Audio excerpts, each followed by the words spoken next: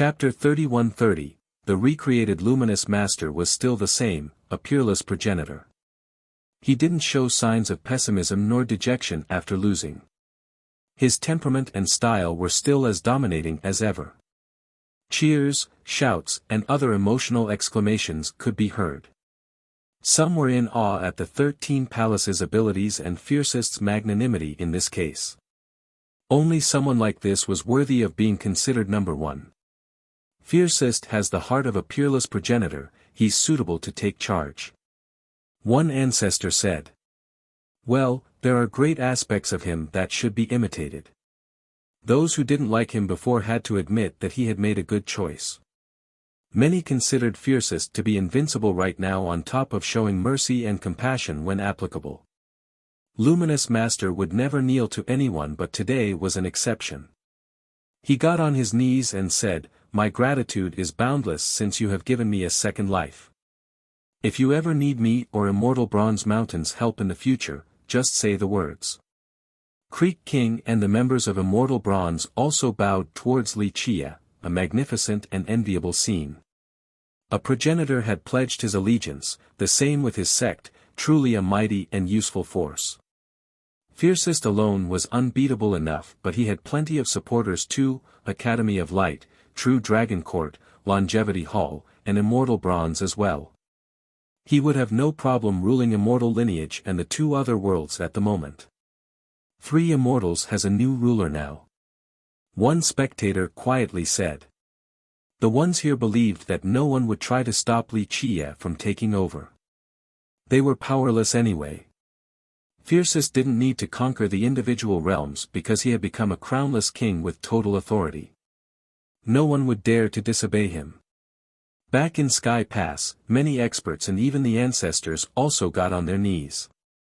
Those who didn't like him still lowered their head to show subservience. Fiercest stood there calmly as others paid their respect. He didn't exert any pressure on the crowd since it wasn't necessary. They wholeheartedly respected an existence with 13 palaces that can defeat progenitors. Rise, no need for this. Wuxia glanced around before nodding. We can have peace of mind now that there is a master like you in charge of 3 immortals. It's time to retire for me. Luminous Master stood up and said, slightly emotional. The comment garnered decent support. Because Fiercest was so powerful, everyone else in this generation paled in comparison. No wonder why Luminous Master felt an urge to be reclusive. I'm only a passerby, coming here in a hurry and will be leaving just as quickly. I won't leave anything or do anything for this world. It is still yours and it requires your effort and protection. Wuxia shook his head. Dao brother, this normal world can't hold you. If there are immortals, ascension is only a matter of time for you. Luminous Master understood Wuxia and eventually said. Some everlastings jolted after hearing this. It was a topic rarely discussed in public. There are limits to their growth. What was next after reaching this point? Many sages and progenitors chose to enter uncrossable expanse, hoping that there was a path towards ascension. Of course, this was nothing more than mere speculation. There are no immortals. Wuxia refrained from delving into this topic since there was no need. The progenitor carefully thought about it before nodding. He let out a sigh and said, You're right, this world still needs us. Yes. Wuxia smiled. A conversation with a smart man was so easy. He turned his attention towards the depth of the continent with a gaze profound enough to pierce through the entire thing. What kind of artifact is it? Luminous Master stared in the same direction. It came from an ancient age. Wuxia smiled and said, As you said, this thing has a deep connection to your sect. Take a look later. See if you can benefit from it. I'll try. Luminous Master didn't dare to be careless at this mysterious continent. Wuxia finally started moving deeper into this place, the master right behind him. Fiercest is going to take that immortal artifact. One spectator enviously said. What is it? A grass that can give immortality? Or an immortal fruit? Discussion sprung up all around. People surely desired this artifact capable of boosting a progenitor to the next level. However, the competition was fiercest right now. To provoke him right now meant courting death regardless of one's backing and power. So if this continent has deep ties with immortal bronze, it must be extremely old. Immortal bronze is one of the oldest races in our world. Some believe that they were around during the era of the three immortals. One person speculated. This made people exchange glances because this era belonged only in myths and speculations. No one denied that the immortal bronze race was old, but the exact timeline remained unknown. The members of this race themselves had no idea. "I'm so damn curious," another said while patiently waiting. Zhelong and Creek King became tense as well. They have analyzed and understood this continent more than the others. However, numerous unsolvable mysteries remained. They couldn't open certain places, hence the lack of harvest. However, they believed that Li Qie should know how to unlock these secrets, having absolute confidence in him. This was especially true for Luminous Master. He watched Li Qie's entry and noticed something, slightly raising his brows, and his expression became dignified. Others noticed the change in his expression but didn't see anything special. Chapter 31:31, Only reticent breathing could be heard after Li Qie entered the area. No one knew how long he had been in there, they didn't care about the passing time either. Boom! An explosion caught them off guard and the continent instantly collapsed. What? Zhelong couldn't believe it. He had tried this method a while ago, but this landmass exceeded imagination. Alas, this was fiercest, a person who had 13 palaces. There was no point in being surprised by his success. Many could see that this wasn't an ordinary collapse. Li Qie didn't punch it into smithereens or anything. The pieces fell in a particular manner, making it seem that the continent was assembled from numerous pieces placed together. They were simply falling apart right now. Each piece was special and possessed its own laws. The continent looked like a perfect work of art made by a devilish master. Look at that, a gigantic entity emerged and floated in space. People saw that it was a colossal bronze humanoid, larger than any other statue in the world. Of course, this thing was a living entity, not a statue. He seemed to be born in an ancient era. His eyes were close, seemingly asleep with a peaceful expression. A faint glow surrounded him. This slumber could last until the world becomes old. The impressive size understandably astounded the spectators. They then turned towards Luminous Master and the members of Bronze Immortal. Their race was the same, born with a body made of bronze instead of flesh and blood. However, they would change after cultivating.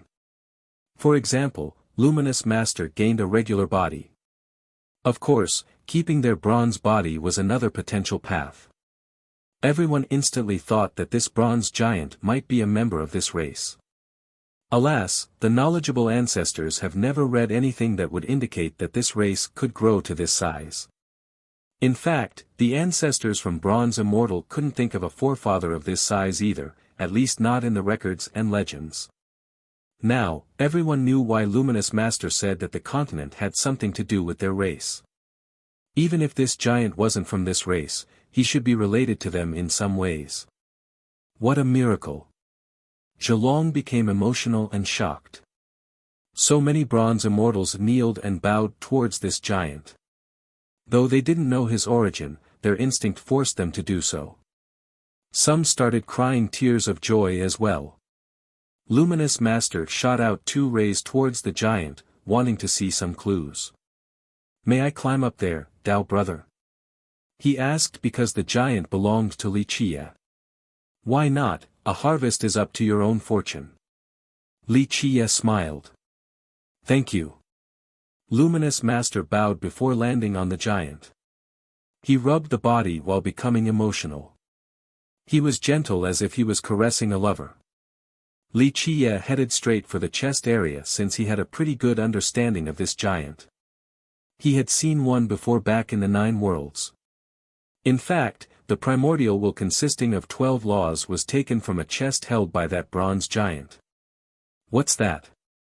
Some spectators noticed that the giant seemed to be sleeping with both hands placed on its chest.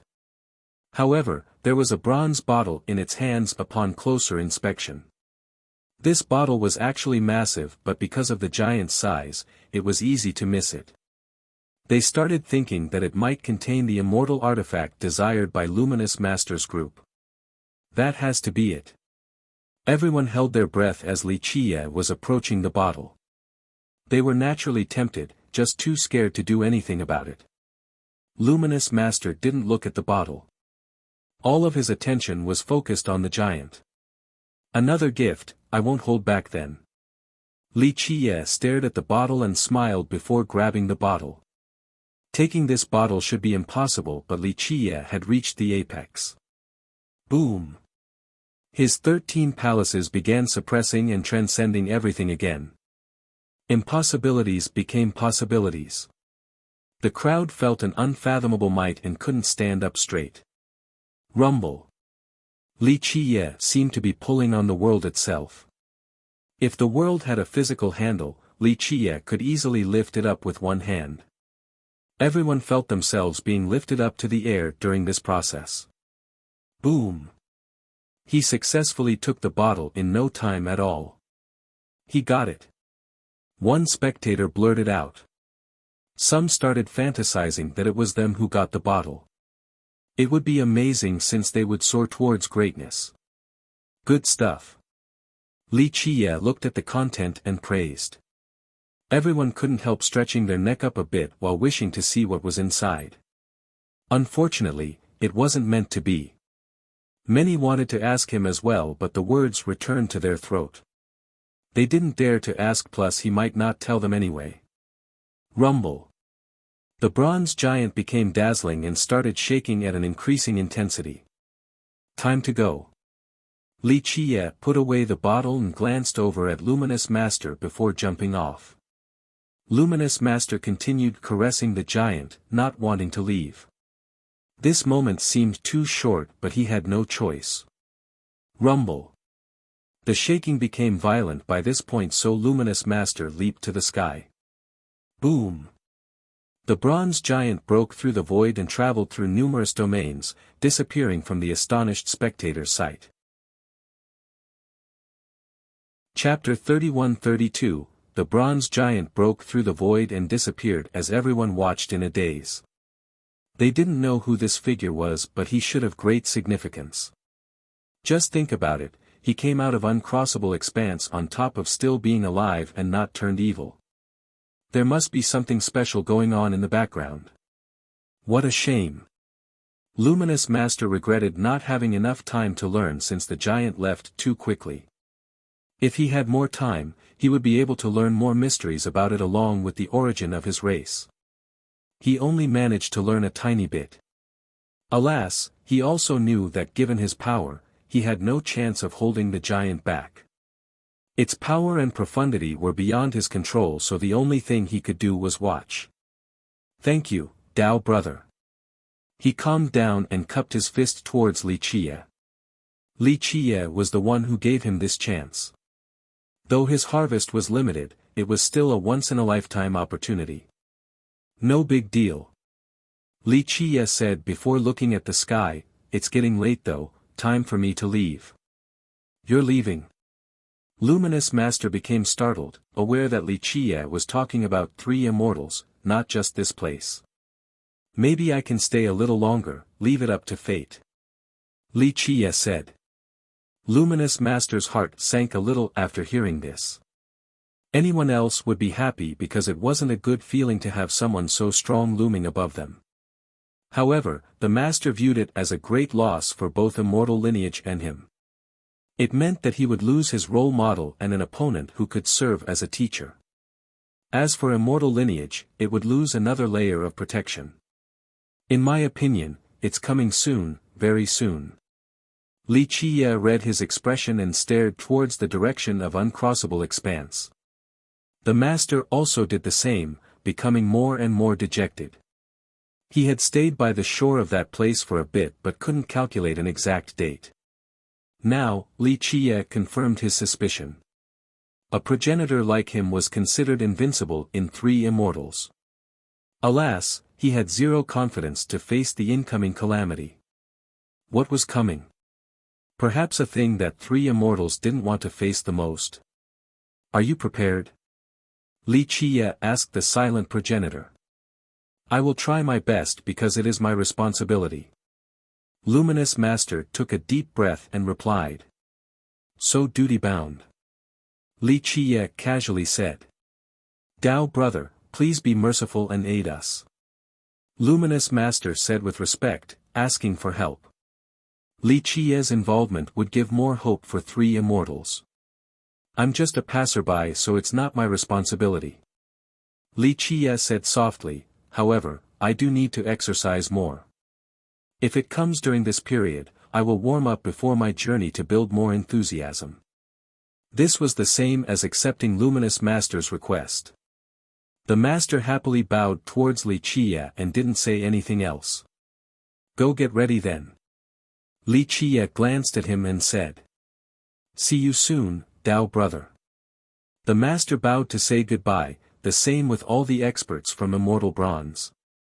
In fact, even the spectators in Sky Pass bowed because he had proven his worth with his 13 palaces.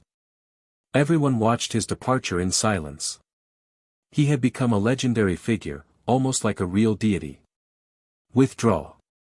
Luminous Master shouted out the order to his sect. The army of Immortal Bronze hurriedly marched away, following their progenitor. Many also bowed respectfully towards Luminous Master. The 2 parties were gone from Sky Ruins now, leaving behind a creepy expanse. It's finally over. One spectator murmured. The outcome of the battle betrayed many's expectations. Nonetheless, most felt an unprecedented satisfaction after receiving the benefits. They got to witness a fight between progenitors that left a lasting impression. They saw Luminous Master's spark technique, but most importantly, the one and only 13 palaces in history, a true miracle. Maybe we're the luckiest in history, to be born in the same generation as Fiercest. This is the only generation that has 13 palaces. One cultivator reflected. It's also a source of despair. Another ancestor smiled wryly. The most brilliant and peerless geniuses will have to play the role of a side character from now on because of Fiercest. Others put on a bitter smile as well since he made too much sense. Fiercest was unreasonably powerful and unsurpassable.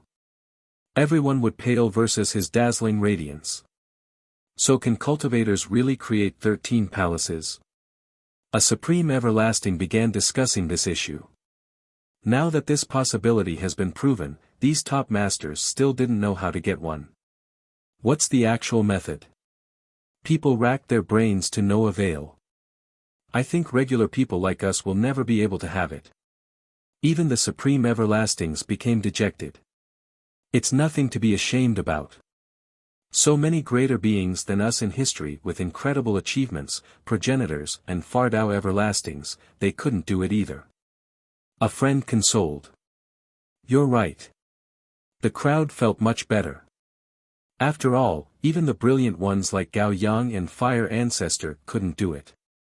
There was a big gap between them compared to these beings. Thus, so what if they couldn't get the final palace?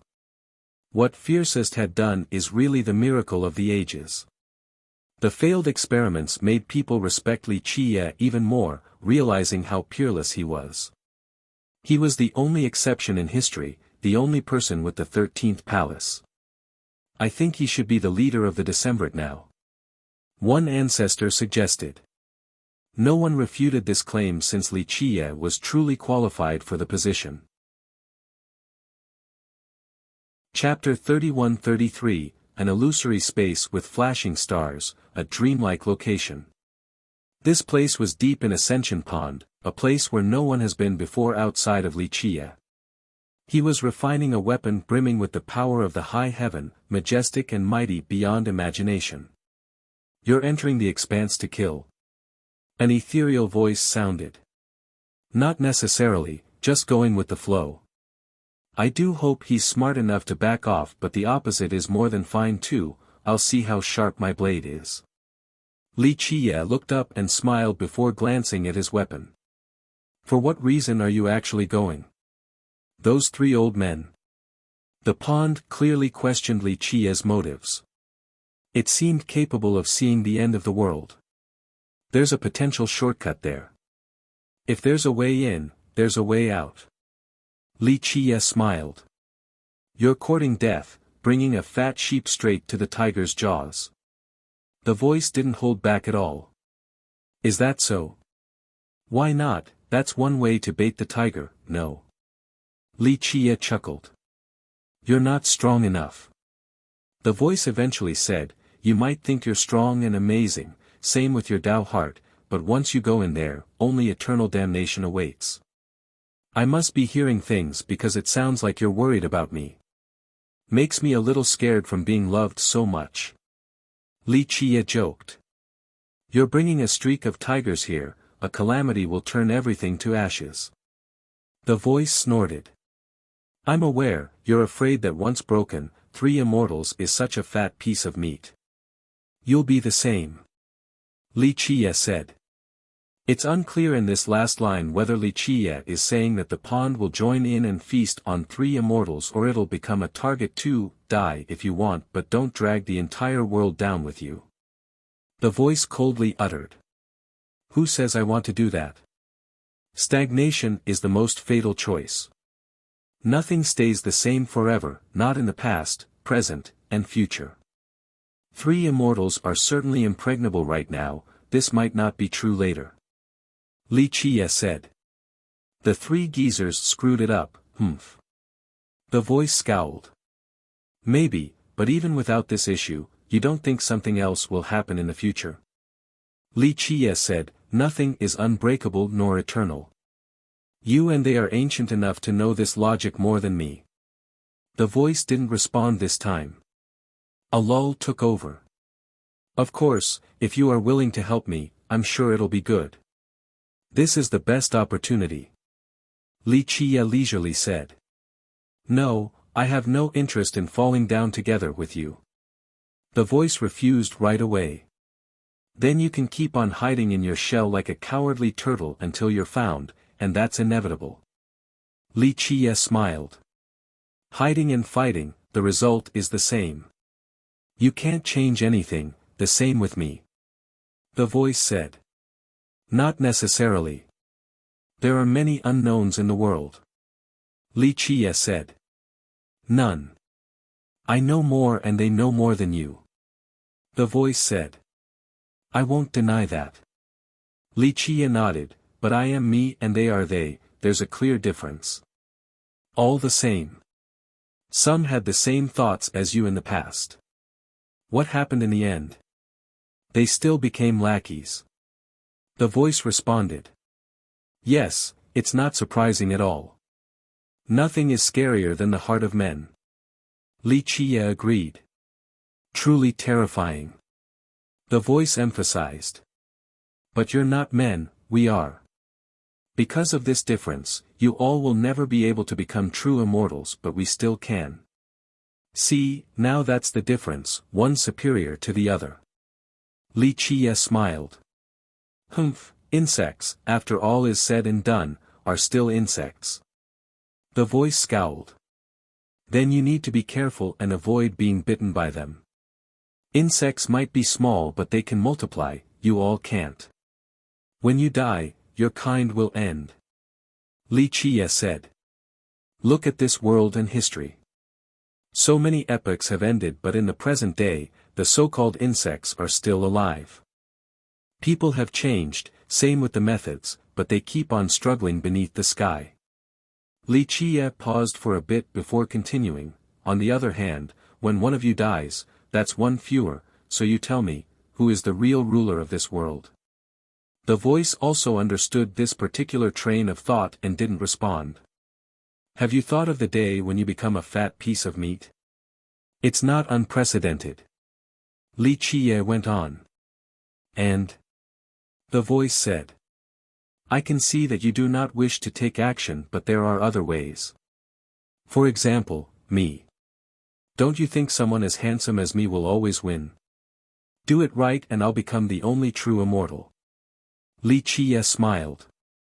Stop fantasizing. The voice coldly uttered. That's one way to put it, but think about the possibility. What if I become a true immortal? Or, we can take one step back and assume that I'll fail. Nevertheless, my going all out is still a good thing for all of you. You reap all the rewards without doing anything, able to live and see the sun again. Li Qie continued. Are you threatening me? The voice questioned. Feel free to see it however you want, but calling it a threat is rather shallow for people like us. It's more of an investment. I'm definitely worth it. Li Qie smiled. You'll die. The voice said with absolute certainty. But if I don't? Li Qie put on a serious expression, the same with his voice. What do you want? The voice paused for a bit before asking. I know you all still have some good stuff. Li Qie let out a satisfied grin. No, I don't, my resources are limited. The voice became vigilant. No, I said you all, not just you, you all. Just you alone is not enough. I might be poor but not that poor. Li Qie smiled. Humph, don't win an inch and want a foot, being too greedy will only result in trouble. The voice didn't like this. False, if this is considered greedy, then how are you going to invest in me? We're considered big shots, right? So if we're going to play, then do it big. Don't be so small-minded now. Li Qie said. Even if I agree, it doesn't mean the others will. The voice contemplated for a bit before speaking. You can tell them my intent. As you can see, I'm quite busy, I don't have time to go visit each one. Trust me, don't miss this great investment, there won't be another. Li Qie said flatly. I understand. The voice replied. It's a deal then. One day, you will all be joyous, for this will be the most fruitful investment of your life. Li Qie smirked. The voice scowled but didn't bother to retort this time around. However, right at this second, a pair of eyes seemed to be opening in this deep space. It gazed towards uncrossable ocean. It's coming. The voice said. Li Qie stopped refining his weapon and stood up, also gazing towards the expanse. Yes. His eyes turned cold after penetrating the void. Chapter 31-34, the title of fiercest once again echoed across immortal lineage after the battle. Everyone knew him and how strong he was by this point. They believed that he was the strongest and most brilliant progenitor in this generation. Some took it a step further and thought that he would be the greatest progenitor in history. Serenity returned to immortal lineage. All geniuses immersed themselves in training. A while ago, these top cultivators would like to go outside to show off their achievements. Alas, watching that battle made them realize the gap between themselves and the apex. Because of this, the prideful and arrogant ones no longer dared to act haughty or cause trouble. Fiercest aside, even Luminous Master was far superior to them. Thus, they began to cultivate without giving up, hoping to catch up to these two. Unfortunately, this peaceful period didn't last long. Something happened in uncrossable expanse again today. Something flashed brightly on the ocean and moved with great speed across. It pulsed from the rotation between submerging and emerging. Each jump left behind bright spots on the ocean that would last for a long time, akin to heavenly scars. Remember, heavenly scars were caused by a supreme power, virtually indelible. Now, this jumping light had this destructive capability as well. What's that? As the light moved closer to the shore, it was finally spotted by a master. He reported this to the others. The news spread quickly. It didn't take long before the people in Sky Ruins, Sky Pass, and the rest of immortal lineage heard about it. The spotlight returned to uncrossable expanse and the jumping light. Too many things have been happening in this once quiet expanse. Definitely not a good thing. An ancestor felt something ominous happening. The mighty emperors and everlasting sensed the sky being surrounded with thick, black clouds. A terrible darkness has begun engulfing immortal lineage.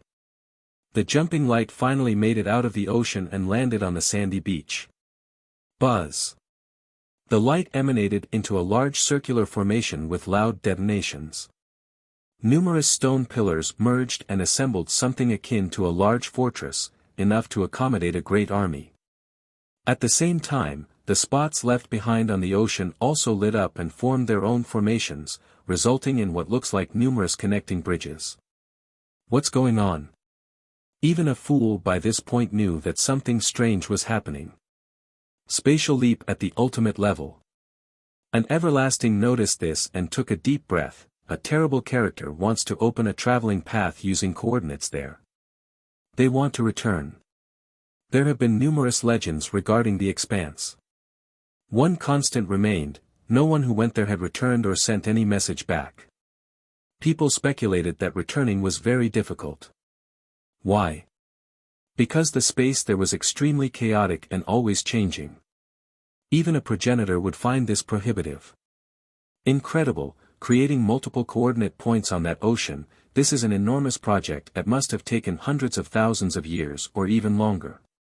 Because the coordinates there are always changing, making a path required consolidation after each step. This meant spending immense resources and manpower. Now, someone had just opened so many at the same time to complete this spatial leap, but who? A supreme existence deep in five-element mountain wondered. Not even the members of the Decemvirate can do this. Another invincible everlasting got chills in an ancient abyss. These reclusive supremes haven't shown themselves for a long time. They were virtually unstoppable but still felt dread after seeing the wondrous spatial leap. The person capable of doing this far exceeded their imagination. Someone's returning from the expanse. This shocking news spread across immortal lineage. The world erupted with clamors, so many inhabitants were shaken. A progenitor? An ancestor said. Maybe it's our progenitor, that would be great. One youth became excited and loudly said. Don't be so quick to celebrate. The ancestor had a more pessimistic approach. Even a progenitor returning might not be a good thing. Who knows what had happened in the long period of time? His group found this chilling statement reasonable. Their progenitor had entered the expanse for so long. Why return now? Who knows what happened in the expanse to cause this? The floating ships a while ago showed something bad happening there. Thus, the excited youths felt as if someone had just poured cold water over their head. I hope it's not something evil. One expert quietly prayed. It didn't take long before most became dejected from the ominous development. Oh dash! A war horn sounded in Sky Pass and echoed across the entire sky moat. It traveled far enough to reach the shore of the expanse and sky ruins. Cultivators outside of Sky Pass need to return now. Sky Pass will close in one day and will not allow entry. Be aware of the consequences by staying out. Tai Yinshi declared. The Legion of Sky Pass mobilized with haste, entering a state of battle. The soldiers returned to their post and various gates. Let's go back now. The experts outside immediately retreated. They knew that this wasn't a joke. Something earth-shattering was about to happen. They wouldn't be able to return to immortal lineage once the sky moat closed. Thus, they moved with their fastest possible speed to return. It's really coming. All the systems in immortal lineage knew the gravity of the situation since it has been years since the Legion of Sky Pass entered a state of battle. Chapter 31-35, Many systems prepared by ordering all of their disciples to return and entering a state of battle. Rumble. Deep and low explosions came from deeper inside the expanse. The entire place seemed to be quaking. Many felt that immortal lineage was quaking along as well. I don't like the looks of this. One guy was afraid of immortal lineage toppling over, resulting in immense destruction. Fortunately, this state didn't last long and eventually halted. Look now! One frightened spectator shouted. Of course, numerous masters all over immortal lineage were already looking. Black dots appeared all over the vast ocean, seemingly coming from the depth. No one knew how they got there before the entire sky was blotted out. Buzz! The dots followed the bright coordinates and started leaping, gradually drawing closer towards the shore.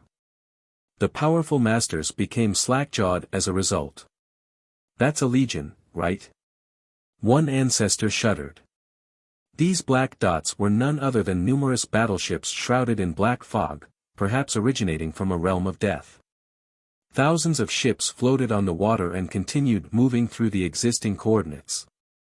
A while ago, the ships coming out of the expanse were damaged from fierce battles. Now, these ones were as new as can be. Their sheer amount and close vicinity made the whole thing look like a continent covered in a black fog. Boom! They eventually made it to the shore but didn't immediately head for immortal lineage. They camped near the existing fortress as more and more ships docked. This great army painted the beach black. The ships didn't exude any powerful aura, but one could still sense that this army could destroy a world. What kind of military strength is this? Many felt their legs trembling with fear. These spectators couldn't get a good view of the armies, only the ships. However, the content of the ship should be obvious. Sky Moat, activate! Tai Yinshi shouted, knowing that retreat wasn't an option. Rumble! The Sky Moat became resplendent enough to illuminate all of immortal lineage and the space above Sky Pass. Countless ancient runes of varying sizes appeared on the walls. Some were as big as mountains, others as small as boulders. Boom! These heavy runes stacked on top of each other and assembled a great barrier. This barrier was 100 times taller than the actual physical walls that make up the Sky Moat. Thus, this immediately separated immortal lineage from the outside world, a perfect seal of sorts. Boom! A boundless power emanated from the ground of the moat and all of immortal lineage. It seeped into every corner of the barriers, firmly stabilizing each rune and brick. Both the physical and energy walls seemed to be one, an impregnable defense without a single gap. Visual phenomena emerged as a result. Golden dragons were on top of the walls. Phoenixes guarded the sides and other primordial beasts guarded the gates. The moat had a majestic aura and became the toughest defense possible for immortal lineage. True to its name. Those seeing this for the first time became amazed. As long as this barrier was activated, no one inside could come out and no one outside could come in. Is it really unbreakable? One cultivator asked. In theory, not even a progenitor can break it. Who knows if there's a way? An ancestor solemnly said. Then we don't need to worry about anything. The cultivator heaved a sigh of relief. We don't know what's over there in the expanse. An everlasting saw more ships gathering by that black fortress and became nervous. Activate our defenses. The kingdoms and sects back in immortal lineage also activated their Dao sources to start the barriers. Though Sky Pass was fully activated, they didn't know who they were facing or what might happen. Open a communication line with all Dao systems, keep it on. These systems began working together. Some even had Dao portals at the ready.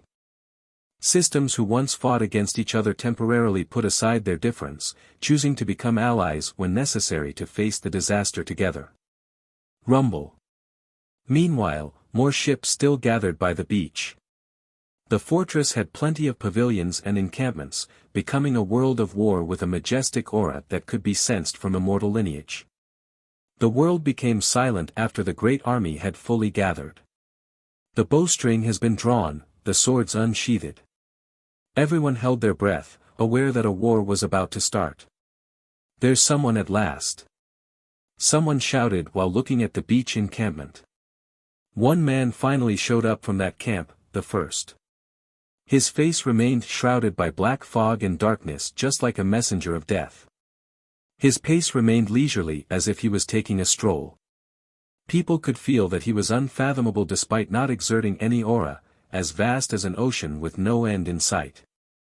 No, it would be more accurate to view him as a bottomless abyss, capable of pulling anything or anyone down there.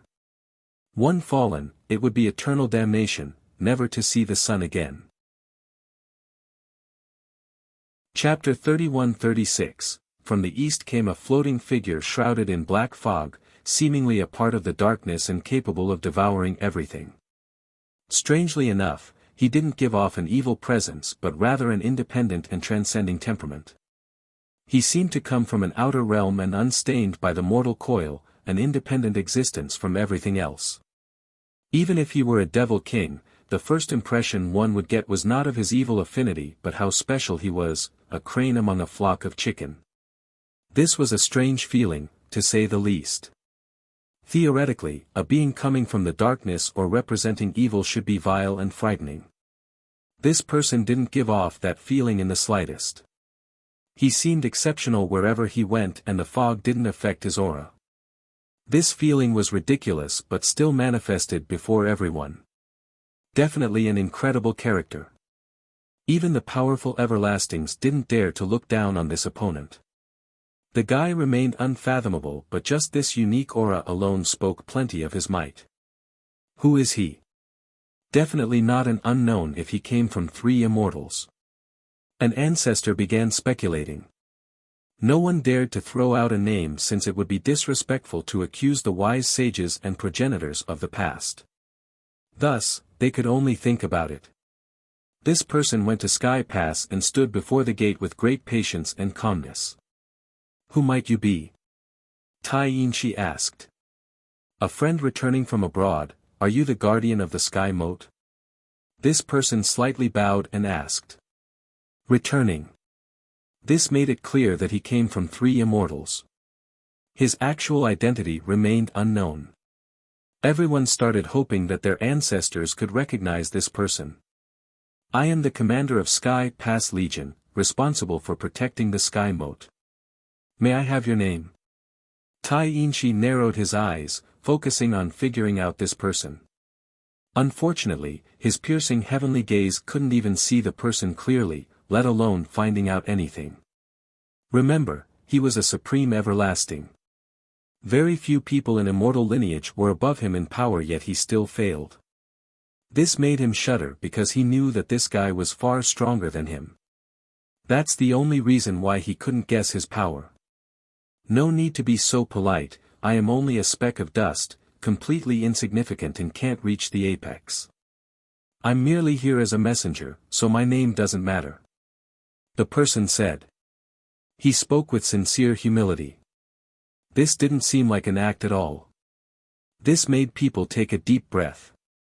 People this strong usually weren't humble unless they were forced to act this way from experience. Then what is your message? Tyrant said with a solemn expression. So many ancestors in immortal lineage were watching this conversation at the moment.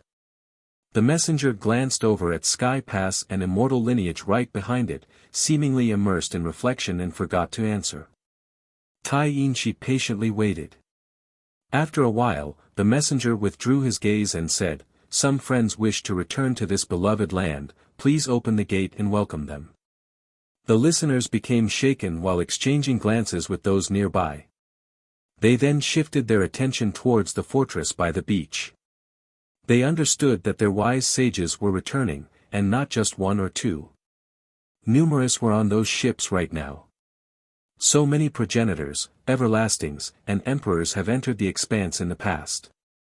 Some of them were definitely back along with their followers. A while ago, the cultivators in immortal lineage would find this exciting and celebrate. After all, these men included their old ancestors or even their system's progenitor. This was worthy of celebration, to say the least. This was no longer the case. A terrible feeling struck the listeners after hearing about these friends returning. To be perfectly blunt, many didn't wish to see this at all. They actually hope that these wise sages have died in expanse rather than returning. They feared for the worst, that the darkness has taken over these progenitors and wise sages. Just think about it, the descendants had nothing but pride in their progenitors and ancestors. If one day, these men were no longer worthy of this, these descendants would instantly lose their totem of hope. Tyrant knew this long ago, but while actually facing this moment of truth, his heart grew heavy. After all, he wasn't facing primordial beasts or devils from the darkness but rather, the well-respected seniors of the past. Sky Pass pertains to the safety of immortal lineage and I bear a heavy burden. It's different today. I and the rest of immortal lineage naturally welcome old friends returning. However, in order to enter Sky Pass, they must undergo a thorough investigation. I hope you understand and forgive us, Senior. Tyrant spoke with as much civility as possible since he was talking to the old sages. And if we refuse? The messenger said softly. Then I'm afraid that no one will be able to enter Sky Pass. My apology. Tyrant said. I get it. The messenger nodded without becoming angry. Just know that it doesn't matter how tall and thick these walls are, they won't be able to stop the inevitable. This wasn't a blatant threat but the meaning was as clear as can be. The listeners back in immortal lineage felt their hair standing on end with dread. The thing they worried about has finally happened. Senior, forgive me for being presumptuous but I must ask, is it really just a visit, or do you have other plans? Tyrant remained firm with a cold gaze. It's all the same. We illuminated this world in the past and we are returning to give it hope. The messenger said. This casual comment frightened the crowd. It seemed to indicate that these men were certain progenitors coming back. Who knows which ones and how many? They then thought about the terrible prophecy years ago and became even more dejected. What kind of hope are you talking about, Senior? Tyrant said. Embrace an entirely new world and break new ground for a vaster horizon. The messenger said. Chapter 31-37, Everyone held their breath after listening to the messenger. What new world do you speak of? Tyrant asked. An eternal world originating from the deepest part of your heart, from a desire to build this world. It will let you see the true source. The messenger spoke in a flowery manner. Many everlastings shuddered. There was temptation in such words to them. This eternal world you speak of is the darkness. Tyrant naturally understood. He had more knowledge of this than others. It's just a name, a word, nothing more. The messenger said, light and darkness are classifications of ordinary men, there's no right and wrong, no justice and evil. They're both just a form of power coming from the heart. The affinity itself has no morality, it is dependent on the user. The messenger said. This confirmed the existence of the darkness and shattered many people's hope. Some ancestors had a pretty good idea of what was going on but they still held on to a sliver of hope that this might not be the case. Alas, the messenger destroyed this little hope. The worst had happened. Their most respected progenitors might have fallen to the darkness. Darkness is darkness, no excuses. Those who fall to the darkness are no longer one of us and certainly harbor treacherous thoughts. They deserve death. Tyrant coldly uttered. Since he was in charge of the first line of defense, his attitude, to a certain extent, also represented immortal lineage's stance. People have different perspectives, there's no forcing it. The messenger calmly said, if you won't obey, then let's settle this with force. I'm afraid you won't like the outcome though. The powerful listeners trembled again. They might have to fight against their own ancestors until death. I don't understand something, Senior. You are a progenitor and I'm sure your side has more capable combatants. You all have become unbeatable and dominated your eras, even contributing long-lasting achievements. You have seen everything, all the trials and tribulations. What made your Tao heart wavered? Tyrant put it tactfully.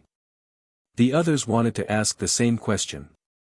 In their era, progenitors were the top existences that have done it all. In fact, becoming a progenitor showed how firm one's Tao heart was. Otherwise, they wouldn't have gone so far on the path towards the Tao. Alas, these determined progenitors have fallen to the darkness, and now, they were here to attack their own world. How did it come to this? The world is too vast, there is always a better man and a higher mountain. We're nothing more than regular people, no, insects. The messenger said. He spoke with neither happiness nor sadness, only stating a mere fact. Unfortunately, the listeners didn't take it well. They felt as if they had fallen into an ice pit. If progenitors were mere insects, then what about them? No one knew what these progenitors have experienced in the expanse, but it must have been something unimaginable. Senior, I'm not trying to be arrogant here, but a vaster world and more powerful enemies still can't conquer our three immortals. We had experts appearing in waves, brilliant progenitors and mighty masters, the Decemvirate in 10 radiance. Tainshi wasn't intimidated. Some of the listeners nodded in agreement. Three immortals had produced so many masters and could handle any disaster. Yes, we had some brilliant geniuses indeed, the golden age of men in competition, always surging forward with great momentum. The messenger became slightly emotional again, seemingly recalling his high-spirited past. His expression said it all, so everyone, including Tainshi, became startled. This messenger was clearly a progenitor, and a top one at that. The group immediately had an assessment of the guy's cultivation level, maybe an immortal level progenitor. An immortal level progenitor becoming a hound of darkness was a terrible thing to think about. Some everlastings felt their legs shaking after finding this out. No one could stop an immortal level progenitor in their world. Moreover, there were more than just one. All of them started praying and hoping for the sky moat to stay strong. Otherwise, all of three immortals were done for. But so what? The world is larger than your imagination. A supreme everlasting like you is impressive in immortal lineage, but in that vast world, you're nothing more than a speck of dust. When that day comes, our three immortals is nothing more than a fat piece of meat. The messenger stopped reminiscing and said. He paused for a bit before finishing, instead of struggling in futility, it is not too late to surrender. This is the only way out for our world. The listeners fell into silence. A progenitor falling into darkness should be spurned. This still didn't change the grim reality that such a powerful being was converted. Some felt despair as a result. I might be a speck of dust, but I still won't give up. I, the commander of Sky Pass and a member of three immortals, will protect my home instead of letting invaders trample on it. I will die fighting without taking half a step back. Tainshi took a deep breath and powerfully responded. This declaration woke the ancestors drowning in despair up like the morning bell, driving away their confusion. He's right, this is our home. We can't let evil trample on it. Many ancestors and everlastings agreed. We can't yield or we'll have no place to go, our descendants won't be able to live. Others clenched their fists. Let's fight to the very last man, don't let the future generations become slaves to the darkness. Their battle spirit surged. Their opponents might be powerful and dangerous, some might be their progenitors and forefathers. However, they had no other choice but to fight for the sake of future generations. Very courageous, I'm proud of you all. The messenger nodded slightly, then let's fight. I hope you can persevere till the end. Chapter 31-38, The messenger didn't linger after speaking his part and returned to the beach fortress. Maintain your guard, men, be ready to fight. Tainshi gave the order afterward.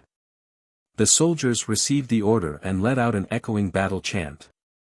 They unsheathed their weapons, ready for the battle. It's happening. The spectating ancestors knew that the storm was coming. We're joining too when necessary to aid Sky Pass. Some ancestors also prepared. Numerous Tao systems began mobilizing in order to help Sky Pass whenever necessary. They have put aside personal interests by this point. Even a fool could see that the destruction of Sky Pass would leave immortal lineage vulnerable to the invaders. Moreover, no systems had a better defensive line than Sky Pass. That's why as long as Sky Pass was there was still hope for all of immortal lineage. Rumble. The ships back at the shore began flying toward Sky Pass, blotting out the sky and intimidating the spectators. The dark clouds of war have engulfed immortal lineage. Its inhabitants cowered in fear, not knowing how long it would last nor how it would end. However, they knew that the wails of lamentation would echo across the land. Many sects and kingdoms would turn to ashes. No one was lucky enough to avoid this disaster. The only path right now was to unite and fight. As the ships approached, an austere air took over. They didn't directly attack Sky Pass right away or try to catch it off guard. They simply declared war first before marching. This clearly showed how confident they were in their own strength. It didn't matter how powerful immortal lineage was, the same with its defenses. Thousands of ships have arrived, but this was less than half of their full force. The rest continued to stay at the fortress. This perplexed many ancestors and everlastings. Why did they only mobilize half of their troops? Were they confident in conquering immortal lineage without going all out? If that's the case, what's the point of mobilizing so many troops in the first place? What were they meant for? Boom! The warships have completely surrounded the airspace above Sky Pass in numerous layers. Immortal lineage suddenly turned into a chilling prison in hell. However, the massive and impregnable walls still gave everyone solace and hope. One last warning: surrender, or you will be shown no mercy. A powerful voice came from one of the ships. Just his voice alone resembled millions of lightning bolts exploding, fully frightening the listeners. Everyone could tell that he was a progenitor. At least 2 progenitors. One ancestor shuddered and said. The messenger earlier was one, now another had shown up on that ship. However, more than just 2 were returning. Everyone knew this much. The soldiers of Sky Pass Legion gripped their weapon tightly while gazing at the battalions of ships. Some started sweating but maintained their post. They knew that they were the first line of defense and also the most important one. It would be a lie claiming to be fearless at this moment, since they were about to face their forefathers and perhaps several progenitors. Most knew that this would be their last battle. Alas, behind them was their home. Yielding was not an option. Tyrant felt the same way and was prepared to die. We'll never surrender regardless of how many waves of us fall down. Sky Pass will still stand strong after our death. Tyrant said with resolution. So be it. The voice spoke again. Buzz. One of the ships lit up and out came a monstrous creature. This was a gigantic dragon that looked like a lizard with fleshy thorns protruding on its back. It had thick armor on top of possessing a hammer-like tail. It was as tall as several dozen mountains stacked on top of each other. Its eyes looked like 2 suns brimming with lightning. One could hear continuous crackles from the lightning bolts moving across its body. This lightning was comparable to that of a heavenly tribulation. This is a power at the progenitorial level. Everyone became afraid. A light lord dragon, a hybrid offspring of a true dragon and a thunder lizard in the primordial era, a true monster. One everlasting recognized it and took a deep breath. Boom! The dragon swung its tail hammer on the wall with the force of 3,000 worlds. Countless lightning currents came together to form a beam as well. These 2 separate attacks ravaged this particular section. This magnificent scene intimidated all spectators, the explosions temporarily deafened them. No. So many cultivators fell to the ground since all of immortal lineage was shaking. Is it down? They were scared out of their mind after witnessing this incredible power. Once the dust settled, that lightning attack couldn't break the barrier, only managing to disrupt the light ever so slightly. It's fine, they heaved a sigh of relief. The sky moat lives up to its fame. Most were in awe after seeing the toughness of this defensive line. Boom! Unfortunately, another monster teleported out of a ship, a massive armadillo, slightly smaller than the Light Lord Dragon. It seemed to be wearing the sharpest armor. Its scales flashed with a frightening glint. Its head looked just like a large drill that could pierce through anything in existence. The area became filled with the stench of blood. Its red eyes were nightmarish, to say the least. This creature must have killed numerous beings to have this aura. A heavenly armadillo, a legendary beast that can kill the gods and devils. A knowledgeable ancestor shouted in horror. Chapter 31-39. This heavenly armadillo was another ferocious ancient beast also possessing the power similar to a progenitor. Its aura made heaven and earth tremble. Rumble. Its drill-like head began rotating and instantly struck the wall. Sparks went flying like waterfalls with enough power to destroy the world. Boom! Boom! Boom! Everyone felt the sky moat being pushed back by this devastating drill. This was also the case for immortal lineage. The ground beneath was being pushed downward. Everyone felt nervous at this development, even their energy was churning from the chaos. Meanwhile, the dragon continued smashing the wall without taking any break, using both its body and tail. These ancient beasts have robbed the peace from immortal lineage. Remember, they were as strong as progenitors, so this offense was as devastating as can be. The inhabitants below turned pale as a result, as if doomsday was incoming. Many have lost hope because the progenitors and the army on the other side haven't even attacked yet. No one in immortal lineage could stop them. They started praying for the sky moat to miraculously stop the enemies. This was the only way. Rumble. The light of the sky moat continued to disperse in the impact areas, but the runes on the bricks would gather again. They condensed into layers to stop the drill and the dragon, preventing the crystal barrier from being damaged while rebuilding as well. Thus, the actual walls remained untouched. In short, the sky moat had two lines of defense, the actual walls, then the crystal barriers made from the power underground. It was extremely tough to take down the crystal barriers due to its regenerative property. Rumble. The two beasts continued their onslaught to no avail, so everyone started relaxing a bit. We're so lucky that the sky moat is there. Many placed their palms together and quietly prayed. The consequences would have been unimaginable without these walls. Just these two beasts alone would have been enough to destroy systems. The forefathers were so wise to create the sky moat. Some experts became grateful, on the verge of crying. On the other hand, they felt that there was something wrong with this statement. The sky moat was created by their forefathers, but now, their forefathers were also the ones attacking immortal lineage. Not all ancestors have fallen to the darkness. One insightful spectator said, "The peace we have today is still thanks to our ancestors. Maybe they're still fighting the darkness right now back in uncrossable expanse. That's our actual first line of defense." Many suddenly became spirited and found hope again after hearing this. It was quite a blow at the start to know that their well-respected ancestors were their enemies. If these great men fell to the darkness, how were they going to stop it? Now, just thinking about the possibility of some ancestors still fighting back and potentially risking their lives gave everyone courage and determination. Their battle spirit surged once more. Rumble. Meanwhile, the two beasts still didn't accomplish anything. Nonetheless, the soldiers in Sky Pass didn't dare to be careless. They maintained their post and added their power to the important areas of the wall.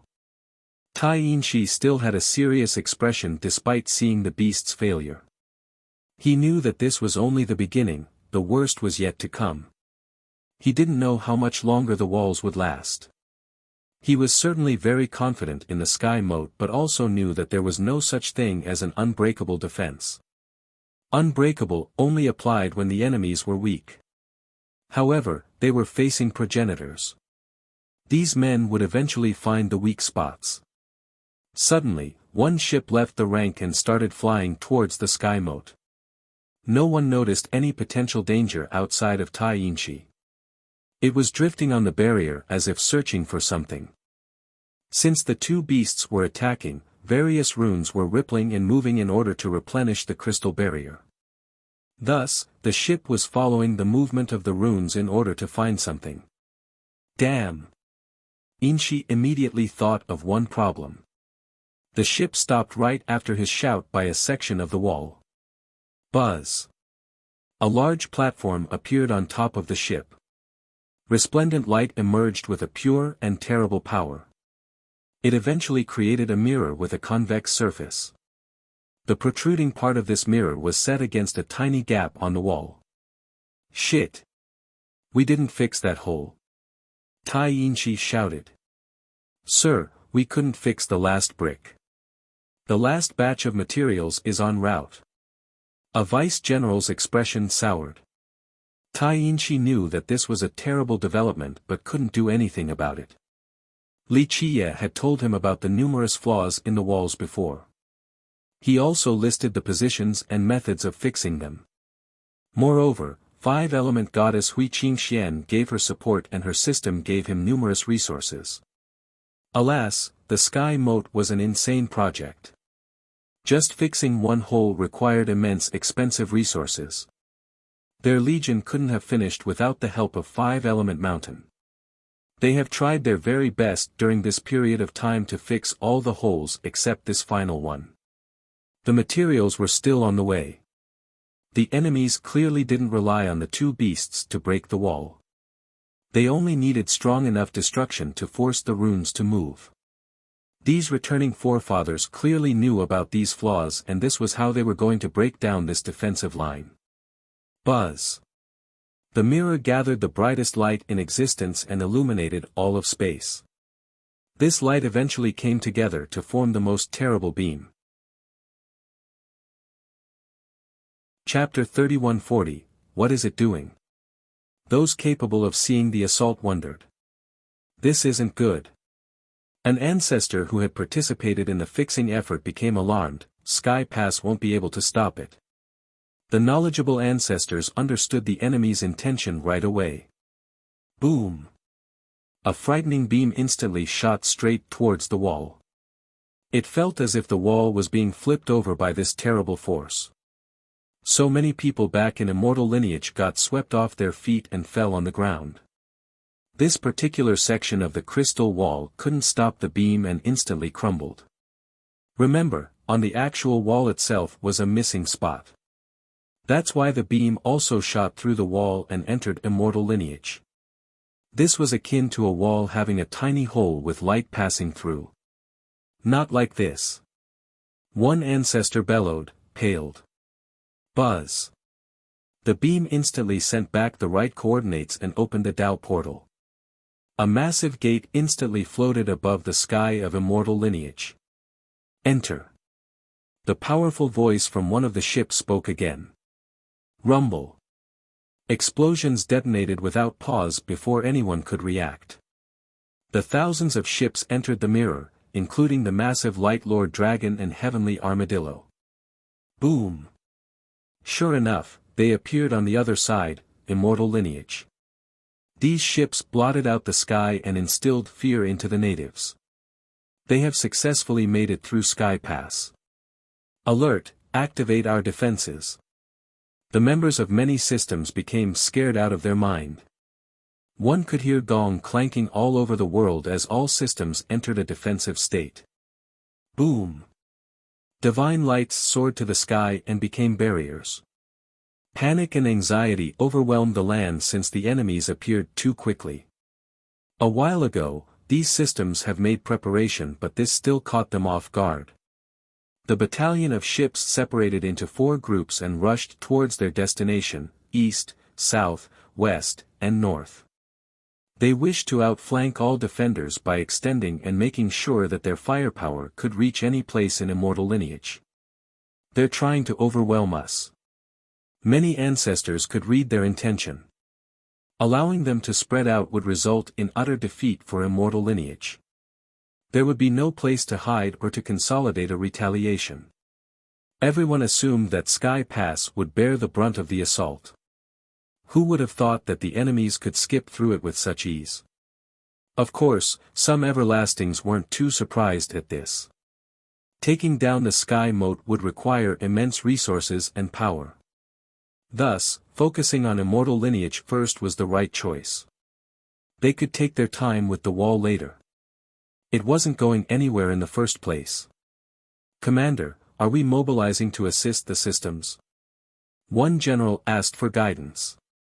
"No, we're staying in Sky Pass. Give the orders to expedite the material transportation. We need to repair that last brick." Taiinshi refused since his focus was still on the expanse. Though thousands of ships have made it to immortal lineage, there were still more back on that shore. This majority has yet to act. Who knows what they were trying to do? Thus, Taiinshi believed that this remnant force was even stronger than the vanguard. He simply wanted to fix the hole while preserving his men. This would allow the Sky Moat to be effective again, or immortal lineage would be done for. The next step after that would be to prevent any reinforcement from entering immortal lineage. Rumble. The ships flew towards the various directions with insane speed, crushing space in the process. Cultivators and mortals cowered in fear as the ships were flying through their systems. They prayed that their system wasn't the first target. Though they knew that a broken nest wouldn't have unbroken eggs, the ones targeted first wouldn't even have the chance to run. The more time, the better. At the very least, they would be able to run away. Boom! The southbound ships finally stopped and picked a system, Metalkin Divine Court. The spectators shuddered after seeing this. Metalkin Divine Court wasn't only a system. It was also the headquarters of the Metalkins. Billions and billions of this race lived there. The court itself was only one part of this system. The previous battle with Fiercest weakened them since they lost Metalkin War God and an army. However, in the grand scheme of things, this wasn't too big of a deal for their race. It consisted of tens of thousands of lineages. The War God and his group were only the current representatives. "It's not too late to surrender to me." A supreme voice came from one of the ships, enough to make others tremble. Boom! Golden pillars flew out of the ground from the Divine Court. Beast totems were carved on the pillars and exuded immense strength. At the same time, their ancestral hall also sent out a massive totem. When this figure appeared, a murderous aura instantly took over the realm. The heavenly pillars and the soaring cicada Tao source. Some said softly, feeling a little bit of hope. These pillars were the ultimate ace card of the Metalkins. They have been around since the start of this race and allowed it to prosper by protecting them. As for the Tao source, it was left behind by their soaring cicada progenitor and was their strongest entity. "I know the pillars and the Tao source more than any of you, they are useless against me. Surrender is your only path or prepare to die," the voice sternly said. It paused for a bit before declaring, "You have the time of 3 incense sticks to figure it out. The ships have surrounded the Divine Court by this point. It would be difficult for anyone to escape." Boom! Meanwhile, the northbound ships have also chosen a target, a system filled with treasure lights of various colors. It seemed easy to find precious stones and metals here. 8 treasures. Many became startled because this was also one of the strongest systems in immortal lineage. They were the best at creating treasures, rumored to possess the most treasures in the world. Chapter 3141, Many treasures in immortal lineage originated from 8 treasures system. The ancestors here didn't expect to be the first target. Clank! Clank! Clank! The alarm bells rang. Regular disciples and mortals became drowned in confusion and chaos. However, the masters and ancestors remained relatively calm. Boom! The system became resplendent and seemingly turned into a gigantic treasure. More rumbles could be heard as 8 treasures flew out from 8 different spots. Progenitorial auras emerged as if there were 8 progenitors present. This made the system seem impregnable. Sure enough, they were indeed treasures left behind by 8 progenitors. They had been protecting this system all along. A gigantic sword specialized in offense, a divine tripod meant for defense, a celestial spear meant for piercing through the enemies. They created a gigantic momentum, virtually unstoppable. This was the system's true ace card. The experts here started praying after seeing the activation, hoping that their system could last for a while. This is futile. We're welcoming a new era, surrendering is the wise choice. A tough voice came from a ship. No, 8 treasures system only has proud warriors who die on the battlefield, no cowards who surrender. A cold response came from the system. An old man wearing a regal robe appeared, looking as old as can be. Nonetheless, he still had a peerless imperial aura around him. 8 treasures ancient emperor, he's still alive. Some ancestors were pleasantly surprised to see this old man. The grandson of 8 treasures progenitor. Looks like there is still hope for 8 treasures. They'll be able to stop the enemies for a long period. Others rejoiced. The ancient emperor was quite mighty, already a 12-palace emperor back in his era. He stopped appearing later and was mistakenly presumed dead. He and their 8 treasures together should be enough to put up a good fight. It's not easy for you to live so long. The tough voice spoke again, you should be wise after all the years, make the right choice. Think about the inhabitants of your system, not just yourself. The speaker sounded gentler this time compared to before. Who are you? The ancient emperor's eyes lit up like 2 divine lamps, wanting to see the person inside the ship.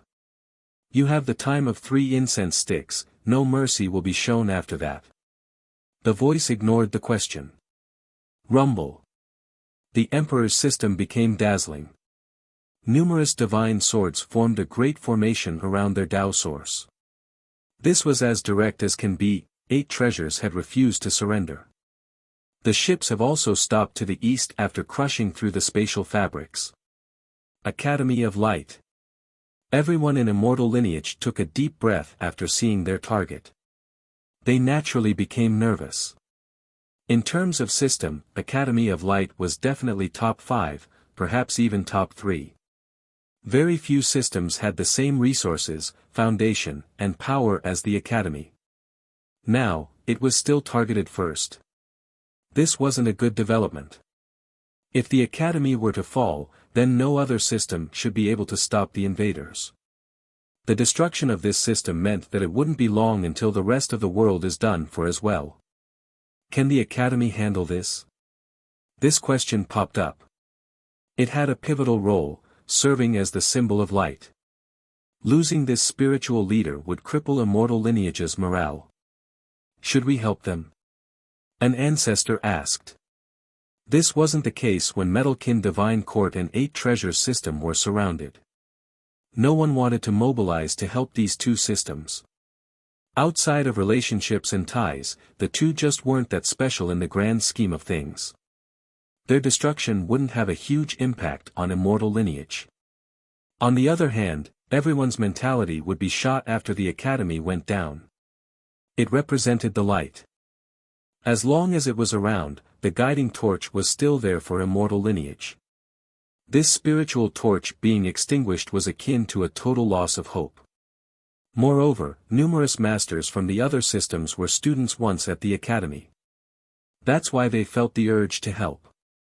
Alas, they still hesitated because helping the Academy meant weakening the defenses of their own system. What if the enemies attacked their systems instead? Academy of Light, surrender and be spared. A majestic voice echoed from a ship. It was as if there was a great ocean of sounds appearing in the sky. Fuck your sister. A domineering and rather vulgar response came from the Academy. A huge black bull appeared on Sacred Mountain and shouted, "God damn, are you blind to not know where this place is? It is my territory yet you're foolish enough to want and take it. Your group of bastards must be tired of living. All along, it said that it would be the first to run when the calamity came. It showed nothing but contempt for Desolate Saint and the Academy, the same with all the students from there. It viewed them as hypocrites and fake gentlemen. Yet, it was the first to respond to the invaders. Boom! Boom! Two monstrous creatures landed from above, causing the entire Academy to tremble. The Light Lord Dragon and Heavenly Armadillo, the spectators became afraid. The invaders have assigned these two powerful ancient beasts to deal with the Academy. It clearly showed how serious they were about taking down the Academy. Rumble. The armadillo didn't waste time before drilling into the ground and disappearing from sight. Boom. In the next second, it drilled back out and sent the bull flying. Bang. Bang. Bang. The bull smashed several mountains along the way before getting back up. Asshole, you dare to ambush me? You're courting death. The furious bull roared and shook its body to reveal its true form. Boom. It became massive, enough to crush the entire Academy. Its black hair looked like heavenly waterfalls. Just one body slam from it was enough to rend the earth. Rumble. The Light Lord Dragon began running forward while dragging its tail on the ground with surging currents. Chapter 3142, Rumble. Rivers and mountains fell victims along with countless living beings. The massive dragon simply crushed everything in its path, killing numerous cultivators, mortals, and animals in the process. Its hammer tail released a wave of lightning, enough to drown the 8 directions. The ground became scorched in the process. Ah! So many turned to ashes in the blink of an eye. This dragon was simply too strong. Although the Academy was releasing light energy from the ground, it still wasn't enough to protect the land. Its defense cracked from the tail. Activate. Someone finally came out to stop the dragon. The light erupted and illuminated the world, refining the myriad creations. This majestic force oozed out of the ground in resonation. A woman descended from above, wielding a light shield with her wings spread wide. Her aim was to protect the escaping victims. Holyfrost, true Emperor. One ancestor shouted. Great Emperor. The people in the vicinity saw her descending and rejoiced. Boom. The lightning tail smashed down again on her holy shield. The latter emitted a progenitorial aura. This was an ancestral artifact left behind by Desolate Saint. She bathed in this ocean of light and the power of the land was solely meant for her. Her power surged with the help of the Tao system. Alas, this still wasn't enough to take on the Light Lord Dragon. Boom. Her lower half got pushed into the mud. Boom. The tail came down again along with a torrent of lightning bolts. Though the Emperor's shield was fully activated with the light affinity, she still vomited blood from the impact. Both the people from the Academy and experts from the other systems gasped in astonishment. The Emperor with the help of her system still wasn't enough to take on the dragon. Enough. A voice came from a remote region of the Academy, Repentant City. Boom. A supreme light resembling an ultimate dragon tore apart the sky vault. The light affinity erupted to an insane level. It was filled with progenitorial aura, as pure as can be. Each strand was filled with boundless life force. This new power was purer and more powerful than Holyfrost's. Who is it? Many didn't recognize the figure appearing in this light. Clank. An ancestral sword left its scabbard and let its murderous intensity loose. This judgment of light was enough to make the gods shudder. Repentance sword. People might not know the sword users but many ancestors recognized the sword. Du Wenrui. Someone finally called out the name of the user, the Dean of Repentance Institution. The sin is mine. The voice of a progenitor echoed across the realm. A mighty figure emerged, Desolate Saint, ready to unleash a slash to threaten the myriad realms. Even the strongest ancestors took a deep breath after seeing a progenitor using his personal sword. Ra, the dragon roared and swung its long tail again. Deafening blasts of thunder sounded as numerous lightning bolts came forward. Go! Another combatant joined the battle at this moment. A man rode a tiger-eagle hybrid with lightning detonations around him, looking just like a god capable of controlling the elements. His light was also capable of saving all existences. The Sacred Director. Many students shouted. This normally stern and harsh director chose to fight during this perilous moment. Boom! The power of the system continued to support Holyfrost, Duwenrue, and the Sacred Director. Armors made out of light wrapped around them. This majestic force successfully stopped the Light Lord Dragon. This was their home territory, so they had the empowerment of the Tao Source and the protection of their progenitor. Thus, their light affinity became several times stronger. Alas, they could only stop the dragon at best, unable to inflict any substantial damage. On the other side, the terrains were still being ravaged despite defensive runes stemming from the system. The bull and the armadillo were too much for the Tao land, resulting in devastating destruction. The armadillo's drill could pierce through everything.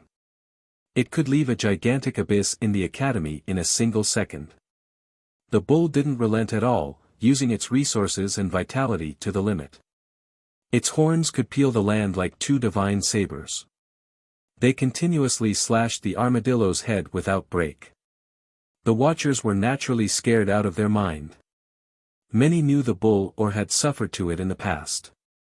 However, they didn't expect the bull to be so strong once it went all out, contending evenly against something like the armadillo. It normally acted arrogant and imperious. Now, this seemed completely justified since it possessed such terrible power. Others simply didn't know. Boom! While the two beasts were causing chaos, the entrances to the ships above opened and numerous black figures jumped off. These powerful beings were shrouded in black fog and brimming with darkness. They spread out to the various sects and academies in the system. Thousands of powers were being attacked at the same time. The victims' blood stained the ground. The enemies were just too fast and powerful. A few academies couldn't last a single round before being annihilated. Boom! A grand formation of light emerged in the sky and imprinted itself on the system. One could see several hundred gray-haired ancestors standing in the center. The deans and elders from the 4 great academies. Many recognized them. The imprinting process from the seal stemming from the formation didn't negatively affect the land. On the other hand, the light affinity in the soil immediately surged. This resulted in a suppression coming from both the sky and the ground. ZZZ, the invaders suddenly had smoke coming out of them. The power of light was burning them. Light and darkness were mortal enemies. The former had the home court advantage and began judging these dark entities. Nonetheless, some of these dark invaders raised their weapons and roared against the grand formation of light. The mightiest combatants were strong enough to resist and make the arrays tremble. Chapter 3143, Academy of Light was a top system in immortal lineage. They successfully stopped the invaders for now. However, not all were as lucky. The Eastern group had picked their target and fully surrounded one particular system. Buzz. The system naturally activated a crystallized barrier in order to halt the intruders. Sky High system, many became dejected after seeing the Western target. Sky High was an exceptional system, always on the move. Most couldn't find its location. However, this battalion managed to spot it quickly and stopped it from escaping. The enemies clearly had a good idea of the system's movement. It wasn't lucky enough to have a waiting period like the Divine Court and 8 treasures either. Boom! An extremely thick root stretched out of a ship. It was the size of a mountain and easily crushed the crystallized barrier. This root was also covered with dark energy while pouring out primordial chaos. It seemed to have been growing for millions and millions of years. Each branch of this root had a progenitorial presence. After successfully infiltrating the system, it instantly dug into the ground and absorbed the energy there. 10,000 miles of land and forests instantly withered. Hair-sized tentacles came out from the ground and attached themselves onto the living beings there. The animals, mortals, and cultivators were drained and became dried corpses. Even the mighty true gods weren't spared. The land started cracking. Nothing was left but countless corpses. This became a scene of hell or something even more terrifying. Poof! The root finally showed itself, a black lotus tree growing on top of sky high. It blotted out the sun, still shrouded with black fog. Most importantly, the progenitorial energy strands emanating from it could crush anything. This bamboo, its bamboo progenitor. One everlasting recognized it and blurted out. So many shuddered after figuring out the origin of this black bamboo. This was a progenitor ravaging an entire system. Ah! The same agony spread across 10 million miles of land. Screams could be heard everywhere. Thousands of bamboo trees began growing and sucking the land and its inhabitants dry. The entire system was drained at an insane pace. The greenness of life disappeared in no time at all. Buzz. Numerous portals and divine bridges were summoned around the system. Run, run. The lucky survivors and ancestors no longer cared about protecting their system. Why? They couldn't stop this progenitor in the first place. Their Tao land was already lost.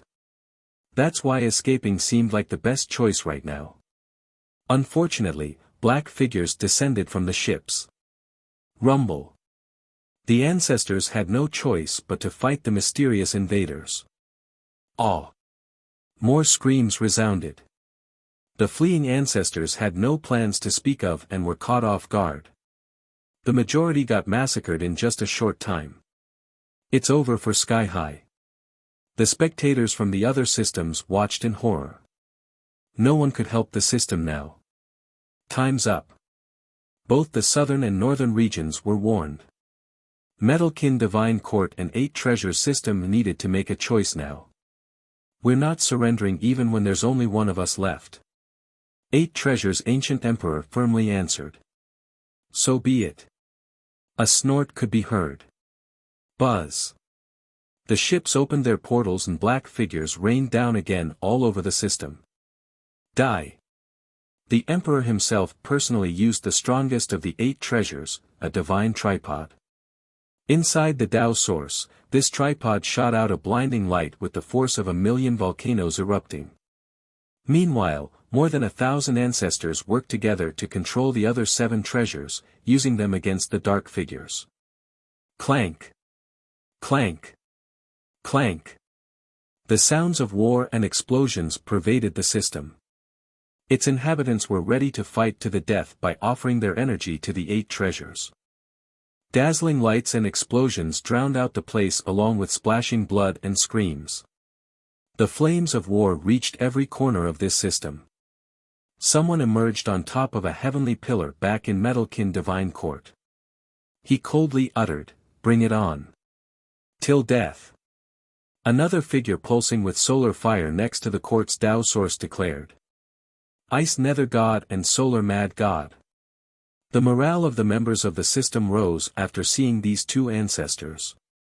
Ice Nether God wasn't a member of the Divine Court but was still a Metalkin. He was another powerful lord of this race. Solar Mad God was considered the strongest ancestor of this system. He was lucky enough to survive the encounter with Li Qie since he didn't participate in the last fight. A very long time ago, these 2 competed over the system. Finally, Ice Nether God lost to the Solar God by a single move. One of them was Yang and the other Yin. They were natural-born enemies, always fighting on sight. Today, they let go of their personal feud in order to fight against the foreign invaders. The Ice God led the Metalkin experts to activate their heavenly pillars while the Solar God and the ancestors of the Divine Court focused on using their Cicada Totem and Tao Source. "You're courting death." A cold, murderous voice came from the ship. People could smell the stench of blood after listening to it. "Kill them all." Thousands of dark figures leaped out of the floating ships. Their dark energy could consume everything. They aimed for the various powers and sects all around Metalkin Divine Court. The same terrible fate occurred here. Wails of lamentation traveled across the realms. The heavenly pillars and the Cicada Totem were finally activated.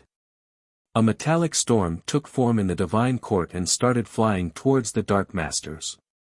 "It's useless," the cold voice said, undeterred. More and more Dark Masters fearlessly jumped out of the ships. Strangely enough, the initial defensive barriers of the system couldn't hinder these invaders at all, seemingly ineffective. There are two words here: to hear, news, well known, famous, reputation, fame, to smell, to sniff at, plus, bamboo.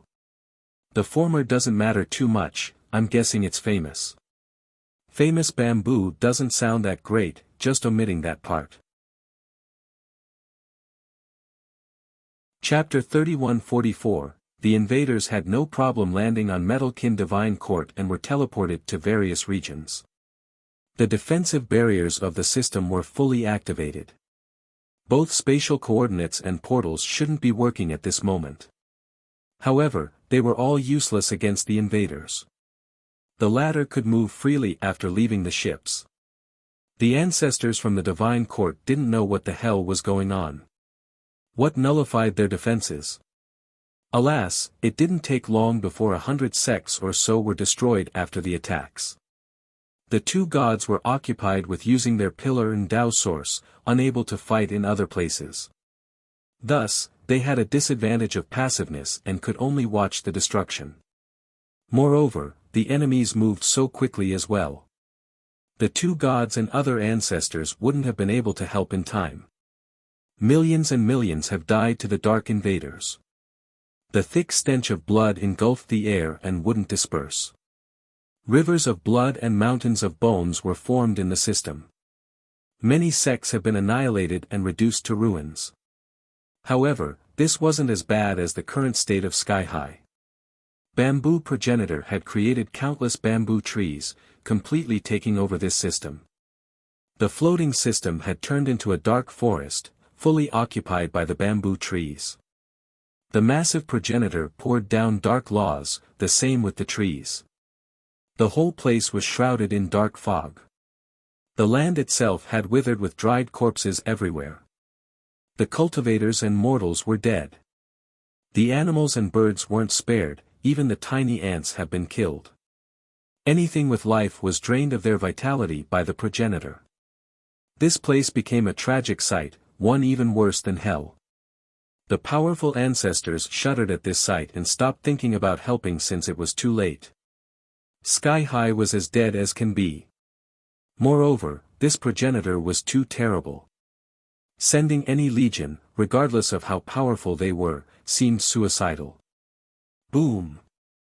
The large tree dragged out the Tao source from deep inside the system. This source was still pulsing with majestic Tao power. Boom! The thick root pierced through the Tao source's defense and started draining its essences. Sky High is finished. An everlasting turned pale. There was always hope for a system as long as the Tao source was still around. The descendants could always inherit the system again even after a complete massacre. However, the destruction of the Tao source spelled doom. From now on, everyone knew that Sky High was no more. This was a mighty system, yet it couldn't stop a progenitor at all. Alas, this shouldn't be surprising. A progenitor could create a system, so they could also destroy one with ease. Crack! The floating continents started crumbling and separated into numerous pieces. These remnant pieces would be the only thing left of Sky High henceforth. Boom! Blood rained down in 8 treasures. This system was a sanguine mess now, with chaos and flames everywhere. The majority of the sects and kingdoms here have been massacred. One could hear cries of despair and unwillingness everywhere. Boom! Dark entities exploded with blood splashing everywhere like the waves. The only person left struggling was Eight Treasure's ancient emperor. He was powerful indeed, being such an old existence with 12 palaces. Before losing to the dark entities, he chose to go all out and fuse with the Tao source. This gave him a power boost enough to control all 8 treasures by himself. He started sweeping through the area and killed everyone in his way, enough to make the gods and devils lament. Heaven fell and the earth broke down from his attacks. Unfortunately, he wasn't faring too well despite taking down many enemies with bloody wounds from top to bottom, nearly being dismembered in some spots. Alas, the power of the Tao source kept him moving. The reason why he could withstand the Tao source was simply that he was the progenitor's grandson. The spectators admired his tenacity and willpower. They saw some hope with his prowess as he dealt with waves after waves of fighters. After all, a 12-palace emperor with the help of the Tao source should be able to reach the power of the progenitor. Enough. The tough voice in the ship lost patience after seeing their failure to take down the emperor. Bam! Space was crushed as this person came out of the ship, hovering above 8 treasures. His progenitorial aura filled the land along with a proud dark affinity. Flames oozed out like the sun itself. He looked like the lord of all realms, virtually undefeatable. People couldn't help wanting to prostrate. No, no. The frenzied emperor staggered backward as if he had just seen a ghost. He fought fearlessly despite the insurmountable odds. Alas, he turned pale after seeing this newcomer, unable to believe his own eyes. What? The spectators became confused. The emperor shouldn't be afraid of a progenitor at this point. In fact, it became abundantly clear now that every battalion should have a progenitor there in charge. That's why the appearance of one now wasn't that surprising. That's 8 treasures progenitor. A time-worn everlasting pointed out, also becoming shocked. This revelation struck everyone hard like a hammer smashing down on one's chest. They became frozen at this development. Chapter 3145, 8 Treasures Progenitor built this system on the ground up. He expended immense effort and time in order to do so. It became the home of his descendants as well.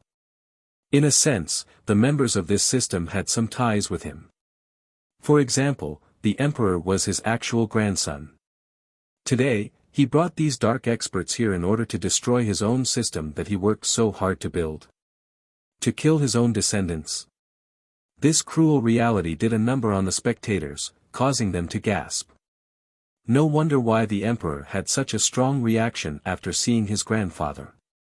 He wasn't afraid of a progenitor but couldn't accept the fact that his grandfather was attacking his own system. Impossible. The emperor shouted in disbelief despite having thought of this possibility previously. His numerous experiences in life weren't enough to prepare him for this. "Grandpa, is it really you? Are you still my grandpa?" he asked. The spectators knew that according to the legends and records, this progenitor truly loved his grandson. Now, he wanted to kill his own grandson. This is too much. One spectator shuddered with fear. Just think about it, the emperor's role model, the one he looked up to the most, has become a devil. No one would want to face this grim reality. "Yes, it's me." The progenitor stared at the emperor with a calm expression. There was no sense of shame. This can't be." The emperor roared. Tears still streamed down his cheek despite his age and experience. He didn't fear death but to see his idol like this. He spent his whole life idolizing his grandfather and took pride in being his grandson. Now, his grandfather has become an abomination worthy of contempt. This was too painful for the emperor. The observers could sympathize with him since they viewed their progenitor with the same pride. They would crumble if put in his shoes. It's true. The progenitor wasn't muddle-headed nor being under someone else's influence. He simply made a different choice. Why did you do this? The emperor sounded like a disappointed child. The times have changed, this is my choice. Death is not that scary compared to what awaits in the future, that's why I'm sending you all away ahead of time. The progenitor said. I always saw you in my dream but I don't want to see you right now. The emperor bellowed. He could withstand the worst injuries without letting out a single groan. Alas, this made him scream in agony. In the past, the emperor had always thought about his grandfather after the latter entered uncrossable expanse. Now, his grandfather was the last person he wanted to see. This was naturally the case for everyone in immortal lineage. They definitely did not want to see their progenitor again. To not see them today would be the luckiest blessing ever. Surrender, this is the only way. The progenitor said. No. I rather die than surrender to you, die. The emperor furiously roared like an injured beast, his voice filled with indignation and rage. He became resplendent as he added all of the Tao source power onto his body. This made his physical form begin to crumble. After all, even a 12-palace emperor couldn't handle the full power of a Tao source. He simply didn't give a damn by this point and performed his strongest merit law. Boom! All 8 treasures flew out at the same time. Numerous ships in the sky blew up from the incoming force. The system itself broke into multiple sections and started to disintegrate. He still didn't give a damn, ready to bury the whole system. He was hell-bent on one thing only, killing his grandfather. The stars above shattered, the system turned into hell. Meteors fell down and ravaged what's left of the land. The progenitor was instantly swallowed by the lights of the treasures. All of immortal lineage felt a great detonation. The shockwaves emanated far enough to affect the nearby systems. This was a last-ditch attempt, a world-destroying blow delivered by an emperor ready to die. Unfortunately, he didn't get the result he wanted. The 8 treasures were created by the progenitor, the same with the system. There was no way these things would be able to kill him. He understood the Tao source's power and the treasures more than the emperor. After the loud detonation and once the light dispersed, the progenitor still stood there, untouched. How can my own creations kill me? The progenitor said softly. Everyone expected this. After all, who could better control a system than its progenitor? And, using his own weapons to kill him was impossible. Buzz. The progenitor raised his hand and the 8 treasures returned to his control. The emperor couldn't regain control despite trying numerous times. I'll see you off, may you have peace. The progenitor had a gentle expression. Die. The broken emperor turned ablaze before exploding. He chose to blow himself and the DOA source up and deliver a terrible force towards the progenitor. Unfortunately, the 8 treasures blocked before him and exuded a mighty aura. Boom! The emperor and the Tao system turned to ashes while the progenitor remained standing, still untouched. Some spectators forgot to breathe while watching the climax of this battle. 8 treasures' ancient emperor died an honorable death. Also, his foe was extremely strong. However, the thing that robbed everyone's breath was the possibility of them experiencing the same fate. What if their progenitors were to return and attack their own system? What choice would these spectators make? Most believed that they would rather fight to the bitter end just like the emperor instead of yielding. Chapter 3146, 8 treasures. Ancient emperor fell in battle, the Tao source exploded and that signaled the end of his system. The destruction of 8 treasures was more magnificent and tragic than Sky High's. Sky High couldn't put up a fight, it was a complete massacre. On the other hand, 8 treasures lasted a while. Its emperor also went wild and would have destroyed many ships if it wasn't for the appearance of 8 treasures' progenitor. Of course, the battle between this duo also struck the crowd hard, leaving them with anxiety and sorrow. Boom! An explosion from another part of the world woke the crowd up from their rumination. The ships above the divine court started exploding like fireworks at night. Rumble! A large cicada made from divine metal had wings large enough to blot out the area. Their thinness only made them sharper. Just a slight movement left behind spatial scars. Blood splashed everywhere it went. Numerous dark invaders were taken down and their corpses fell. This cicada could open its mouth and devour heaven and earth on top of possessing a frightening progenitorial aura. This was the totem of the divine court's cicada progenitor. It had fused with the Tao source on top of being harmonized with tens of thousand ancestors. Virtually all the top experts in the divine court have become a part of this metal cicada. This was the amazing aspect of this race. They could instantly disassemble into something as small as powders. Next, the individuals could rebuild into one entity. In this case, the metal cicada. The body of the Metalkins was extremely tough. Thus, the accumulation of all these experts created a wondrous weapon. The cicada possessed a power infinitely close to a progenitor, capable of breaking through several ships in the blink of an eye. Meanwhile, a metallic storm was also tearing numerous ships into little pieces. Many invaders got unlucky and were caught in its wake. This storm was made from the heavenly pillars under the control of the ice god. He and the other powerful Metalkins utilized the pillars in order to turn into this devastating storm. The ice and solar gods didn't care about the invaders attacking the various sects in the system. They were focusing on the ships instead. There would still be hope for their system if they could break down the blockade. Some of their disciples would be able to escape and live on. They knew that the dark enemies were simply too strong. Their utmost effort wasn't enough to stop the invasion. More than half of the sects and kingdoms in the divine court have been annihilated already. Thus, recklessly focusing on attacking the ships was the only choice. Boom!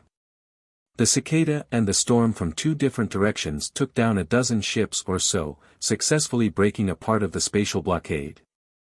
This gave them a sliver of hope. Of course, they paid a great price. Thousands of them have fused fully into the cicada and the storm.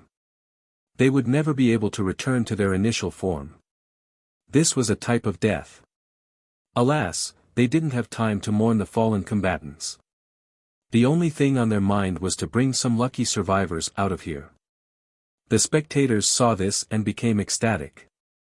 Maybe there is hope for the divine court. One ancestor murmured. Boom! Unfortunately, a progenitorial aura ravaged the escape path and stopped them. Both the cicada and the storm were blown backward as a result. This gave the ships enough time to reform the blockade.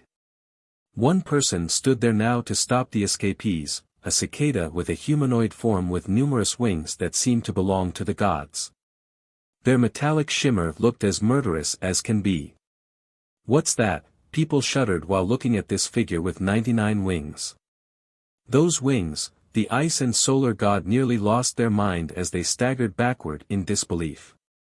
The two of them shared the same thought about one particular figure, cicada progenitor. Only one man in the legends possessed these wings, their progenitor. Cicada progenitor, one ancestor revealed.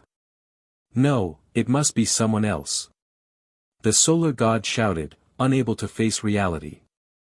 They knew exactly who it was but denied it in order to not go insane. Only one Metalkin in history possessed wings like these, the person who created their divine court. I created the divine court so I shall be the one to destroy it today. The man with the 99 wings said. The ancestors and everlastings in immortal lineage took a deep breath, feeling a chill coursing through them. They already thought about this possibility the moment 8 Treasures progenitor appeared. These progenitors have returned and wanted to destroy their own systems. Why? The ice god bellowed with bloodshot eyes. His voice was filled with rage and despair. You all won't accept the new era, so I must cross you over. The progenitor slowly said. Perish.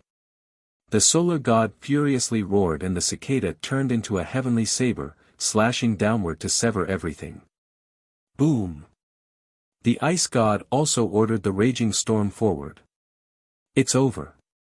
The progenitor spread his wings and also unleashed a perfect, snow-white slash. This slash was immaculate, a flawless work of art. Chapter 3147, Clank. The perfect slash separated both the storm and the cicada into two halves.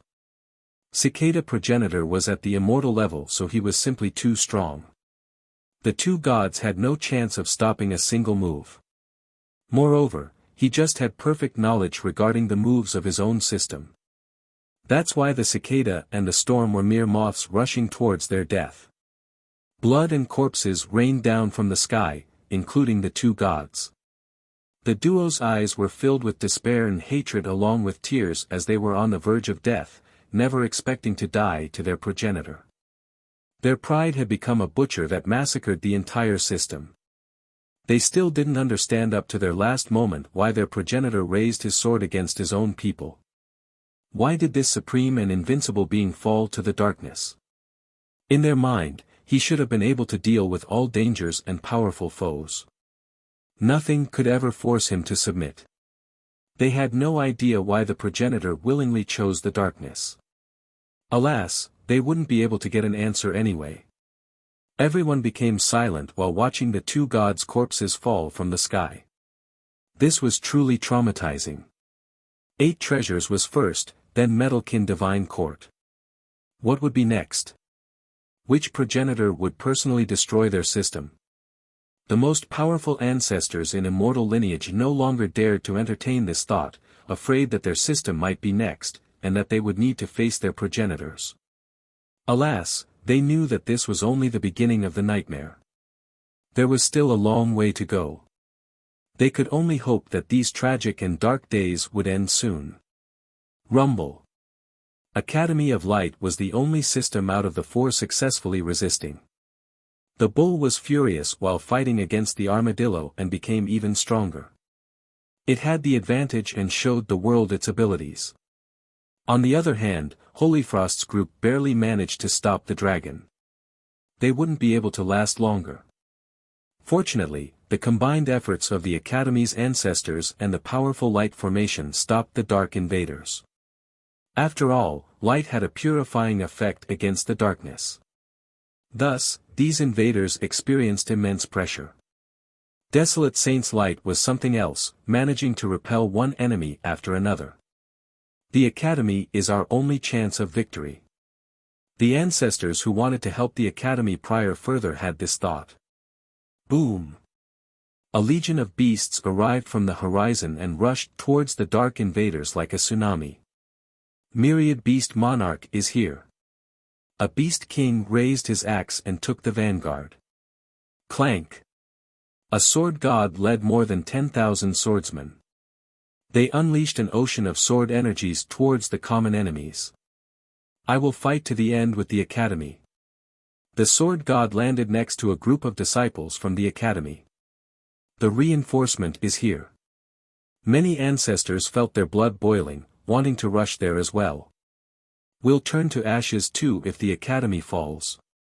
Other systems began preparing their troops. They knew that losing the Academy would be a fatal blow for immortal lineage. Academy of Light never disappoints. A torrential voice suddenly came from one of the ships. In the next second, his progenitorial aura engulfed the area above the Academy. Boom! The celestials trembled, all existences needed to bow. This progenitor attacked right away with a palm strike, creating a tidal wave of energy. Rumble! Layers of defenses crumbled in no time at all. Ah! Numerous cultivators were crushed into meat paste by this attack. Their screams echoed across the Academy. Shit, a progenitor. Now, the systems that wanted to help changed their mind. The power of this progenitor could instantly reduce a true emperor into a bloody mist. Screw you! The bull roared and became resplendent. A spirit bell emerged. Ring! The sound of this bell surpassed the temporal affinity. Time came to a stop. The tidal wave from the progenitor also stagnated as a result. At the same time, everyone in the academy felt themselves being lifted up into the air. In the next second, they landed and heard a deafening blast. They looked behind and saw the tidal waves exploding past them. This was thanks to the bull utilizing its strongest weapon, the spirit bell born with it. This took a lot out of the bull. It staggered backward and gasped for breath. God damn it, I'm at my prime, there's no way I'll go down so fast. The bull looked quite heroic right now despite its vulgarity. Senior, your style is greater than before. A voice answered. A progenitor floated in the air, his robe fluttered to the wind while waves emanated from him. He looked like the shore of salvation while the rest of the world was a boundless ocean. No one could reach him nor hope to get past him. The bull's eyes lit up as it looked at this progenitor.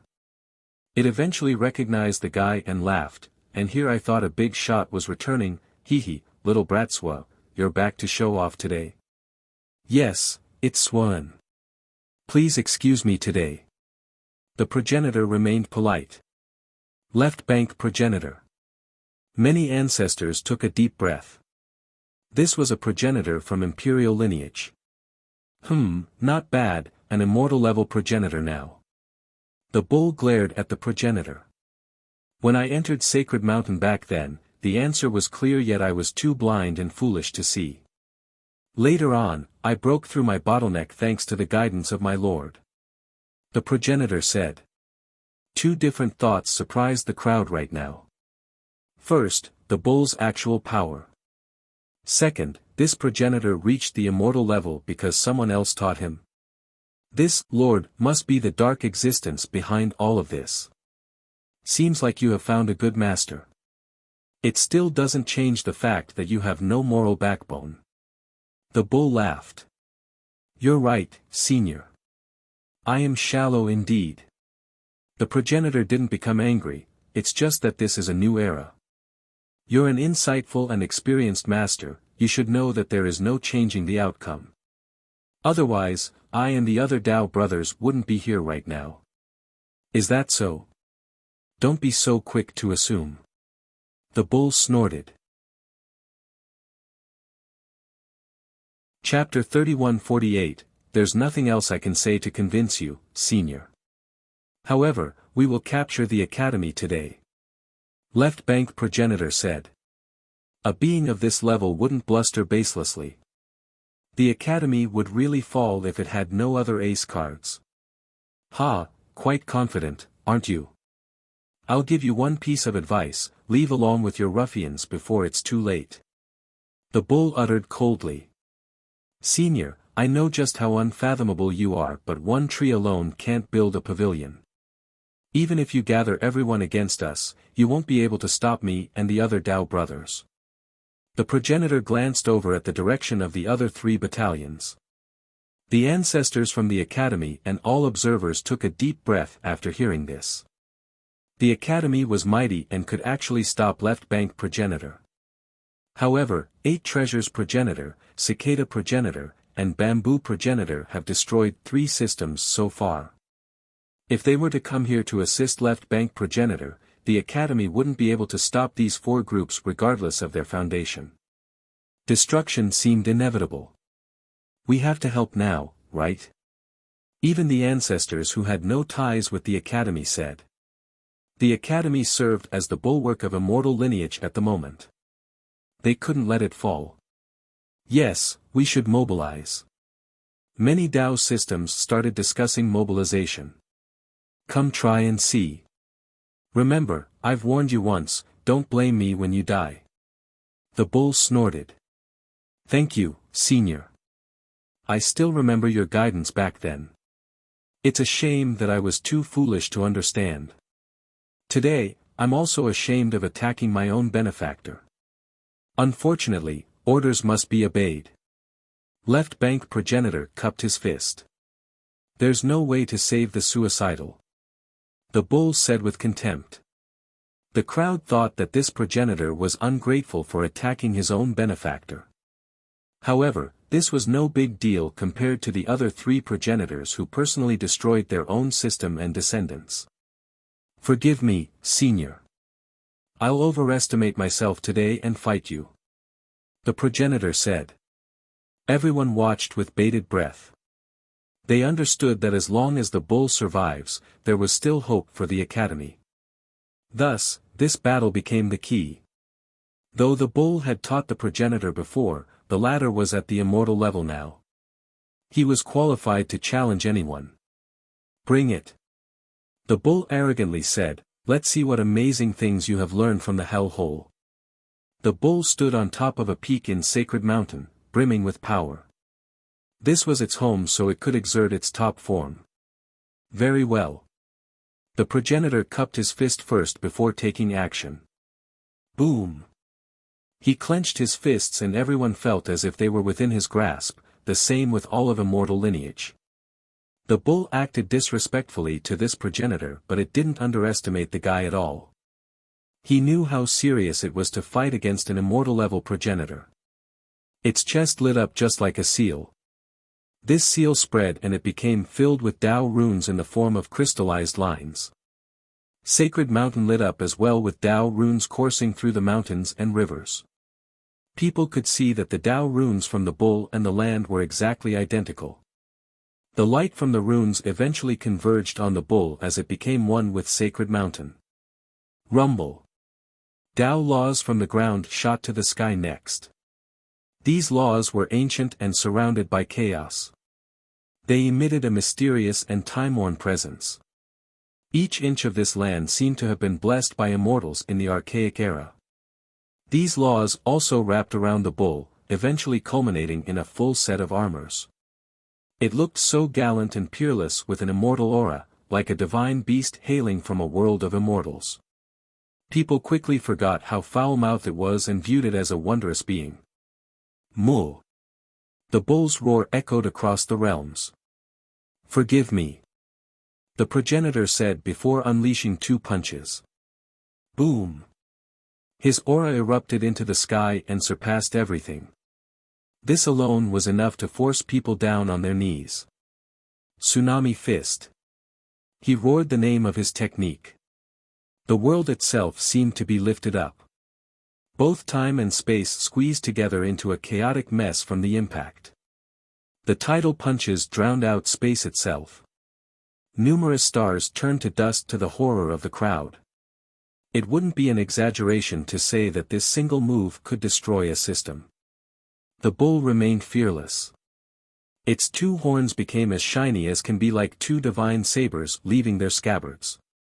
Their snow-white light illuminated the whole world. These were clearly 2 horns, but everyone felt as if they were looking at 2 blades. They could even hear the clanking of sabers. They instantly tore space apart, reducing the spatial fabrics into primordial chaos. Boom! The tsunami was instantly split into 2 halves in a magnificent manner. Some unfortunate spectators close by couldn't handle the impact of this move. Their body violently shook before exploding into bloody mists. The initial explosion had finished. Now, it became a stalemate between the progenitor and the bull. The former's hands were pushing against the horns. Thump! Thump! The bull staggered backward from the pressure exerted by the progenitor. It couldn't stand straight while leaving 4 deep lines on the ground, caused by its hooves. Still not enough. The spectators gasped at this sight. Chapter 3149, just when everyone thought that the bull couldn't make it, Sacred Mountain became even brighter and exuded endless light. The Tao runes turned into a series of words that drowned out the entire area. The bull started flashing with immortal light as if it was shouldering a supreme immortal Tao. This seemingly immortal form of the bull astonished the crowd. No wonder why it kept saying that it had the bloodline of the immortals. A while ago, they assumed that the bull was just bragging for fun. This no longer appeared to be the case. Boom! The empowerment turned the bull into something divine. Clank! The horns exuded endless saber energy and stopped the punches from the progenitor. It actually moved several steps backward while the progenitor was forced back. Of course, Sacred Mountain was trembling from their duel. It did it, everyone's mouth was wide open in disbelief since an immortal-level progenitor was stopped. A supreme immortal land. Left Bank progenitor praised after seeing the unending brilliance coming out of Sacred Mountain. He could obviously see through the great mysteries in this place. Even progenitors covet a treasure of this level. Rumble. During this stalemate, the heavenly armadillo roared, jerking back and forth to gather momentum. Numerous mountain ranges got crushed as a result. Boom. It aimed its drill towards the bull again while piercing through the spatial fabrics. However, the runes from the mountain instantly formed a massive barrier around the bull. The drill hitting the barrier caused fiery sparks to destroy the surrounding areas. At the same time, the Light Lord Dragon abandoned attacking Holyfrost's group and instantly rushed over to slam its thunderous tail on the barrier.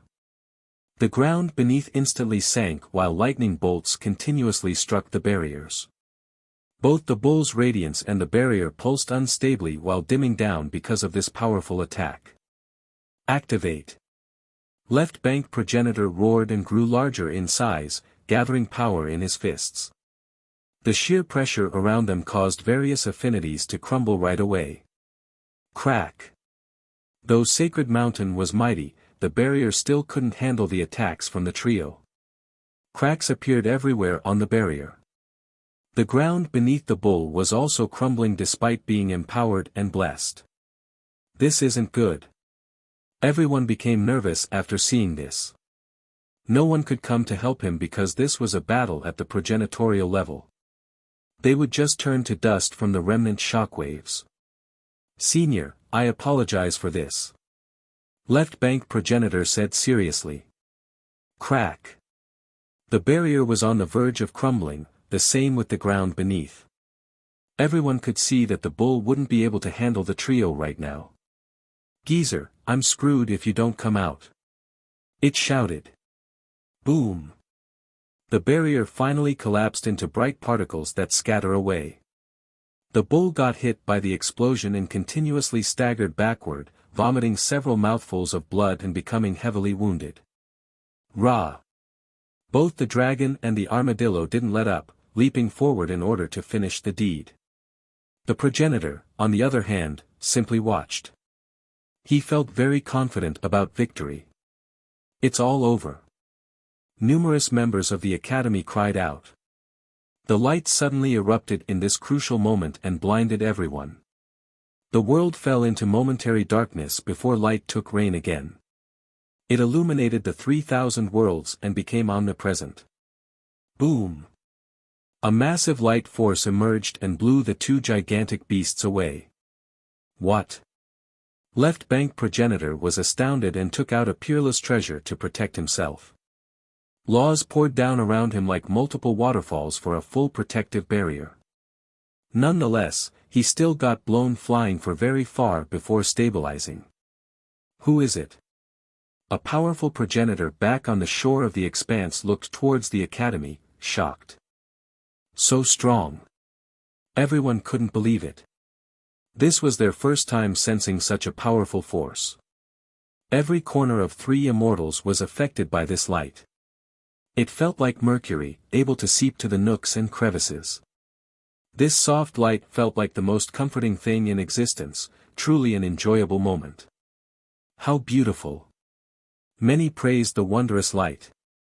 The invasion of the darkness and the progenitors have left everyone in fear. However, this light chased away the darkness in their heart along with all negative thoughts. They were willing to bathe in this light forever. Ah! The invaders around the academy were screaming in pain. Those who aren't as strong as Left Bank progenitor were being purified. Smoke appeared all around them, a result of darkness being eradicated. Goo! The survivors instantly fled back to their ships, not daring to linger in the academy. Just who is it? By this point, people could tell that the source of this light originated from deeper in Sacred Mountain. They eventually saw an old man slowly walking out from the brightest location. He wore a hemp robe, face full of wrinkles. Time had done a number on him. However, his eyes were still as bright as ever. Millions of years didn't seem to do a thing to them. Chapter 3150, A pair of unfathomable and profound eyes, full of insight. Brighter than the stars above, older than time itself. The old man stood within the light at the top of Sacred Mountain looking like the Lord of all. Everyone took a deep breath and felt great admiration. Even the immortal-level progenitors became serious. 8 treasures, cicada, and bamboo progenitors along with the others back on the shore all gazed at this old man. They have swept through their era yet still took this new foe very seriously. So strong. Three-eyed prodigy murmured. He has seen this old man before but didn't expect him to be strong enough to blow a progenitor flying. This was the old tree demon always brought up by the bull, the real lord of the academy. The rumor is true. Left Bank progenitor quietly said. He heard stories back in his era about a supreme existence staying in Sacred Mountain. Alas, this being was so reclusive and mysterious, never showing himself to others. Today had confirmed the rumors. His strength wasn't an exaggeration either. The guy was truly mighty and terrifying. Of course, other regular people had no idea about this old man. Is that desolate saint? One ancestor even speculated. His seemingly liquid light had reached all of 3 immortals. This made people think of Desolate Saint right away. In history, Desolate Saint was the only person possessing a light affinity of this level. I don't think so, he looks different, an old everlasting wasn't too sure.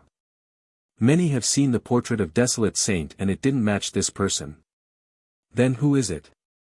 Since when did the Academy have such a terrifying being? Everyone wondered. How did the world not know of this great existence? The Academy was truly unfathomable. Not to mention the outsiders, even the students and experts of the Academy thought that their progenitor was still around. Progenitor. Many including the ancestors got on their knees. The older ones, on the contrary, were stunned due to the old tree demon's power. They have heard about the legends of Sacred Mountain before but this surpassed their expectations. They started questioning themselves, thinking that this has to be their progenitor. How should I address you, senior? Left Bank progenitor cupped his fist respectfully.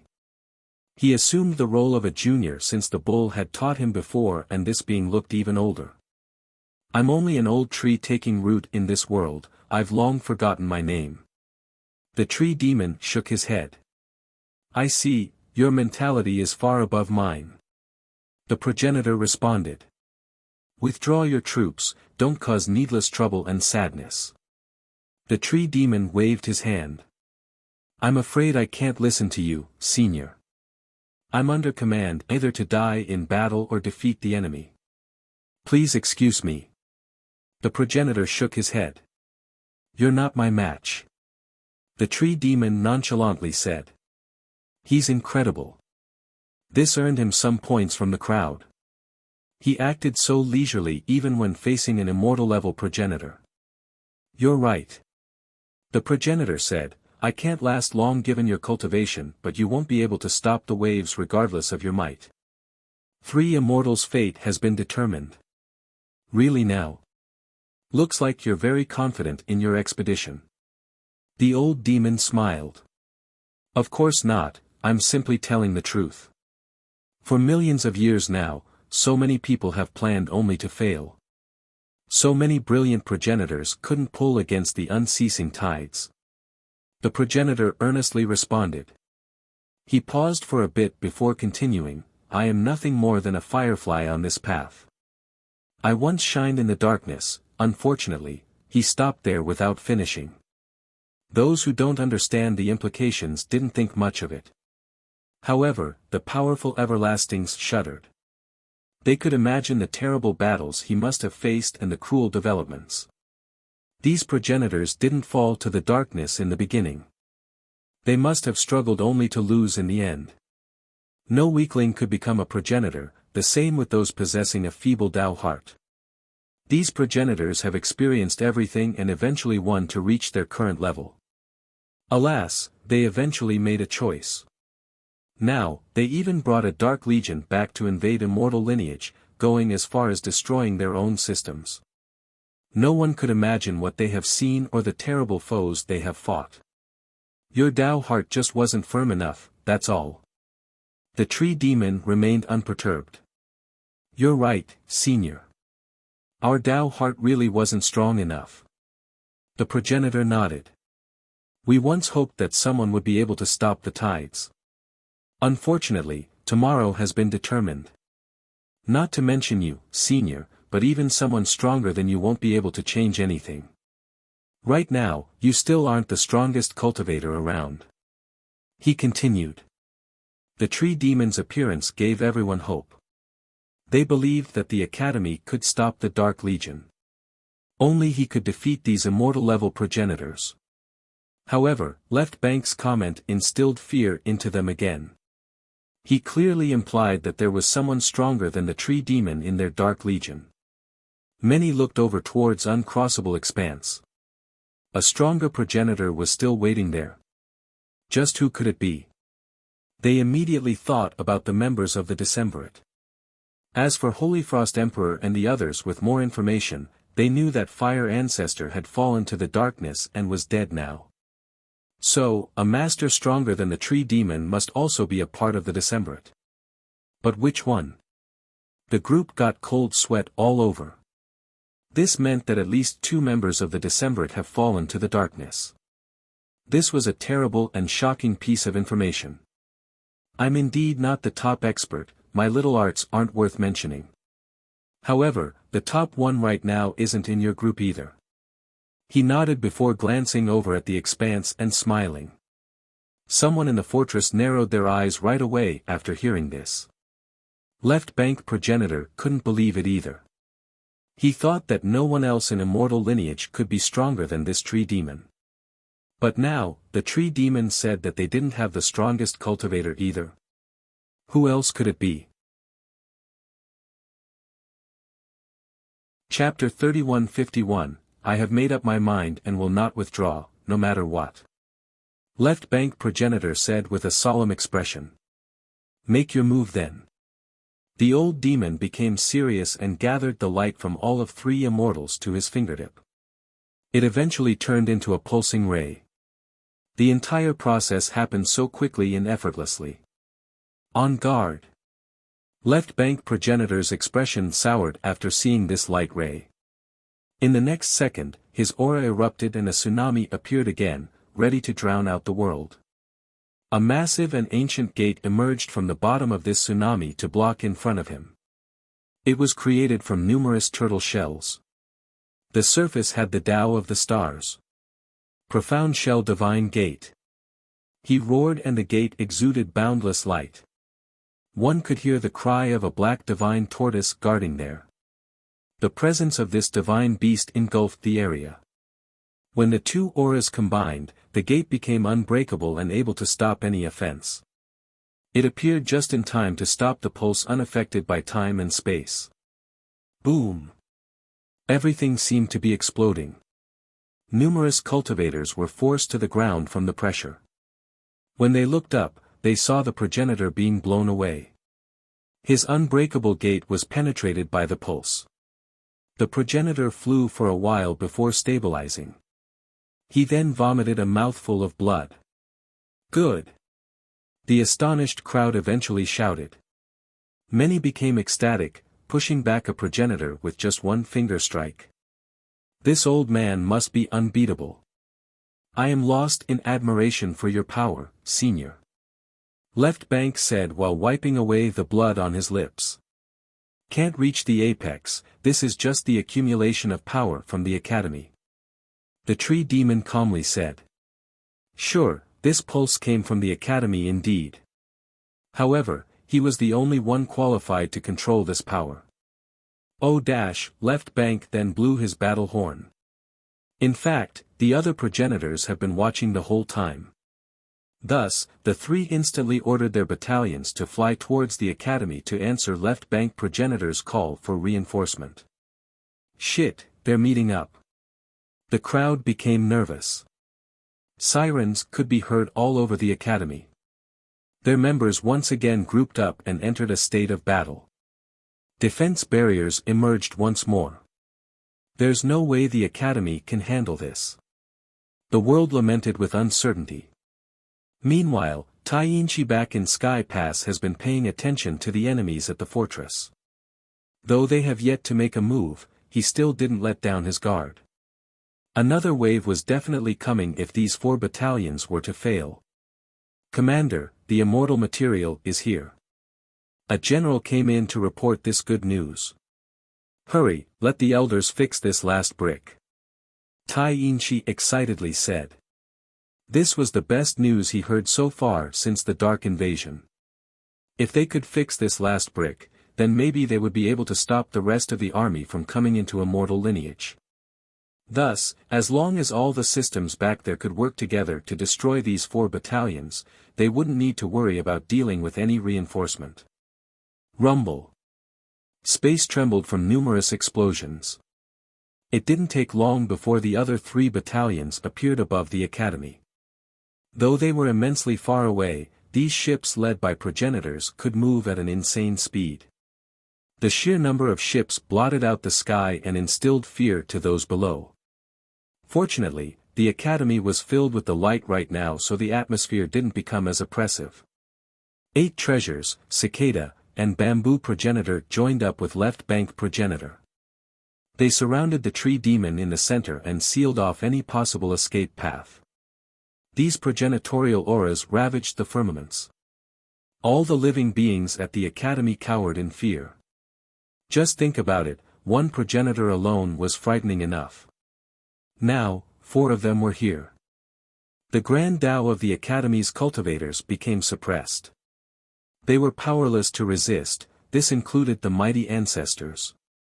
The systems who wanted to help started thinking otherwise. Just the 4 progenitors were enough to kill all reinforcements.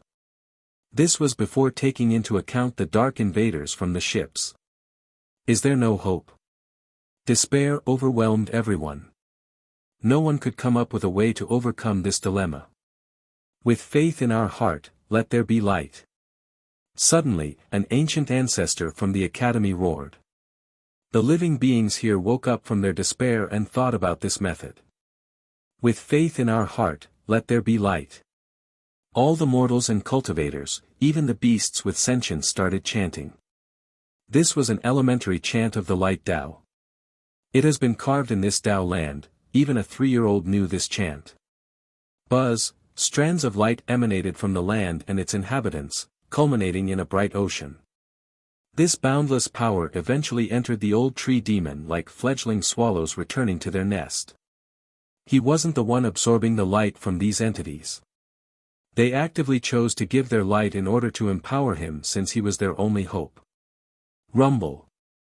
The light continued to flow into him. Just imagine, all of the living beings at the academy bathed in the light since their birth, possessing the power of this affinity. Now, all of this was flowing into the demon. This was quite a magnificent scene. Chapter 3152, 4 progenitors surrounded the old demon shrouded in radiance. His light could illuminate all of 3 immortals, purify all living beings, and chase away the darkness. The demon showed no sign of apprehension. He seemed nonchalant as if he was eternal as long as the light was around. Fellow Taoist, your accomplishments are nothing but admirable. Cicada Progenitor still acted with caution despite it being a 4-on-1. The old demon was unreasonably powerful. None of them stood a chance against him in a fair fight.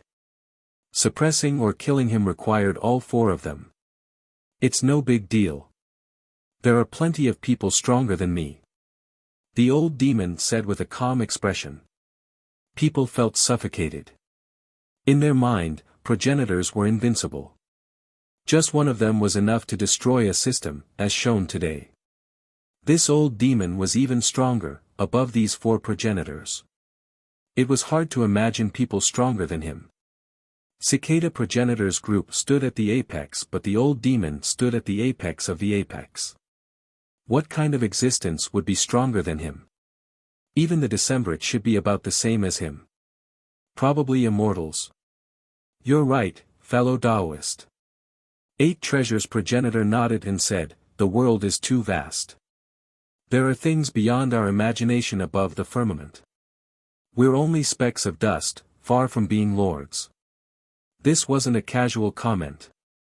The 4 of them have seen terrible beings in uncrossable expanse, resulting in them succumbing to the darkness. If these progenitors considered themselves as specks of dust, then what would a real overlord look like? The listeners couldn't come up with anything.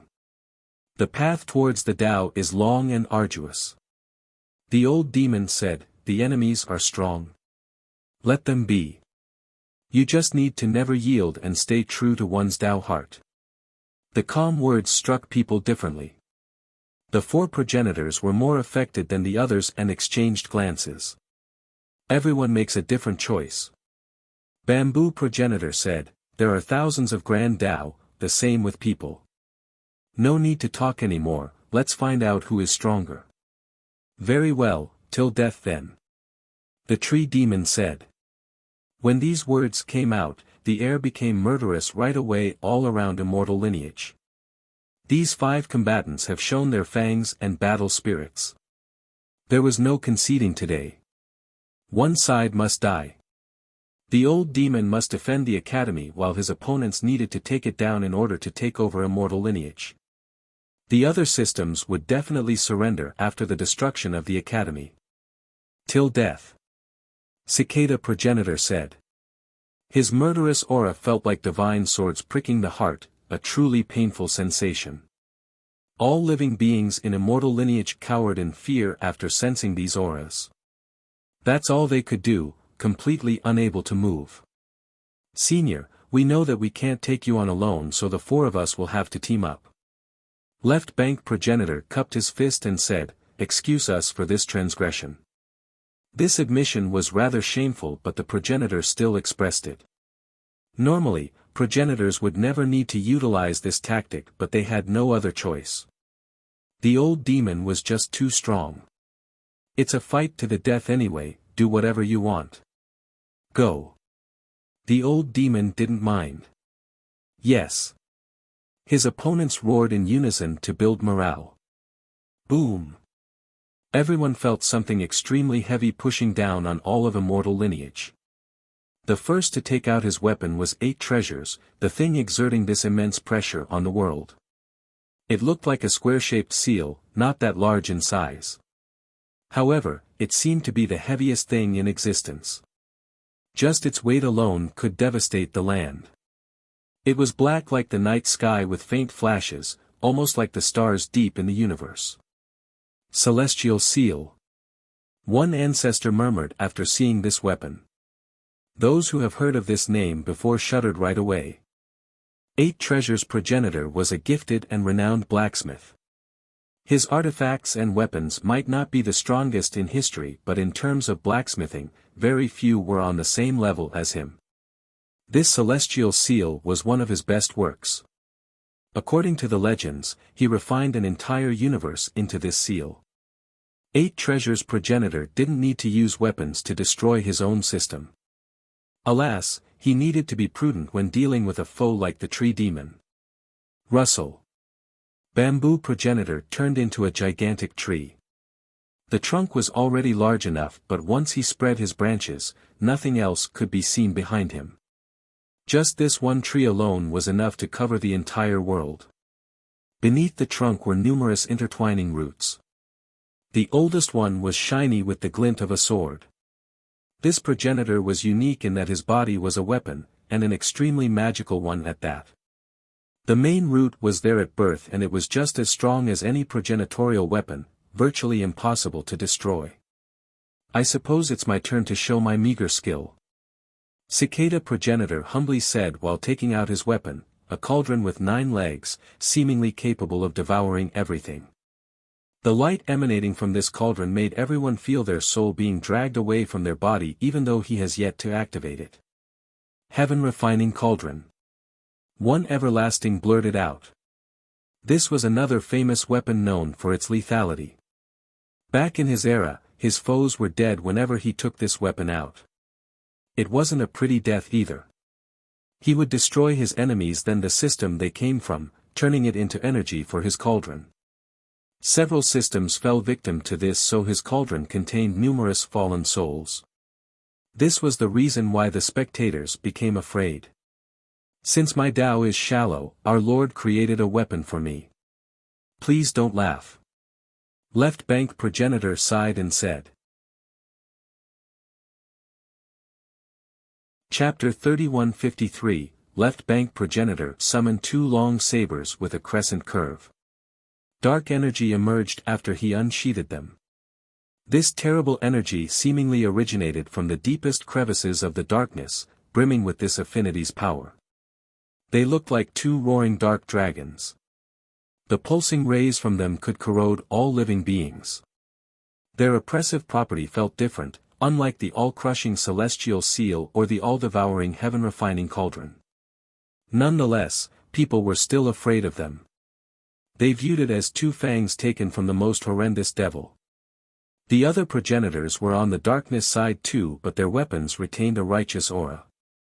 This wasn't the case for these two weapons given to Left Bank by his Dark Master. Thus, dark affinity and evil filled the blades. Senior, please take out your weapon. Left Bank remained respectful. The light is my weapon. The demon said. The four progenitors froze for a bit after hearing this. Others might take the demon's answer as an attempt to be cool or to intimidate his foes. However, the progenitors were different. They have joined the darkness, so the light was indeed an actual weapon against them. The demon had already begun his attack before taking out a weapon with his light. The progenitors instantly protected their mind and heart against this light by activating their auras. Boom! Immortal lineage quaked violently, seemingly being overfilled by various powers. We'll start first. 8 treasures progenitor roared. The grand Tao of the four instantly emerged and darkness descended. These terrible grand Tao made everyone in 3 immortals groan in pain. They felt their own grand Tao being suppressed, unable to muster an ounce of strength, just like a fish on the chopping board. It seemed as if the world would never be able to see sunlight again. This made some people shout in horror. Buzz. However, something akin to a light lotus blossomed in this darkness.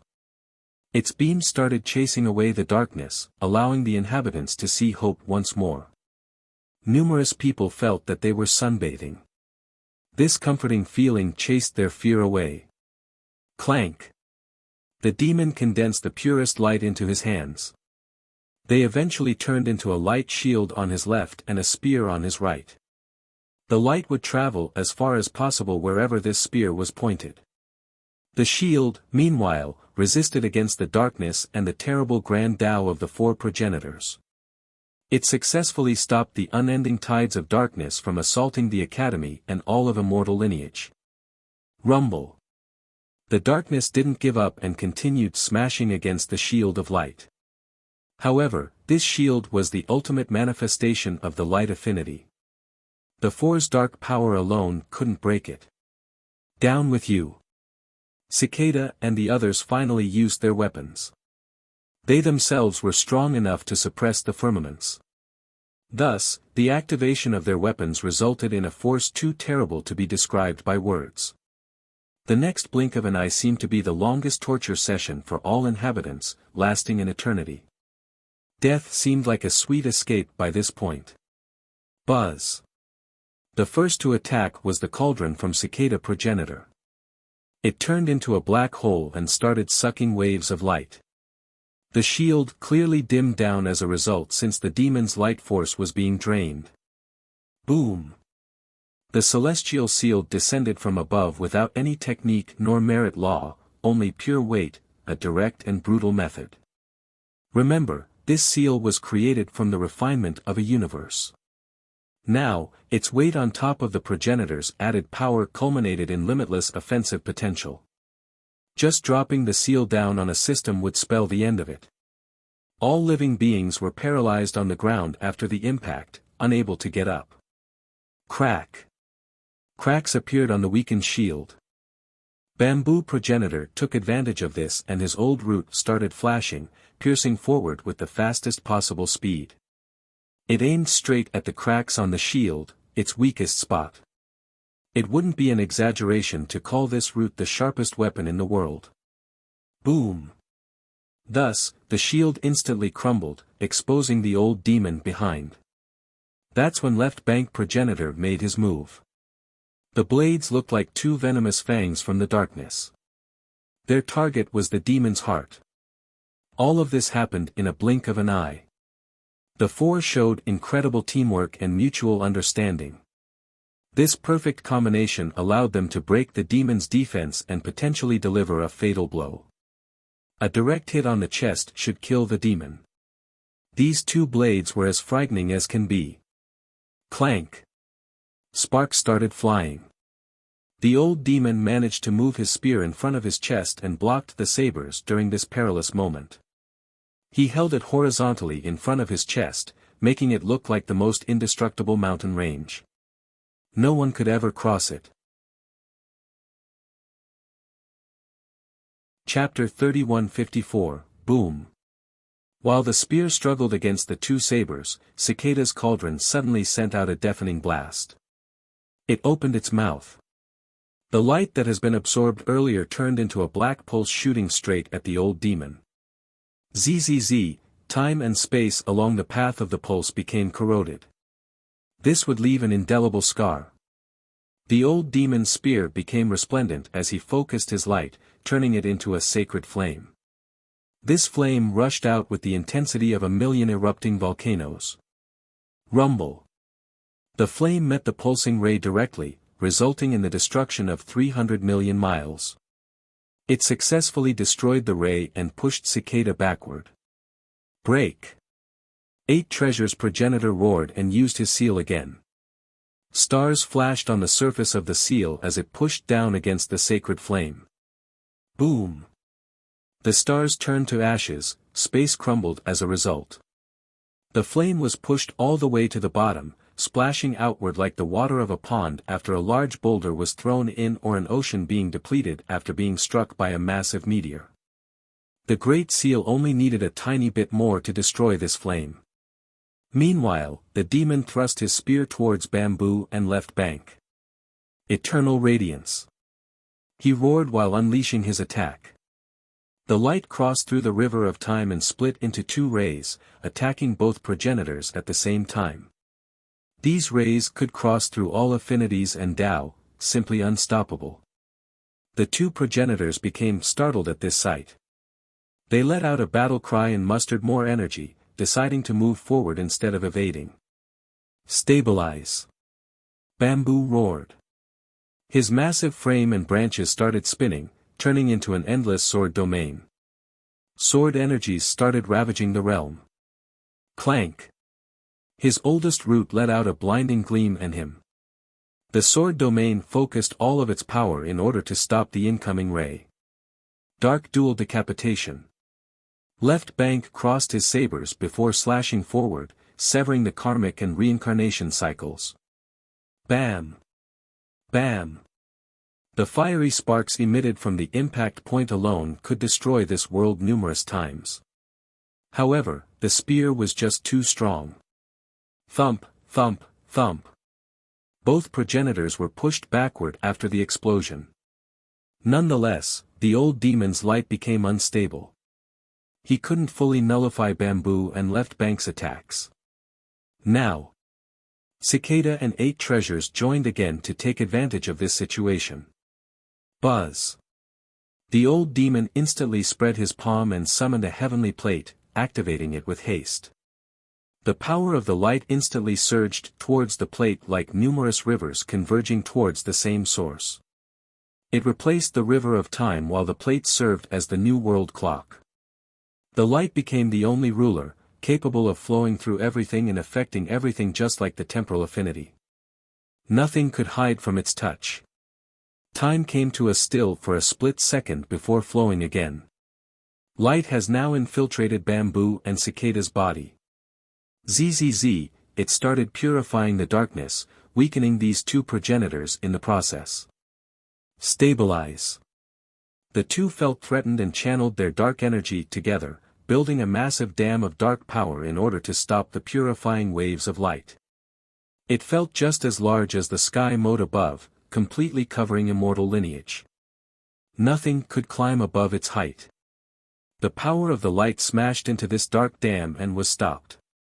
However, another wave of light smashed onto the first, and another one afterward. They started stacking up and becoming stronger after each attempt.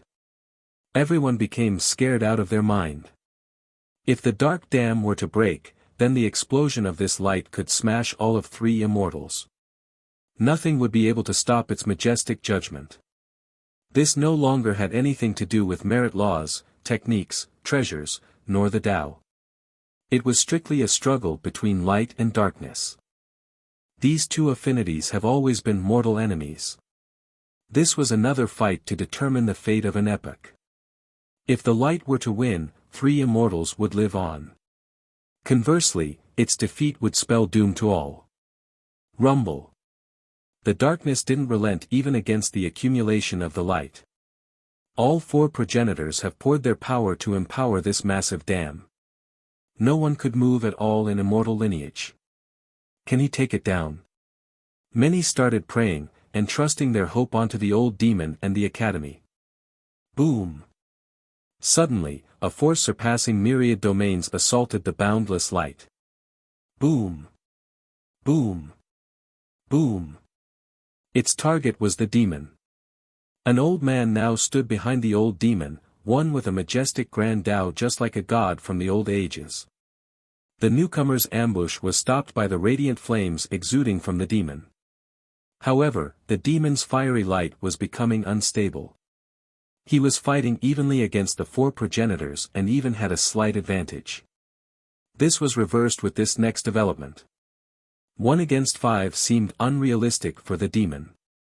Shit! One spectator shouted. The defeat of the demon would allow the calamity to fully descend. Who is that? One ancestor asked. A Fardao everlasting. Another everlasting could sense the aura of a Fardao on that old man. Yes, his title is Tenacious. A supreme everlasting born in an old era had a solemn expression. Taking a little risk here. The two words consist of monarch, lord, gentleman, ruler, and breath, muse, interest, on an investment or loan, to cease, to stop, to rest. My first translation here was Lord Stopper. This title was unfamiliar to the younger ancestors. The second person to reach the Fardao level. Those from an older era recognized the title. Fardao was a person and the title of a cultivation level. In the past, Fardao broke the limit of the true God realm and created an entirely new peak. People called this new peak Fardao to honor him. Several eras after Fardao himself came a second person capable of reaching it, Tenacious. They only remembered him by this title, his real name was forgotten with time. Future generations called him Tenacious, or Tenacious Fardao to show respect. Chapter 3155, the title had an interesting history behind it. This was also another thing used by future descendants to show respect. A gentleman must strive unremittingly on the path towards the Tao. This phrase was the meaning behind the title of Tenacious, since it consisted of gentleman and strive. This title was fitting and flattering for the second person to achieve this level. It highlighted his effort on the path towards the grand Tao. Numerous emperors and progenitors have appeared in history. Many of the latter came from big sects, a few hailed from weaker sects or declining systems. Tenacious' background was worse and inferior to all of them. He was born as a servant in a rich family in the mortal realm, as lowly as can be. Moreover, his life didn't change because a cultivator or a sect took notice of him. Despite being a lowly servant, he still enthusiastically looked for a way to cultivate and become an immortal. Just imagine an illiterate servant trying to reach for the Tao. This was exceedingly difficult. No sect or cultivation masters bothered taking him in. Nonetheless, his effort turned him from a lowly servant into a lowly cultivator. One could argue that his cultivation path was harder than any cultivator. Alas, as time passed, his effort yielded fruit and he became the second Far Tao everlasting. That's why his real name no longer mattered nor remembered. People only knew him as Tenacious. For a long trek of time, many ancestors and seniors alluded to Tenacious in order to motivate their young disciples. They also viewed him as the right role model. Needless to say, the ones with a humble upbringing respected him the most. His stories encouraged many who come from nothing to keep on trying. That's why those who knew about him, especially the ancestors, inadvertently had tears in the corner of their eyes after seeing him here. Some of them came from nothing but eventually became an ancestor since Tenacious stories strengthened their Tao heart. Alas, he has fallen into the darkness today, breaking all of his previous prestige and honor. The crowd couldn't handle the emotional pain after seeing this sight. "Why, Tenacious," one famous ancestor murmured. Boom! A powerful force cut off Tenacious' attack on the tree demon, resulting in an explosion after breaking the stalemate. Rumble! All of the combatants staggered backward from the shockwaves. Another old man came out from a misty mountain. He still looked to be in high spirits despite his age. His pace was steady, looking quite powerful. His robe was old but still very clean and made from expensive material. He clearly came from either wealth or nobility. He didn't have the aura of a cultivator nor their energy, more like a mortal with the style of a scholar, perhaps a teacher or a researcher from a village. "Who is that?" Most didn't recognize him. "Trinity. Is that you? I'm surprised that you're still staying at 5 Elements." Tenacious recognized him. "Trinity eccentric." An ancestor shouted after hearing Tenacious. If Li Qie were here, he would recognize this old man as well. This old man tried to betroth the girl from his clan to Li Qie and even gave him a jade pendant. Now, the girl was clearly Hui Qingxian from 5 Elements. Trinity eccentric is still alive. 5 Elements Mountain is as unfathomable as ever, looks like we're saved.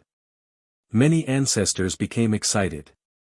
The eccentric was the strongest ancestor of 5 Elements, the third person to reach the Far Tao level. The Trinity, Heaven, Earth, and Man. Rumor has it that he was an erudite scholar who knew virtually everything. His knowledge earned him just as much respect from future descendants as his cultivation level. For a long period of time, even the brilliant progenitors would come to him in order to find answers to their questions. He normally would easily solve these problems. The spectators couldn't believe it.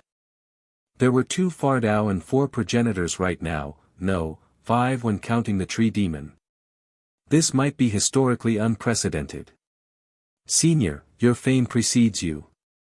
I had nothing but admiration for you during my youth. You were my role model. Trinity stared at Tenacious and became emotional. I'm not a great man to be admired and I never accomplished anything worthwhile. My life is a series of struggles in order to survive, that's all. As for the motivational stories and legendary Tao heart, that's beautified by future descendants, a forced interpretation at best. Tenacious shook his head and calmly said. To earn such fame was some people's lifelong goal. However, Tenacious didn't care for being a paragon of virtues. You're right, Senior. We needed motivation for our own desires, we never thought about your feelings. Trinity pondered for a bit before agreeing.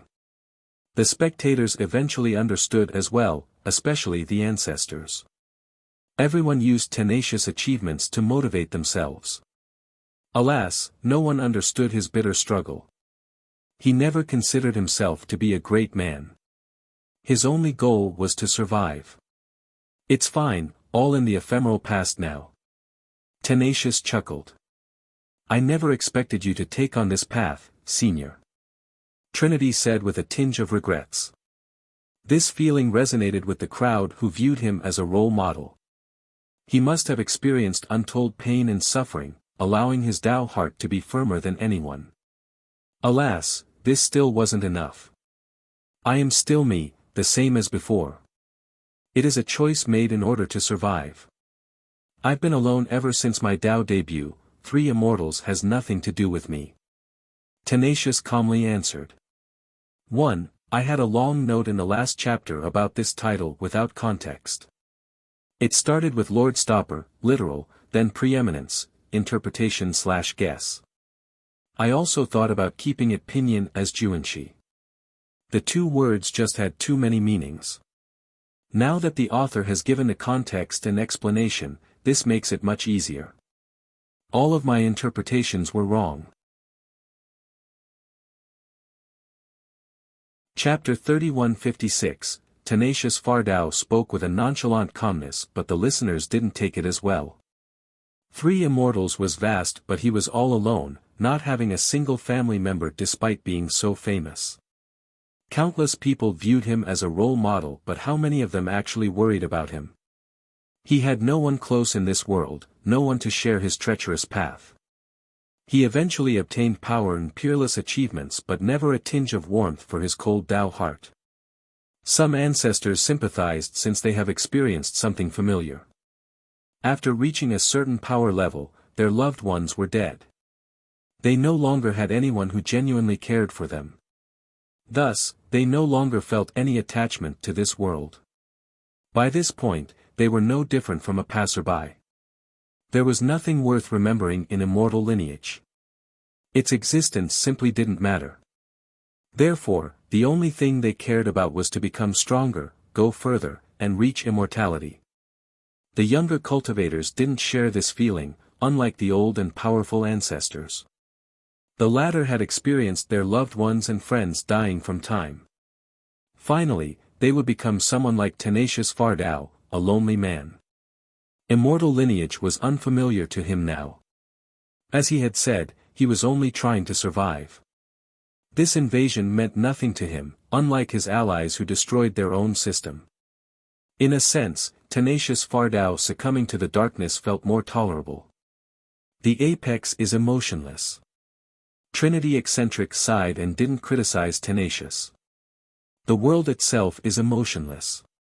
Time kills everything except me, and I have returned. Tenacious slowly said. I see. Trinity said, your enemy is me today, you need to get through me to destroy immortal lineage. Very well, people claim that the latter waves will always surpass the previous. Let's see what level you have reached. Tenacious remained carefree. There are levels to the Fardao realm. Many ancestors became startled. One of them wondered. Yes, there are classifications, but the world only knows of it as a title, lacking the particular details. The truth is that there are levels such as True Fardao, Slayer Fardao, and Unending Fardao. Regular cultivators had no idea about these next levels. When one broke through the limit of a supreme everlasting, they would be considered a Fardao. Reaching Fardao's actual height back then would earn them the True Fardao classification. In actuality, Fardao's cultivation didn't stop there. He attained further achievements, resulting in 2 more levels, Slayer Fardao and Unending Fardao. Rumor has it that at the Slayer level, they should be able to kill an immortal level progenitor. As for Unending Fardao, this remained a mystery. There were no records about people who have reached it. Perhaps only Fardao himself was the only person. We'll find out soon. Trinity smiled. His confidence certainly assured the crowd. He was the most talented and knowledgeable in the world. Plus, he came from 5 Elements Mountain. Both his talents and background surpassed Tenacious Fardao. Though Tenacious made his Tao debut earlier, Trinity still had a chance of overtaking him. Looks like we still got help. One spectator quietly said. Everyone found hope again after seeing the old tree demon and Trinity eccentric. Perhaps the darkness would fail. Enough talk. Time for us to end this and welcome an entirely new epoch. Cicada Progenitor laughed and said. Don't be so certain and haughty. The bull said with disdain, you won't even know how you'll die a little bit later. Black Bull, you might be knowledgeable but this disaster far exceeds your imagination. Cicada retorted, you can't even stop the vanguard, let alone our entire army. 3 immortals is finished this generation, no one will be able to change this. It's a little too early to jump to any conclusion, fellow Taoist. A pleasant voice joined the battle. A comforting pleasance swept through the sky, filling immortal lineage with a majestic life force. A green expanse emerged on the horizon with a lotus tree at the center. It wasn't overly large but was ancient beyond calculation, perhaps existing even before the myriad Tao. Its leaves couldn't blot out the sunlight but people felt that it could shoulder a falling sky. It gave off the feeling of being the pillar of heaven and earth. Poof! In the next second, the lotus tree flashed brightly. A woman walked out from this radiance and the tree disappeared from sight. She wore a green dress, seemingly descending from heaven itself. She was immaculate beyond words. Any so-called kingdom-toppling beauties paled in comparison. Even the wondrous Hui Qingxian felt inferior. The aura of a progenitor trailed behind her just like the tail of a phoenix. This aura wasn't oppressive at all. It elegantly billowed in the air in a transcending manner. Who is that? People could tell that she was a progenitor. They just didn't know which one. Lotus Ancestor. A supreme everlasting recognized her and said with respect. The progenitor of 5 Elements Mountain. Many shouted. 5 Elements was the strongest and most mysterious system in all of 3 immortals. It was the only one to have several progenitors in the same generation. Lotus performed a miracle. She used the same Tao framework created by 5 Elements progenitor to prove her Tao. She didn't need to leave her system and still became an immortal-level progenitor. No one has done this before in history. Therefore, her accomplishment earned her a spot among the 10 Radiants. She's still alive. 5 Elements Mountain is unfathomable indeed. Another commenter became emotional. So many progenitors have left immortal lineage for the expanse. However, someone as strong as her still chose to stay behind. This was quite surprising. Your mountain is a wondrous Tao land. 8 Treasures progenitor stared at Lotus and said, that's why it is another main target, certainly worthy of a trip. Fellow Taoists, you should know your own perilous situation. Lotus replied. Yes, we have the advantage right now. The experts in immortal lineage became spirited. Lotus Ancestor and the old tree demon should be able to handle the 4 progenitors on the other side. On the other hand, Trinity Eccentric should be able to fight evenly against tenacious Fardao and buy enough time for his allies to win. Next would be taking down all the battalions of ships. Victory would be theirs then. Everyone, prepare to defend the sky moat with our lives. Hold nothing back. Tai Yinshi saw the development and gave an order. Chapter 3157, Nothing will be left of the present age since a true immortal is descending. Bamboo progenitor uttered coldly. True immortal. This caught the listeners off guard. These progenitors have fallen into darkness, so what is this talk about a true immortal? There are no such things as immortals in this world, at least that's what everyone believed. They would instantly scoff at anyone else for saying something so ridiculous. However, it came from a progenitor. Can this be true? One Supreme Everlasting murmured in a daze. Please, just a bunch of fake immortals, yet you view them as the real things. How ridiculous. The bull snorted. You'll find out what an immortal is soon enough, if you can survive till then. 8 Treasures progenitor said seriously. The world became confused and didn't know what to say. Who cares if they're immortals or not? It's time to fight. The old demon's light erupted again. His light purified the area around the 4 progenitors. The demon no longer felt like an old man, his spirit was vigorous like an 18-year-old. Break! The progenitors roared and utilized their weapons. Let's not gang up on one man now. Lotus Ancestor hurriedly joined the battlefield on the side of the old demon. Boom! The area trembled before their devastating might and pressure. Senior, make your move. Trinity Eccentric challenged Tenacious Fardao. This will be good. One of my regrets is not being able to fight Fardao. Tenacious accepted the challenge and moved forward. I'm satisfied with just fighting you. Trinity laughed freely and unleashed a punch capable of crushing time. Rumble. A terrible power ravaged the area. The inhabitants of 3 immortals only got a short break before being terrorized by their terrible might again. Even everlastings felt like ants. Please, defeat the darkness and protect 3 immortals. The living beings started praying since this was the only thing they could do. Charge. Numerous Tao portals materialized in the air. Rumble. Numerous legions were summoned next to the dark ships. 5 Elements Legion. Many people recognized the banner of the vanguard and shouted. Initiate. Hui Qingxian personally led her system's legion to attack the 4 battalions of ships. Ra. Numerous gigantic beasts appeared to the left. Leave the left flank to us.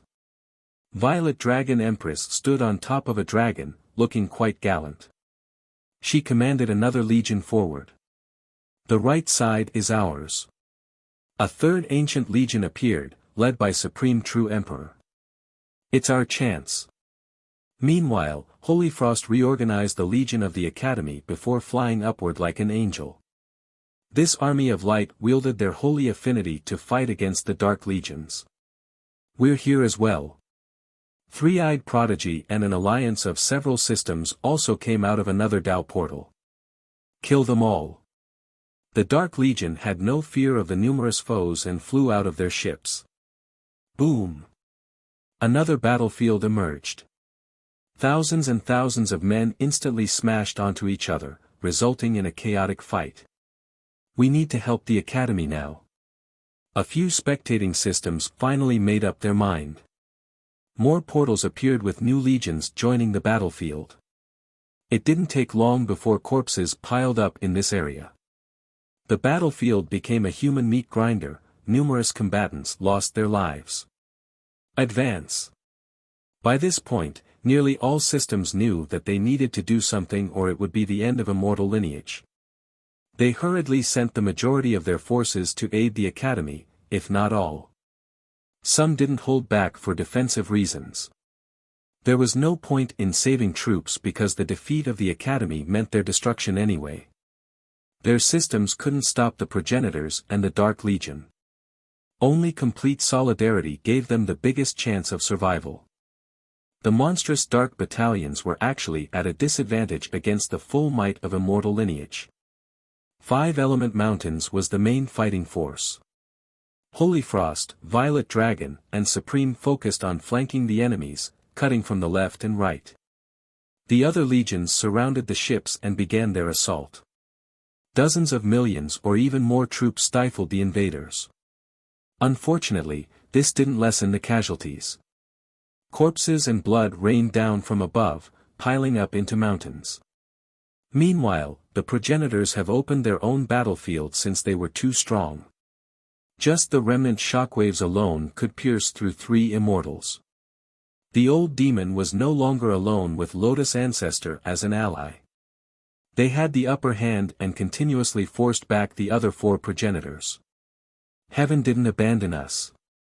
The cultivators unqualified to join the battle prayed. The Dark Legion back at shore took note of this. The defeat of the 4 battalions seemed imminent by this point. Strike camp. March towards immortal lineage. Someone gave the command. In fact, this force's actual target was to conquer Sky Ruins. Unfortunately, they had no choice but to attack Immortal Lineage. Rumble. All of the ships began flying towards this world. Prepare for battle. Our fate depends on this fight. Tyrant shouted after seeing the mass mobilization. This was the reason why Sky Pass Legion didn't return to Immortal Lineage. The real Legion of Darkness was coming, the thing he didn't wish to see the most. How's the last brick? Did we fix it? He worriedly asked. Commander, the job is done. The new brick is in, but we can't guarantee anything. The responsible general answered. The Legion did everything they could after the first failure to fix this flaw. Unfortunately, they weren't too confident this time. We just need to try our best and leave it up to fate.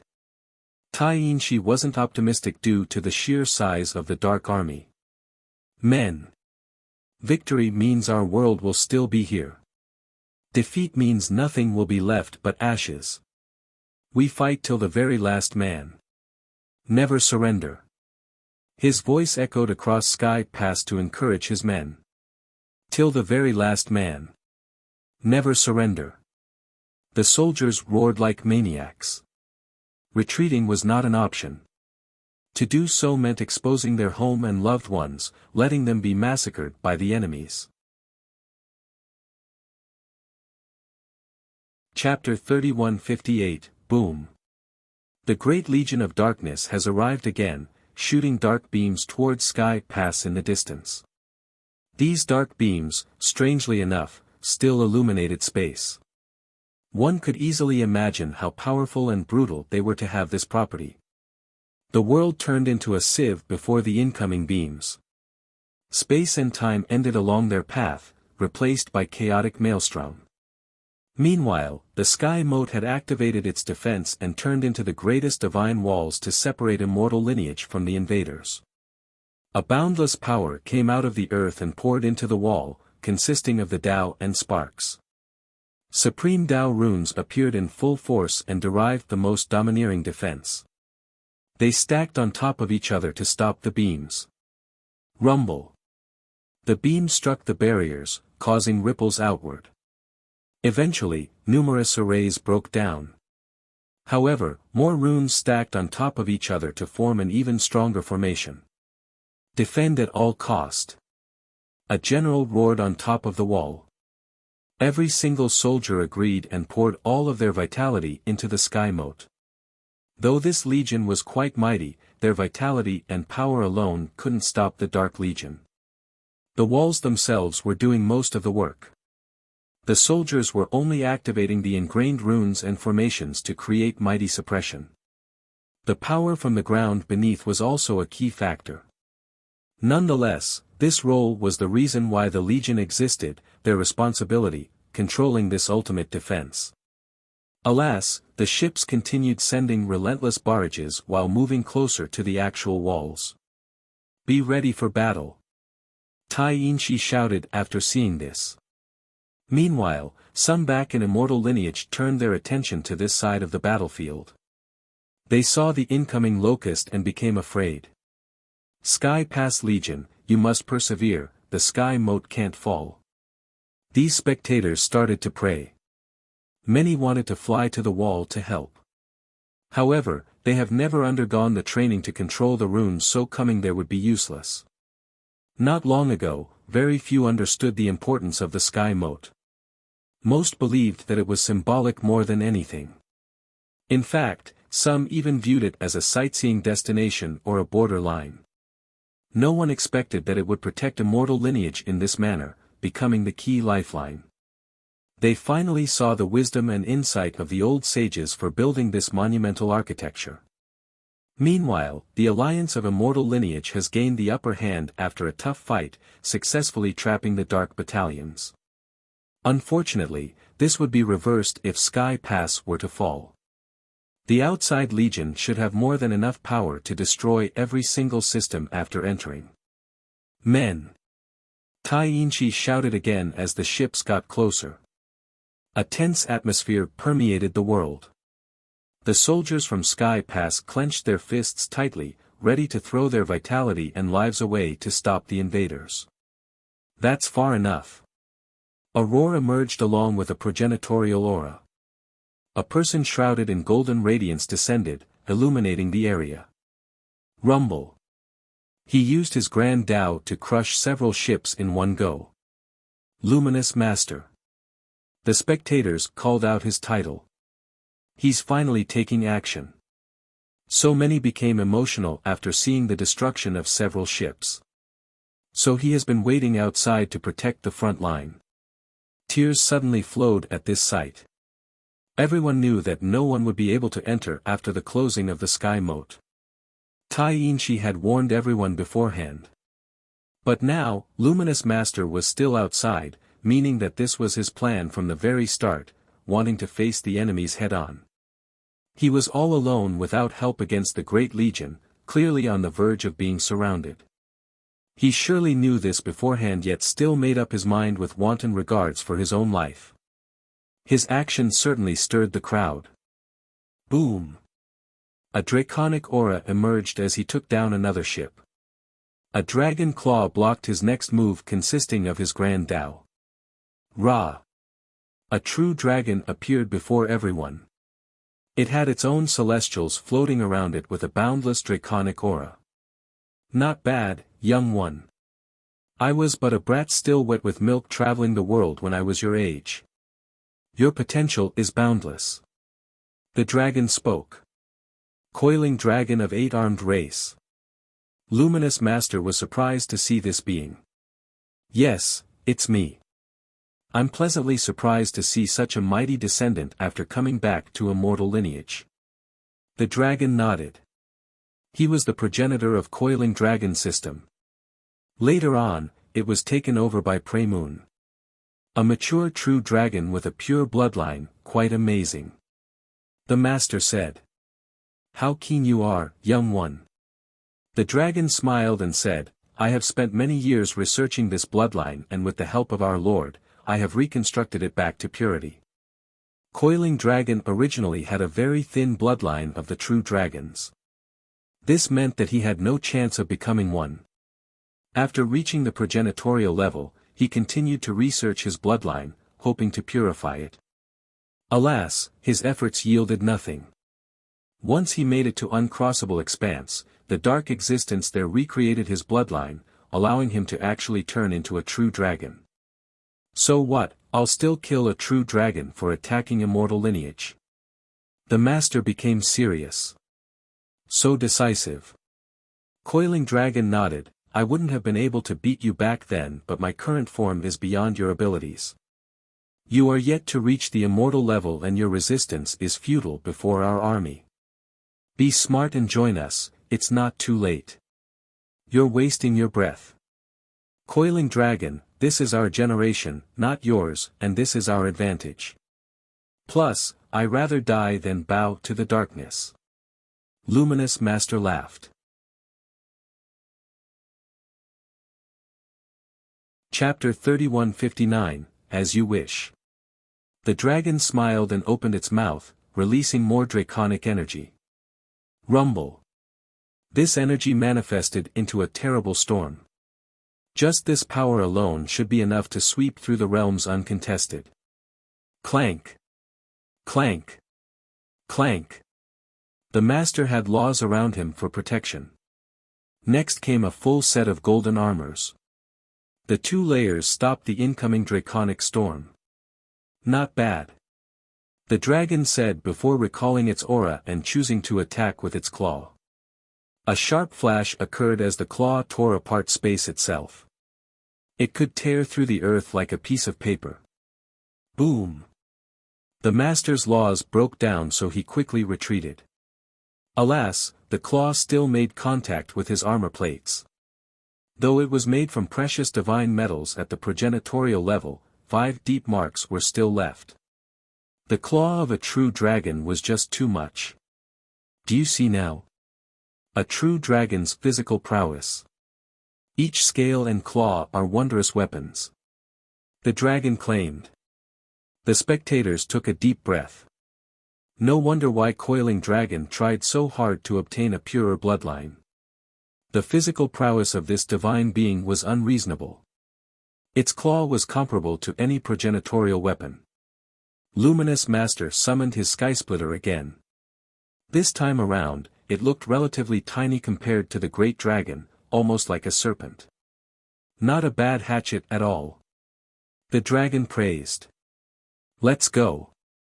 The master immediately swung his hatchet downward in a violent manner. Its sheer size could sever heaven and earth.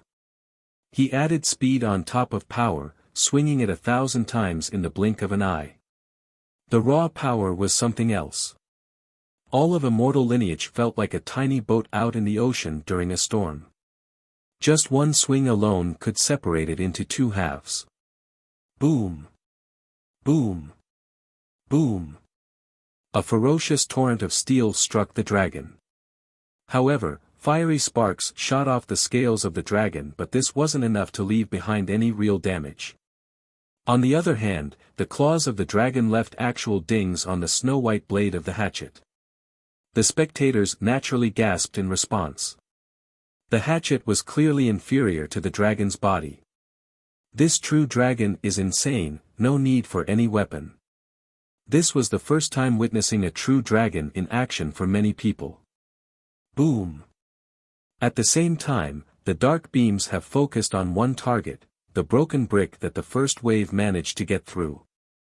However, there was a new brick there now and the hole was no longer present.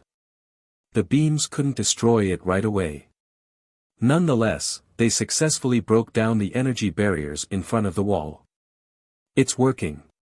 Tai Yinshi was more nervous than anyone else. He clenched his fists tightly, his heart was hanging on a thread. As time went on, he gained confidence that the hole was successfully fixed. Use the dark drill.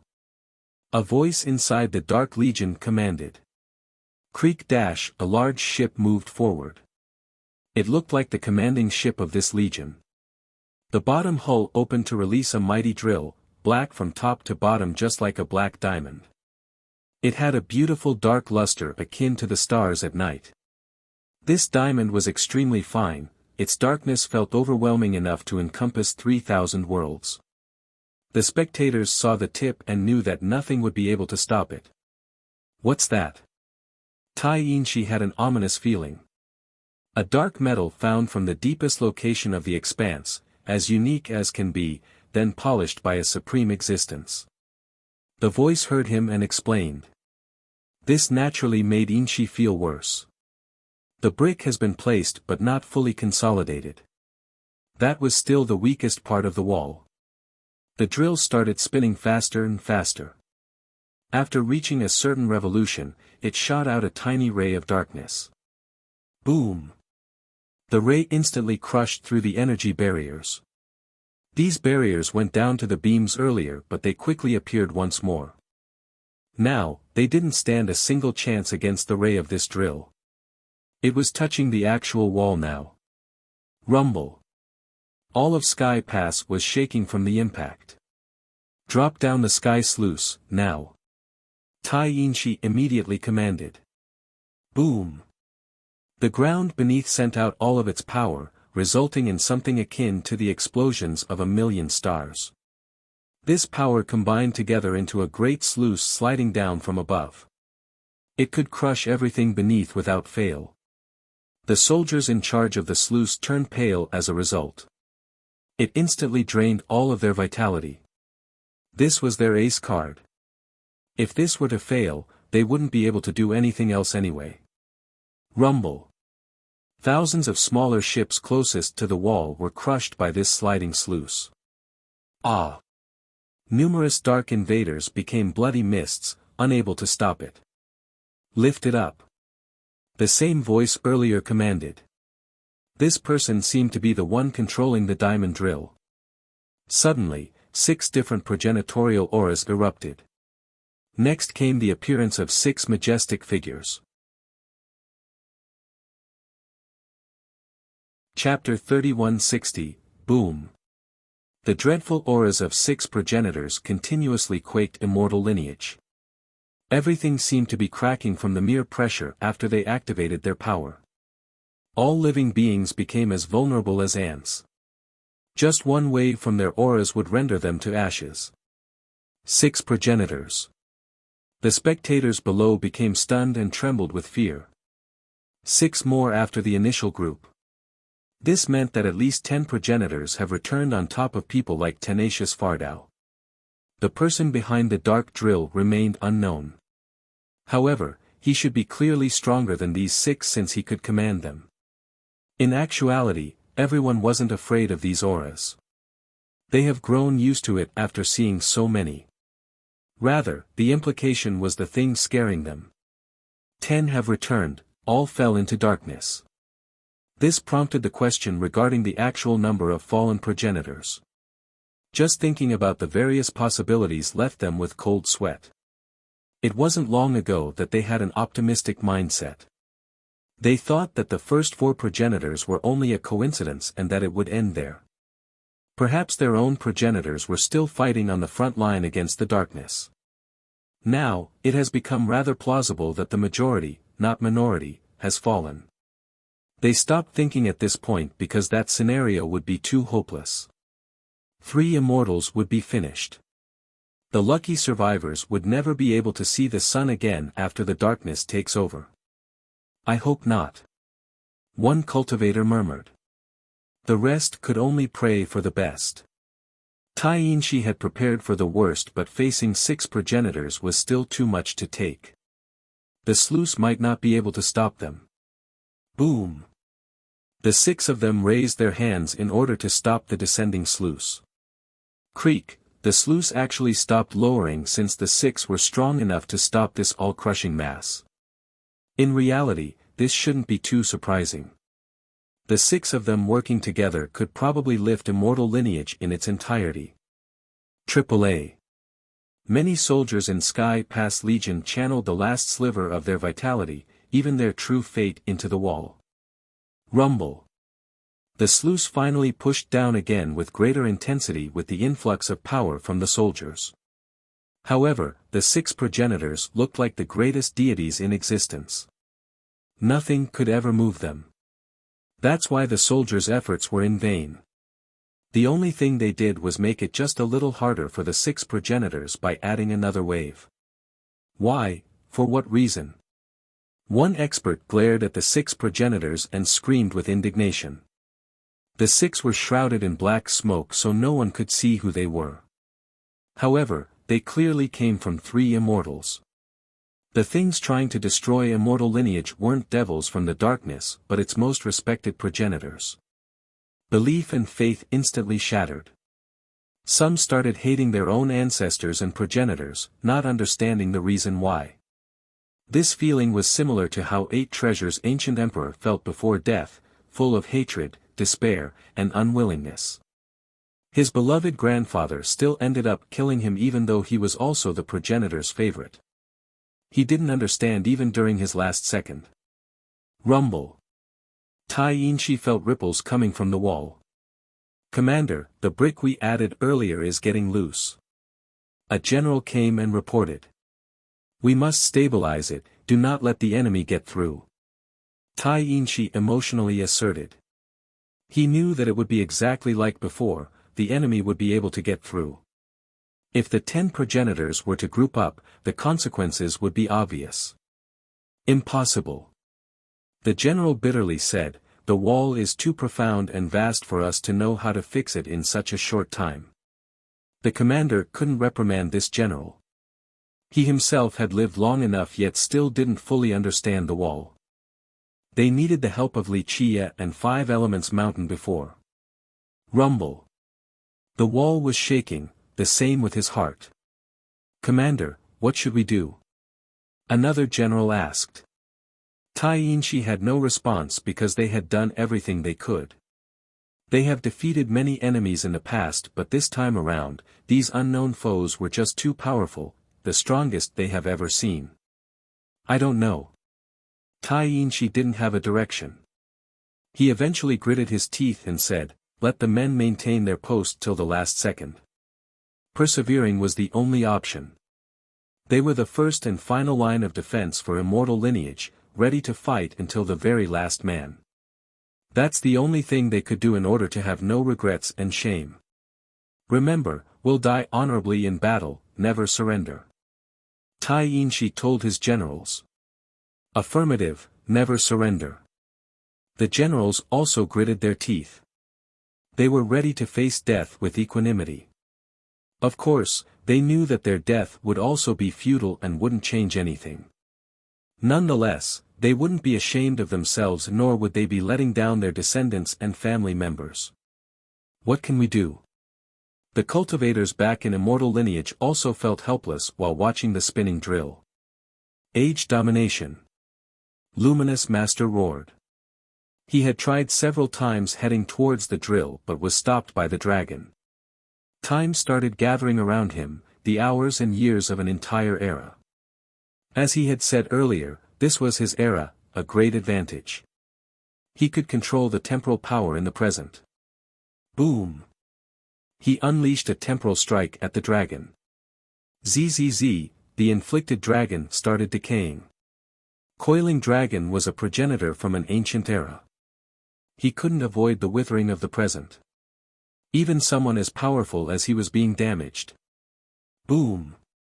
He roared and became as red as blood. His incredible bloodline activated and permeated each inch of his flesh. This eruption of bloodline resulted in a boundless life force. The withered dragon gradually recovered. This bloodline was simply horrifying, able to do something like reverse time itself. No wonder why this progenitor was so hellbent on obtaining it. He stopped Luminous Master again, not letting the guy get closer to the drill. You can't change anything even if you were at the immortal level. This is inevitable, no one can save 3 immortals. The dragon shook its head. Boom! Suddenly, starry rays descended from above with incredible destruction. Chapter 3161, The unstoppable starry rays destroyed numerous ships in the blink of an eye. They then gathered into a single beam to shoot straight at the commanding ship with the dark drill. Boom! Unfortunately, this ship had an incredible defensive barrier. The starry beam only managed to force some ripples on the barrier. The drill continued to spin and attack the weakened brick on the wall. Another figure descended from above, his area was dazzling with starlights along with a resonating grand Tao. He possessed a unique presence. Orchid Sage. He's outside too. The spectators in Immortal Lineage shouted. The sage was just like Luminous Master. He didn't hide in Immortal Lineage and chose to be on the front line. Progenitors are still our hope.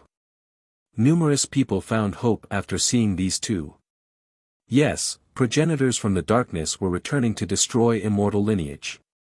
This crushed everyone's image of these powerful beings, viewing them like primordial beasts at this point. However, Luminous Master and Orchid Sage were putting their lives on the line to protect this world. Their selflessness was a great source of morale. Boom! The sage raised his brush and released an ocean of runes. Countless waves began assaulting the main ship. Alas, the runic waves were still stopped. They only made the ship tremble once. It seemed that his attack was slightly effective. Boom! Boom! Boom! The other ships focused their firepower on him, blowing the spatial fabrics around him into smithereens. He busily dodged the shots while hurriedly writing characters in the air. The power of the Grand Tao gathered in the characters. With the final stroke, an ocean of tribulation emerged, one similar to the high heaven's wrath. Lightning bolts rushed forward towards the ship, capable of crushing the myriad Tao with its judgment. Everyone knew that he was trying to stop the drill from breaking down the wall. They watched the explosions with bated breath and prayed for his success. This was especially true for Tyrant, whose palms were drenched with sweat. He was more nervous than anyone. Take him down. The person from the main ship spoke again. Tao brothers, keep it up for a while. One of the 6 progenitors said and left his rank. Boom! The sluice dropped further downward, but the 5 progenitors channeled their vitality and energy. Creak, they went all out and managed to hold it up. The attacking progenitor grasped the Cosmo in his palm with a pulsing light. Boom! He roared and moved forward like a dragon before unleashing the energy palm strike, destroying the ocean of tribulation from the sage. Thump! Thump! Thump! Orchid Sage staggered several steps backward. Immortal level. He instantly realized the enemy's cultivation level. Just fortunate enough to reach it not long ago. The progenitor stood before the sage. What is your name, senior? The sage couldn't confirm this person's identity due to the black smoke. The progenitor paused for a bit, falling into silence. It's fine if you don't want to let others know. The sage stopped asking and raised his brush, ready for a battle. Might as well since we've gone so far. The progenitor sighed. Poof!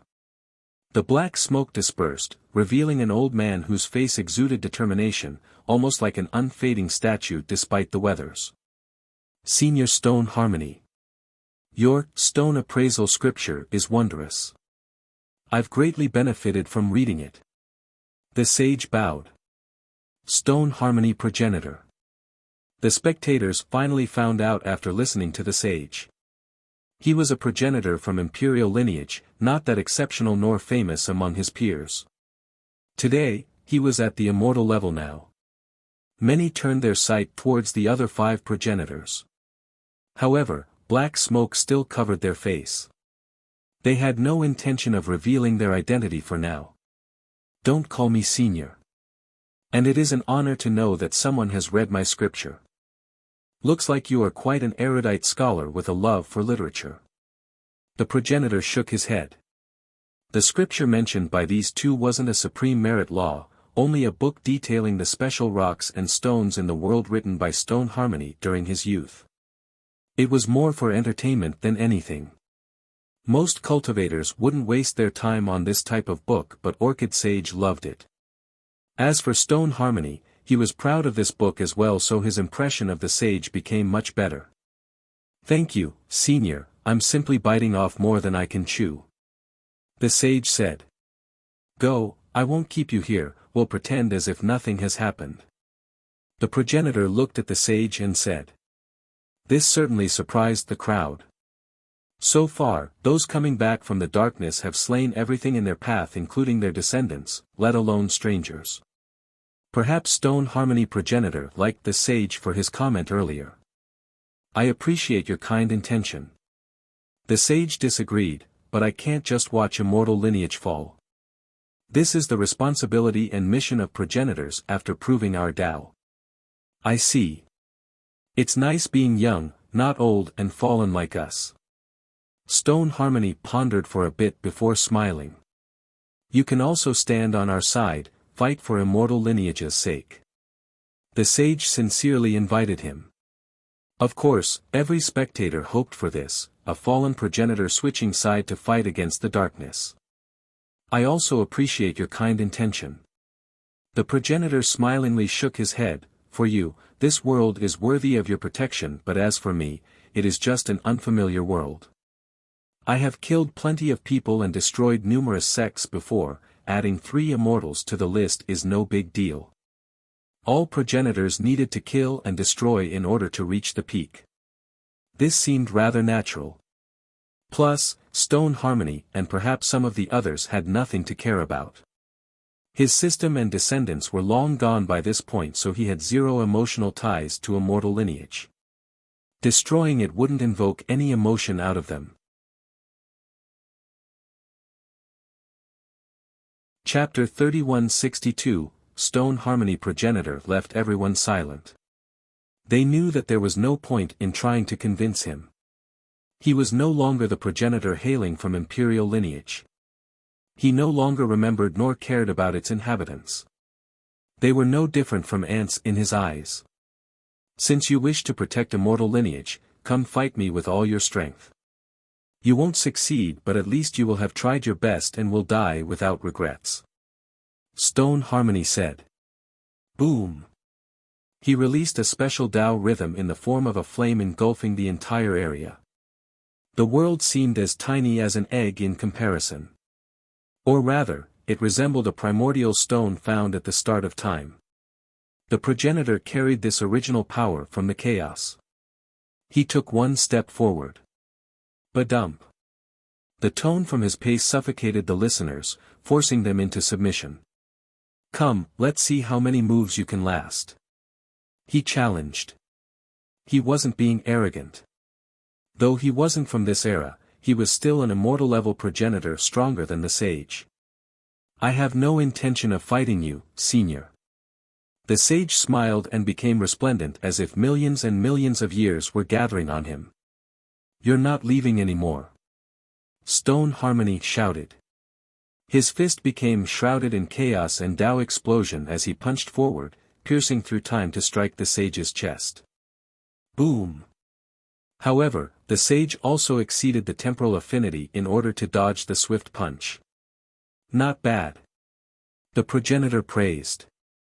Buzz. In the next second, the sage appeared again next to Luminous Master. Tao brother, this plan isn't working out. Let's go on to the next one. The sage said, retreating while writing more characters. The characters looked like stars engraved in various spots inside sky ruins. He seemed to be dragging time itself and controlling something in there. Boom! Tao runes as large as mountain ranges emerged all over the area, successfully locking in the grand momentum then. With more beautiful and swift strokes of his brushes, the power of sky ruins itself gathered in his palm. The power of sky ruins. Even the dark progenitors became serious after seeing this. Sky ruins was large and mighty beyond imagination. If Orchid Sage could actually borrow this power, that would be something to be cautious of. Moreover, the grand momentum formed so naturally from his characters. It was apparent that he had planned this for a while, placing formations all around sky ruins in order to gather this power. Activate! Luminous Master roared. Golden light erupted around him with floating celestials. Time began flowing around him like a bright galaxy with the shape of a cosmic curtain. Temporal barrier. Coiling dragon and stone harmony progenitor instantly rushed over. Break. The two of them exchanged glances before attacking. Boom. Stone harmony unleashed a Tao fire palm strike. Clank. The dragon utilized its sharp claw like a blade for the world's sharpest slash at the barrier. The moment they touched the barrier, both the hand and the claw started withering. This was the biggest advantage of Orchid Sage and Luminous Master. They were progenitors of this era and could utilize its temporal affinity. On the other hand, their foes were far removed, thus they were subjected to the withering of time the moment they touched the barrier. We'll see how long you can last. Stone Harmony and Coiling Dragon weren't afraid in the slightest. They added vitality and true blood onto their attack. Buzz. That hand and claw recovered with haste. However, Luminous Master didn't care about the two assailants. He focused on creating a grand formation in front of him. All of immortal lineage resonated with a golden radiance. A supreme formation appeared in this world, resonating with the smaller one in front of the master. Immortal lineage turned into a great cage. Supreme laws from nature instantly surrounded the Dark Legion outside of Sky Pass, including the main ship. It seemed that in order to break this cage, the Dark Legion would need to destroy all of immortal lineage first. Rumble. The dark ships released their firepower on the cage, resulting in cracks and damages. However, the cage was connected with immortal lineage. Thus, the power of the latter instantly poured into the cage and fixed all of the damages. These two progenitors clearly wanted to borrow the power of their world to fight against the Dark Legion, a premeditated plan that had been set up long ago. Boom. Meanwhile, the grand momentum of Sky Ruins turned into a massive anchor attaching itself onto the top of the cage. Creak. It started pulling the cage towards Sky Ruins. Banish. Both the master and the sage roared. The drill piercing onto the wall was forcefully moved back along with the entire legion. I see, they want to force the Dark Legion into Sky Ruins, maybe Ascension Pond. Everyone understood the plan by this point. Break it down. Stone Harmony and Coiling Dragon became serious and added True Blood into the mix. They used their strongest power in an attempt to break the temporal barrier holding them back. Chapter 3163, Crack. The temporal barrier had more cracks, on the verge of collapsing before the onslaught of two progenitors. Shit! The spectators in Immortal Lineage watched in horror. The fall of the barrier would expose Luminous Master and Orchid Sage to these dark progenitors. They would have to give up controlling the grand momentum and formation, indicating a failure of their plan. This moment became extremely crucial. I don't think the temporal barrier can last much longer. A supreme everlasting murmured. The master and the sage had the advantage of time on their side. Alas, Coiling Dragon and Stone Harmony were simply superior in terms of fighting power. That barrier could only stop them temporarily. If it were to fall, the duo would be killed. Next would be Immortal Lineage. We can't go outside. Some mighty ancestors clenched their fists. They wanted to go help the two progenitors, sacrificing themselves just to buy a few seconds for their progenitors. Alas, they were outside of Sky Pass. It was impossible to get there. Crack. Broken noises could be heard as more cracks appeared all over the barrier. It's about to break, a spectator shuddered in fear. Boom. Sure enough, the temporal barrier scattered into crystallized pieces. Time to end this. Stone Harmony and Coiling Dragon made their moves while shouting. No. The spectators shouted. The duo might not be able to block the incoming attack, so failure was imminent. In the next split second, a punch lifted a massive wave of heaven-defying Tao laws. This fortified power sealed the area and stopped the attacks. A terrible and cataclysmic blast emanated from the impact point. Nonetheless, the duo was saved. They continued working together to drag the Legion towards Sky Ruins. Who is it? The spectators looked around and saw an old man. He stood there, seemingly capable of stopping 10,000 men from entering the gate. He wore a simple robe with no other decoration. His stalwart and tough build made him look like a mountain. His beard was long enough to reach his chest. All in all, this was a mighty character capable of threatening everyone with a single glance. Do you know who he is? Many had no idea who he was, only that he must be someone famous for being able to stop the attacks from two progenitors. That's Everlasting Jiang. An ancient ancestor recognized him and shouted. Everlasting Jiang. So many became shaken after hearing this title, their mouth opened wide. Everlasting Jiang of Longevity Hall. Someone else murmured this renowned title. This person became an everlasting at the age of 12, defeating the myriad-level True Fire progenitor at the age of 25. Since then, people have simply called him Everlasting Jiang. No one recalled his real name. His talents and brilliance earned him a spot among the 10 Radiants, definitely among the top 5 too. There's still a chance. Some spectators became jubilated. There were speculations regarding his death since he hasn't shown himself in a long time. Rumor has it that he died during his final cultivation session, failing to break through. Now, his appearance and power gave everyone a sliver of hope. Such a powerful everlasting. Stone Harmony progenitor couldn't help but praise. You're Jiang Ba, the person who defeated True Fire progenitor. Coiling Dragon progenitor stared at the old man and said. He had never met this person before, but after the first exchange, he instantly knew who he was facing. Jiang Ba. That's the first time for many to hear Everlasting Jiang's real name. Indeed. Everlasting Jiang answered. This admission seemed casual, but it still struck the crowd hard. He didn't exude any aura right now but still looked impeccable, just like a great overlord. No one would be able to get past him. Your brilliant talent still isn't enough to stop us nor save immortal lineage. Stone Harmony shook his head. The capable listeners shuddered.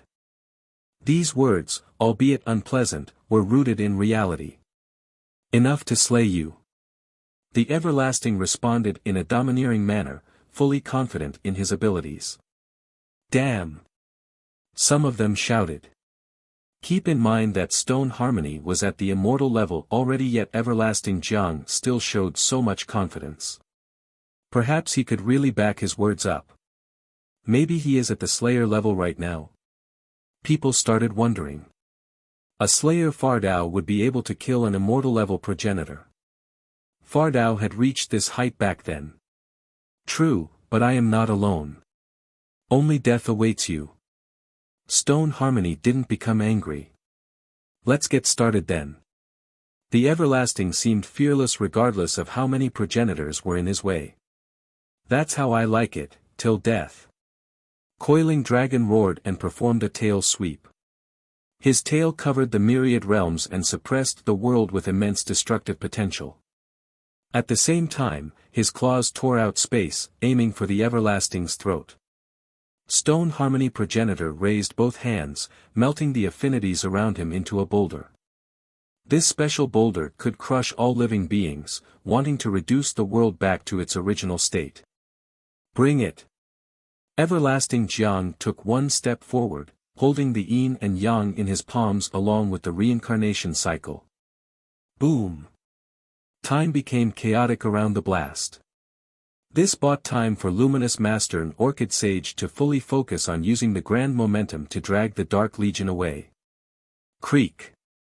The Legion was stuck in the cage along with the main ship. The Dark Drill was being pulled out from the wall. Meanwhile, the war between the Alliance and the invaders raged on back on immortal lineage. Blood drowned the battlefield with corpses scattering everywhere. So many famous ancestors and Everlastings have died so far. Sad, shrill cries of pain echoed through the realm. Chapter 3164, The Cruel Battle Didn't Spare Anyone. The strongest masters in immortal lineage still met their maker. The Dark Legion was insanely strong, borderline being unstoppable. Fortunately, the Alliance gained more and more members from the other systems. They joined the battlefield in order to aid the Academy. The number advantage made this fight even. Otherwise, the Academy alone had no chance of stopping the invaders. Both sides suffered heavy casualties by this point. The newcomers knew that they would definitely die the moment they joined. In fact, their legions might not have a single survivor. Alas, they still came in waves, ready to face death in order to buy a little bit of advantage or time for the Academy. This symbol of hope couldn't be destroyed or it would be the end for their world. They have seen the fate of 8 treasures and Metalkin Divine Court. Thus, many other systems sent their strongest legions and ancestors on this death journey. Ah! Wails resounded, bodies and blood fell from above. For immortal lineage. Never surrender. An ancestor shouted before his last moment. Never surrender. The legions also roared and recklessly charged onto the battlefield until their last breath. The stench of blood was nauseating, to say the least. Alas, the combatants were too busy fighting and didn't have time to care nor vomit. Rumble. Up above, the fight between the progenitors was even more devastating.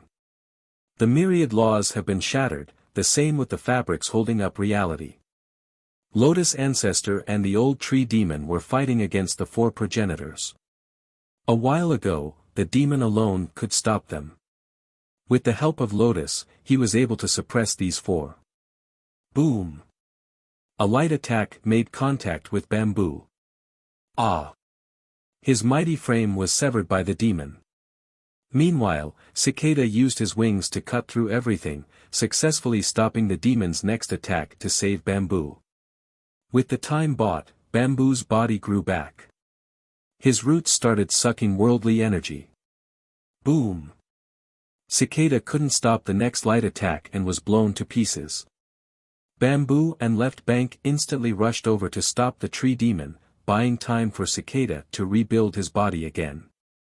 These immortal-level progenitors were tough on top of being resilient. It was prohibitively difficult to actually kill any of them. The enemies needed overwhelming strength or a paragon artifact. Otherwise, just a few moves weren't enough to take them down. These three progenitors worked together. Whenever one became wounded, the others would buy time for them to recover. Of course, this didn't mean that the tree demon couldn't kill them. He only needed more time. The moment when their vitality and energy deplete would be their end. On the other side, Lotus Ancestor fought against 8 Treasures progenitor alone. The latter had utilized all of his mighty treasures but was still on the losing side, being continuously pushed back. He became bloodied from top to bottom after receiving several serious attacks. He clearly wasn't a match for Lotus Ancestor. His defeat and death seemed like it was only a matter of time. Yes. Some ancestors celebrated. The strength of the old tree demon was a pillar of hope. Lotus Ancestor might not be as powerful as him, but she was still superior to ordinary immortal-level progenitors. She was worthy of her fame as a miracle creator. With ample time, the duo should be able to kill these 4 and reverse the tide against the darkness. You have to succeed. Now that the situation had become better in immortal lineage, the spectators shifted their focus to Sky Pass, hoping that Luminous Master, Orchid Sage, and Everlasting Jiang would be able to hold on. They just needed to wait long enough for the Tree Demon's victory. Once the dark battalions here were dealt with, they would be able to rush out of Sky Pass to join forces. This might be their only chance at victory. Boom!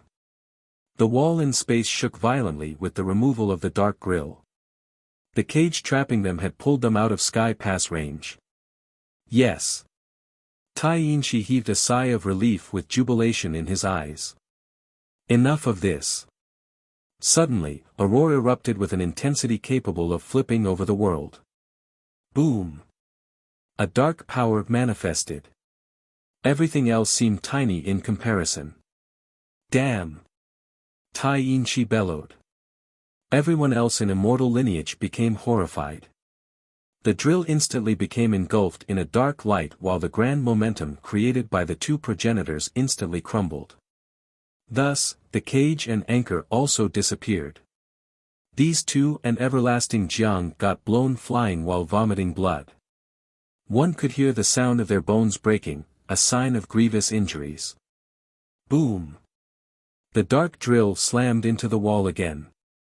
Numerous soldiers on the wall fell to the ground from the violent shaking. Rumble. The darkness intensified and illuminated the area in a fascinating manner. Clearly, the Lord on the main ship has become furious and decided to take action. Keep it up. Tai Yinshi loudly commanded. Luminous Master and the other 2 had an aghast expression, not liking this development. Boom. Alas, it was too late. The drill managed to crush the targeted brick. It's over. Tai Yinshi turned pale. The trio rushed over, only to watch the Dark Legion enter the broken wall. They have successfully entered immortal lineage.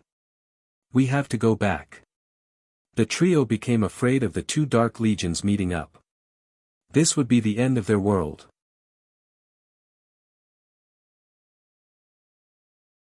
Chapter 3165, A dark force terrorized the 9 heavens and 10 earths, sweeping over the sky like a flame. 3 immortals trembled violently as a result, the inhabitants cowered in fear. The hope found earlier quickly got extinguished. Not like this, O spirits of the great sages, please come back and save your unworthy descendants. Some got on their knees and started to pray with tears in their eyes. Calling the situation grim was an understatement. If the 2 Dark Legions were to meet up, they would have a total of 11 Dark Progenitors and a Fardao.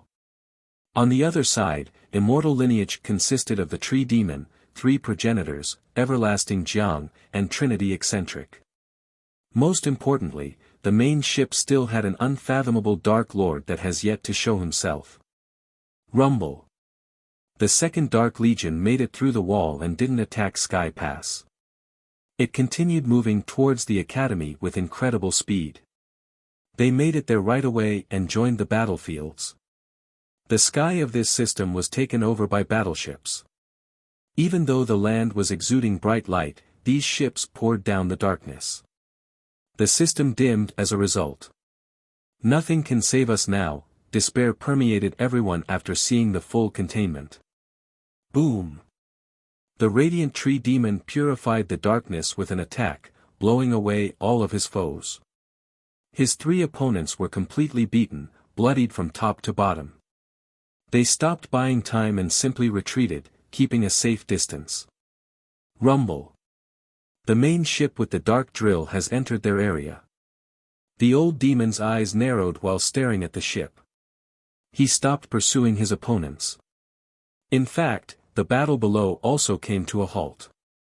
Both the First Dark Legion and the Alliance grouped up again and reformed their formations. The Alliance was surrounded on both sides by this point. The Second Dark Legion, unfortunately, seemed far stronger than the first. What should we do? One ancestor asked. Till the last drop of blood. The commander of the Alliance, Five Elements Goddess Hui Qingxian, powerfully answered. Her soldiers gripped their weapon tightly and clenched their teeth. Immortal lineage required their protection. This responsibility was theirs to shoulder. Immortal lineage has many hidden dragons and crouching tigers indeed. So many years yet someone like you is still here. A calm voice came from the main ship. All eyes were on the tree demon and the main ship now. The fate of immortal lineage was decided by these two. You are also unfathomable, why not come out and meet me? The tree demon remained composed. Buzz. A person materialized on the deck after a bright flash. Him again. The spectators became startled. They have seen this person before, the messenger from the start.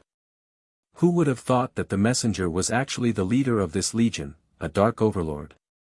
Who are you?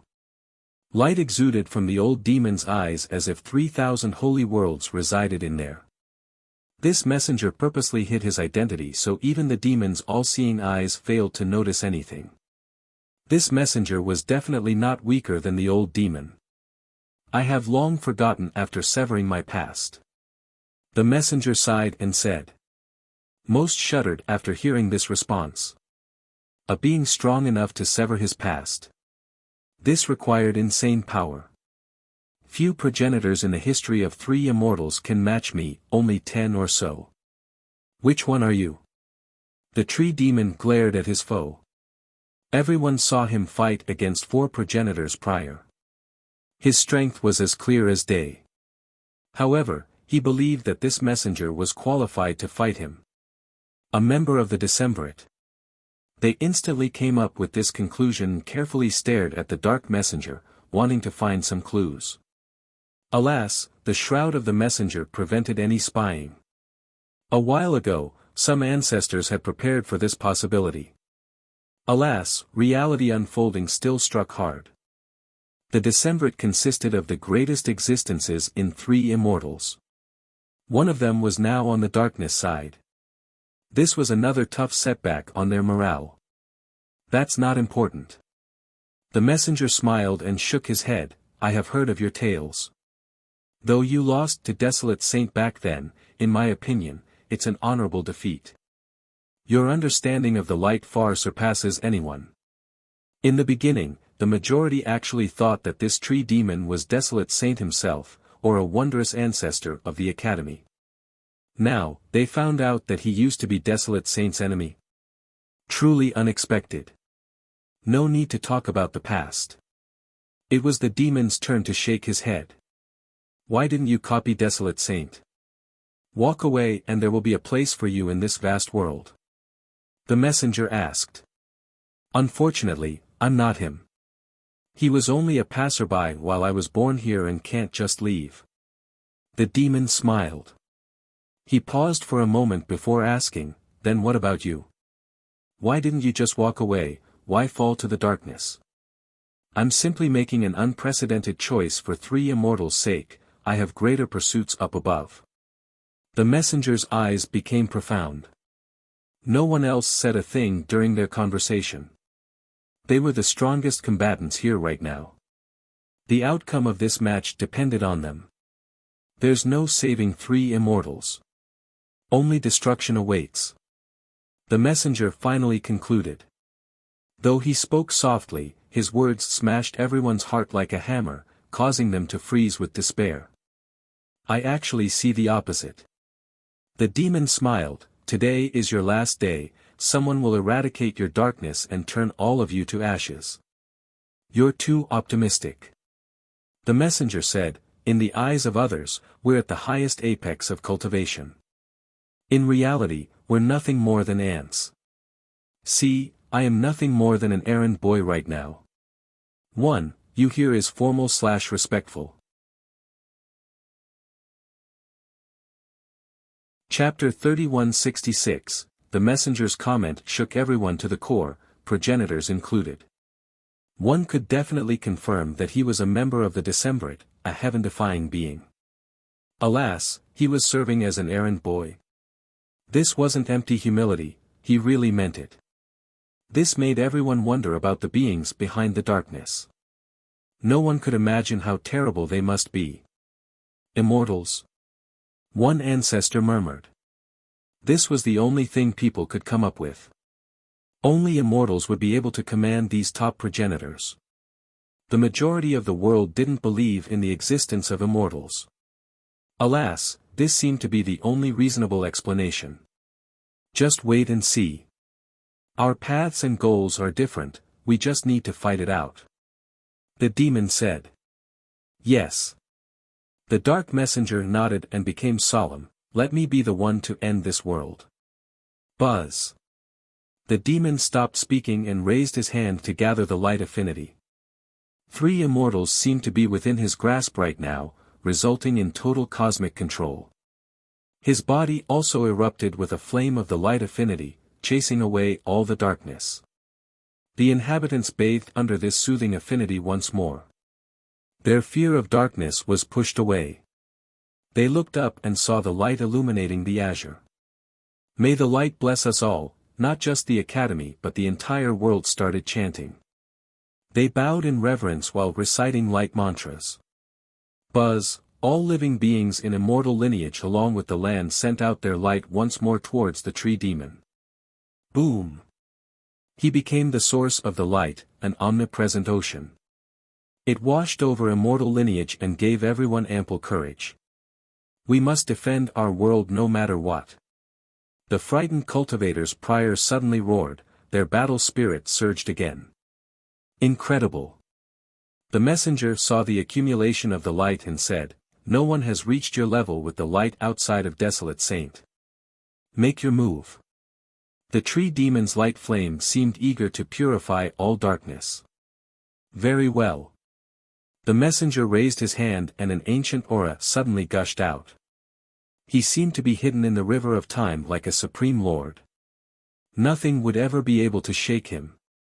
This aura actually left others in awe. Some couldn't help wanting to prostrate. This dark being still possessed a pure aura that has nothing to do with the darkness. Many ancestors started guessing his identity based on this particular aura. I'm starting. The messenger started with a temporal palm seal. Bring it. The tree demon retaliated by raising both hands, directly facing the seal. Boom! A temporal explosion erupted like a broken dam. Violent earthquakes happened all over immortal lineage. Fortunately, their ferocious contest took place in a separate dimension. Otherwise, numerous people would have died from the shockwaves alone. Rumble. The two have exchanged numerous blows in the blink of an eye. The battlefield became engulfed in terrible lights, ravaged by astral gales. They were too fast for regular cultivators. Even the strongest ancestors didn't see anything clearly during this cataclysmic battle. Finish this as fast as possible.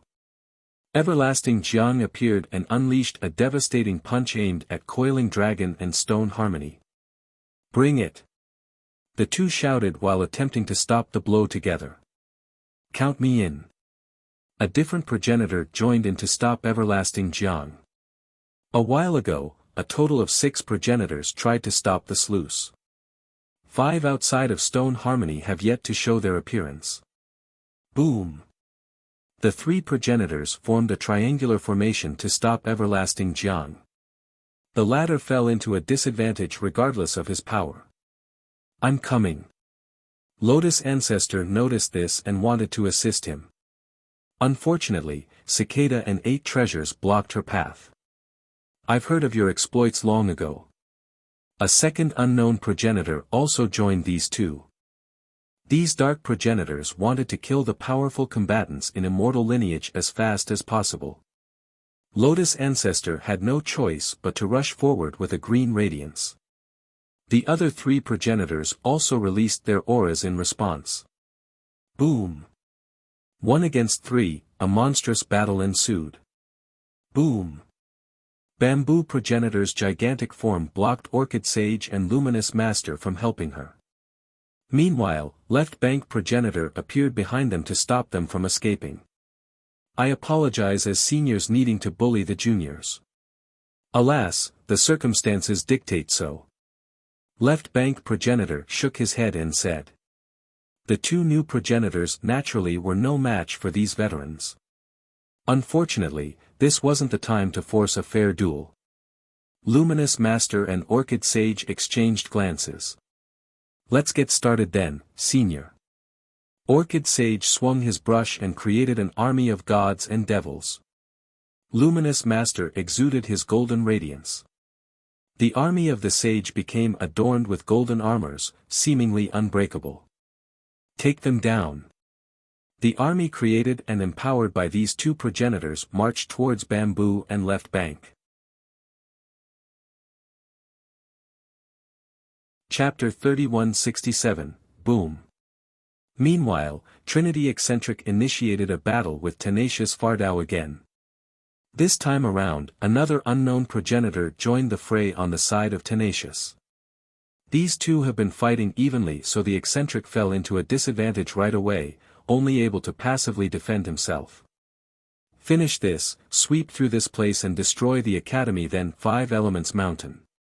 The 2 remaining unknown progenitors personally led the Dark Legions to attack the Alliance. My ass! The gigantic bull roared and thrust its horns towards one of them. Come! This progenitor laughed and retaliated with a heavenly seal. The bull had no choice but to fight this progenitor alone because 2 progenitors could wipe out tens of million troops instantly. In fact, just handling 1 was tough enough, let alone 2. The soldiers were nothing more than ants compared to them. Start. The last progenitor moved forward. The Alliance had no other choices. They faced a pincer attack from both of the Dark Legions on top of suffering the aura of a progenitor. He rampaged through the battlefield and massacred countless soldiers. Thus, Hui Qingxian, Holy Frost, Violet Dragon, Supreme, and other emperors and everlastings worked together to stop this progenitor. Rumble. More than 10 masters faced him head-on. They were all top existences only beneath the progenitorial realm. This would go down as a famous tale as well.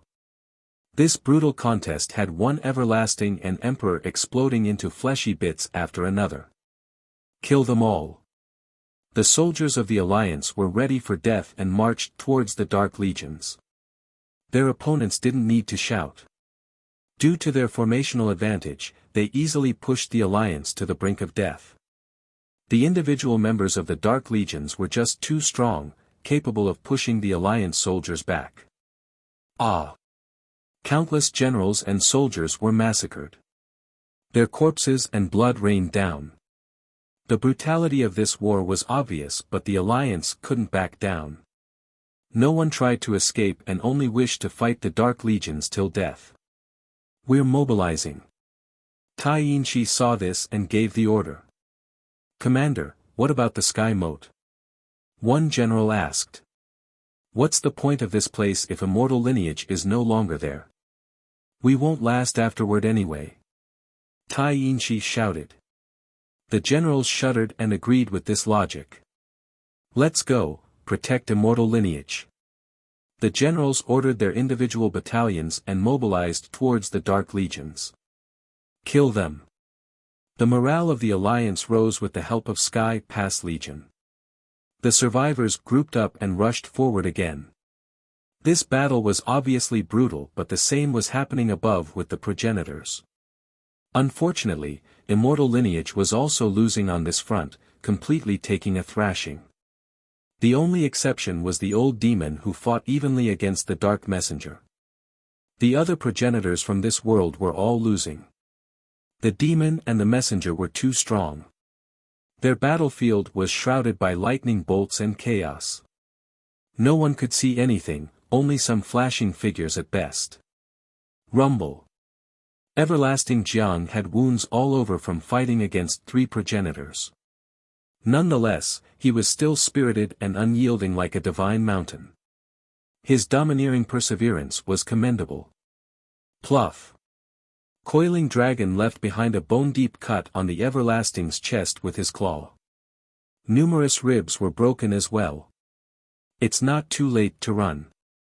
Stone Harmony said as he released a meteor at the Everlasting. Never. Everlasting Jiang tried his best to block it, only to lose an arm. Have it your way. The unknown progenitor shot out thousands of laws in the form of arrows towards the Everlasting's chest. Blood splashed again, but the Everlasting still didn't give up. On the other side, Lotus progenitor was also grievously wounded. She couldn't handle fighting against 3 progenitors. As she retreated into the horizon, a divine mountain with several colors appeared. Hymns echoed as it began blessing her. The blessing of the mountain still can't save you. 8 treasures attacked with numerous weapons again. Lotus Ancestor became resplendent and fought the trio again. She vomited blood while using profound techniques. You won't last much longer. Cicada's wings cut down, releasing blinding slashes all over. The Ancestor turned into a lotus as a defensive measure. Alas, the trio managed to cut down numerous petals and leaves, eventually getting through to her real body. The ones suffering the most were Luminous Master and Orchid Sage. They didn't stand a chance against Bamboo and Left Bank Progenitor. After several powerful hits, both got turned to bloody mists. However, time started reversing since the inhabitants of immortal lineage were praying for them. This faith allowed them to come back again. This was the only thing they had going for them, being the progenitors of the current generation. They could utilize its temporal affinity and the faith of its inhabitants. These things kept them alive. Again. They roared and darted forward again, aware that they had no chance of winning. However, they needed to keep these 2 at bay in order to stop them from killing others. This isn't salvageable. Left Bank shook his head. The sage and the master didn't say anything and continued using their strongest techniques and treasures. You won't last much longer. Tenacious Fardao shouted on another front. Trinity Eccentric was fighting while retreating. He threw down gold coins capable of stealing the fortune of heaven. They turned into heavenly formations and earth tribulations in order to stop Tenacious and another progenitor. Unfortunately, both weren't enough to stop his foes. They were too strong and could easily break through these formations with just a few moves.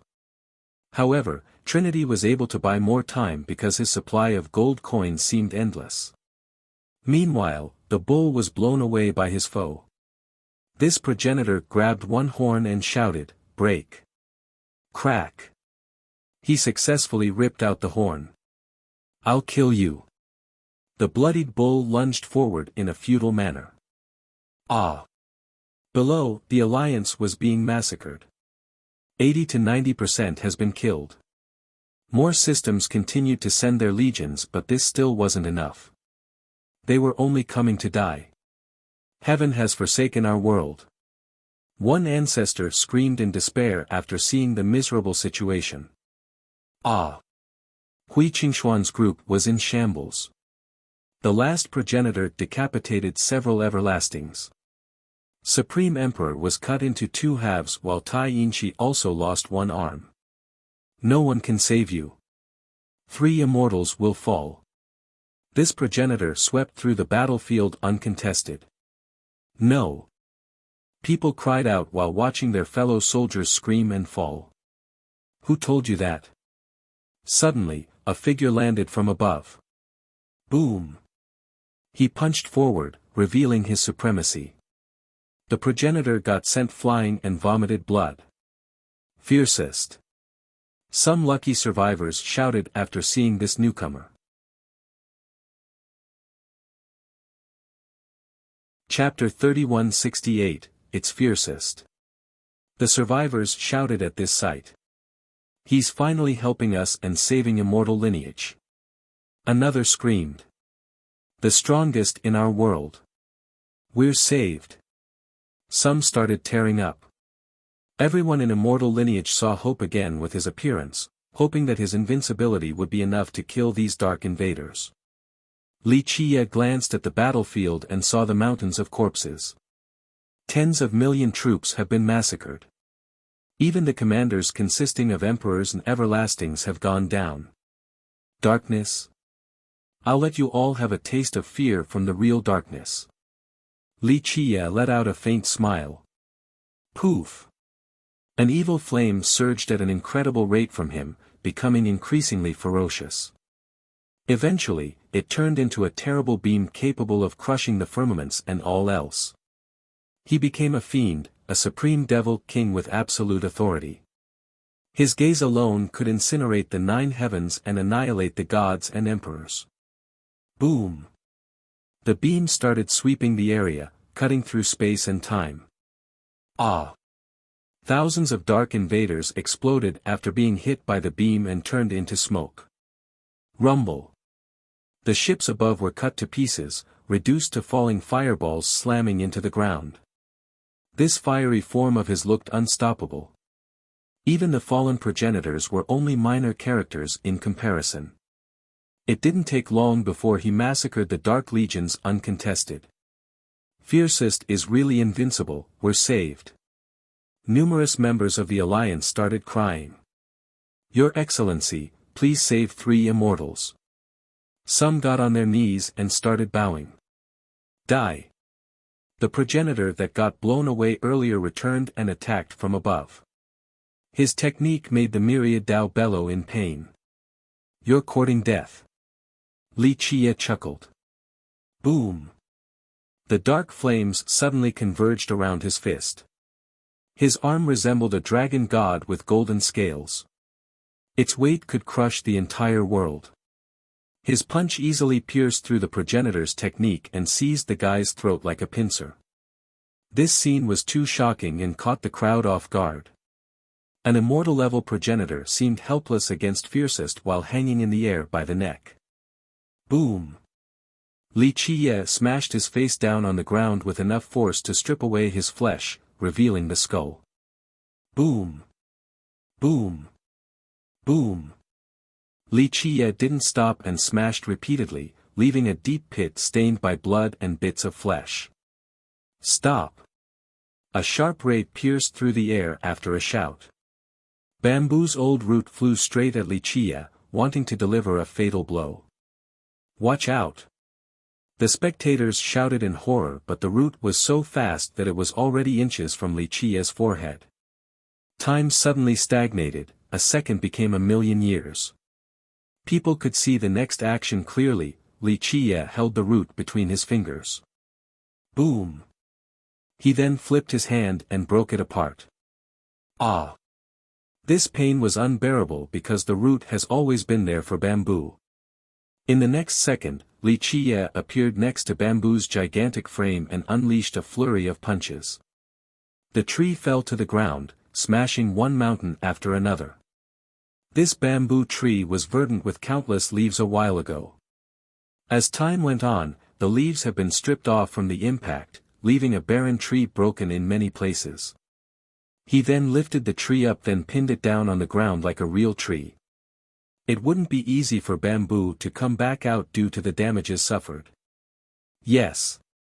The spectators couldn't help cheering him on. Our savior. Our guardian. Some became emotional and loud. Excited cheers and weeping could be heard all over Immortal Lineage. Seal. Cicada's group dropped their current battle and focused on suppressing Wuxia. Boom. Time and space suddenly shrank by the power of the Grand Tao. The entire area was forced into a little section. Even the stars and the light had no way to escape from this sealing technique. There would be no way out, he would be stuck in there for millions of years. Boom. Wuxia exuded the brightest light, reaching all the way to uncrossable expanse and the other two worlds. The detonations erupted on an exponential scale. One probably could still hear the remnant vibrations long into the future. The powerful seal of 3 progenitors couldn't handle this bright explosion and crumbled. All 3 progenitors got sent flying for 10 million miles, grievously injured. Chapter 3169, The swift beating dished out by Wuxia left the world in a state of fear and tranquility. Not to mention regular people, even the other progenitors stood there in a daze. Boom! Wuxia didn't stop there and moved forward, crushing the various affinities with just one stomp. He didn't need to use laws and merit laws to dominate.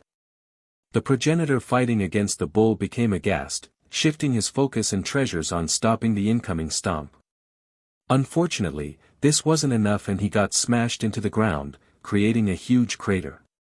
Many bones were broken. Ha! You're all finished, our backup is here. The bull laughed, not caring about its serious wounds. After taking down this progenitor, Wuxia shifted to another battlefield where everlasting Jiang was in a horribly mangled state. Nonetheless, he kept on resisting. These 3 progenitors couldn't react in time before Wuxia grabbed Coiling Dragon's tail and lifted him up. His massive frame didn't matter at all, completely helpless against Wuxia. Wuxia smashed another progenitor with Coiling Dragon, using him like a spear. The victim's armor instantly crumbled, blood gushed out of his mouth. Die! Stone Harmony progenitor retaliated by shooting a heavenly seal at Wuxia's head. Boom! The seal exploded into 1,000 meteors. Wuxia raised his spear and smashed away all the meteors.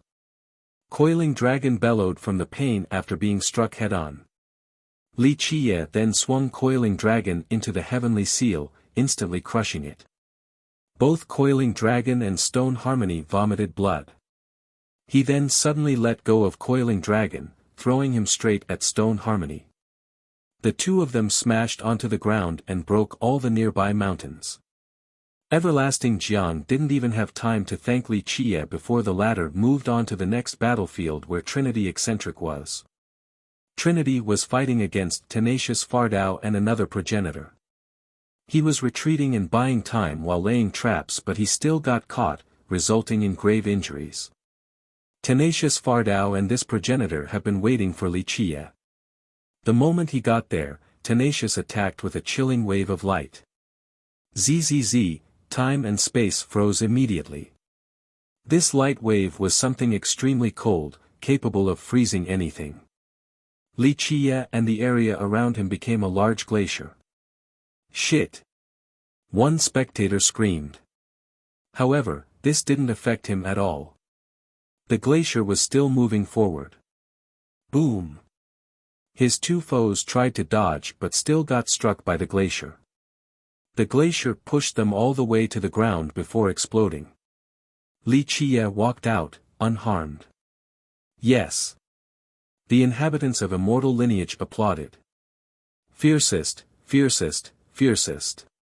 His title echoed across Immortal Lineage since the capable spectators saw him taking down one progenitor after another. His next target was the battlefield between the Old Tree Demon and the Dark Messenger. The two retreated and the messenger didn't attack Wuxia right away, only staring intensely at him. The other fallen progenitors have also backed off. They knew that defeating this person was necessary in order to take down immortal lineage. Your nemesis is here. The old demon laughed and didn't feel like fighting anymore. He returned to the academy's ground. Li Qiye had garnered the full focus from the legions of darkness by this point. They no longer cared about the other combatants. So powerful, you might be the second strongest being I have seen. The messenger praised. That was only a warm-up, nothing more. Li Qiye leisurely said. Fiercest will win for sure, I just know it. One spectator said before the next set of battles. Everyone in immortal lineage became Li Qiye's biggest supporters. They prayed for his victory while thinking that he was the only one who could save them. Looks like everyone is counting on you. The messenger heard them and said. It's no big deal. If your Dark Overlord doesn't come, I can kill all of you in a few moves, then I'll head over to Uncrossable Expanse for another massacre. Li Qiye said. You're quite confident. 8 Treasures progenitor became dissatisfied. Though they lost to him in the first exchange, there were 12 progenitors here on top of 1 Fardao. This was an unstoppable group even from a historical perspective. That's why Li Qiye's claim of defeating them in a few moves was considered haughty. Is that so? I don't even need to go all out to defeat your bunch. Li Qiye smiled. Boom. His palaces started flying out. 13 palaces, his opponents became shocked at this sight after seeing all 13. There are really 13 of them. Looks like my defeat was justified. Bamboo progenitor emotionally said. He didn't like the swift defeat earlier but finally took it in stride after seeing the palaces. A miracle of the ages. Someone has actually done it. Cicada said. I have never been able to see the door to this level, yet you have created them. Incredible. Tenacious Fardao slightly bowed. The entire group exchanged glances. Their expression became solemn and heavy, the same with their breathing. A while ago, they thought that he had the element of surprise on his side. Now, they were at a loss for words. Only praises could be heard from the group. I can't believe this is possible. Coiling Dragon, who got toyed with earlier, murmured.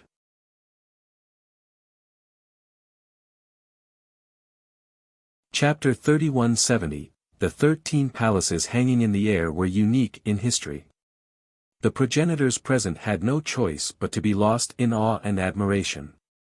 This miracle was the first in 3 immortals. The greatest progenitor of our world. One ancestor got on his knees and shouted. Our invincible savior. He deserves the title of Prime. Others kneeled as well, treating Li Qiye as the strongest and their savior. The dark progenitors had no choice but to watch in silence. None of them objected. Though a few actually thought that calling him Prime Progenitor was a bit too much, they wouldn't vocally oppose it. Creating 13 palaces was a peerless achievement.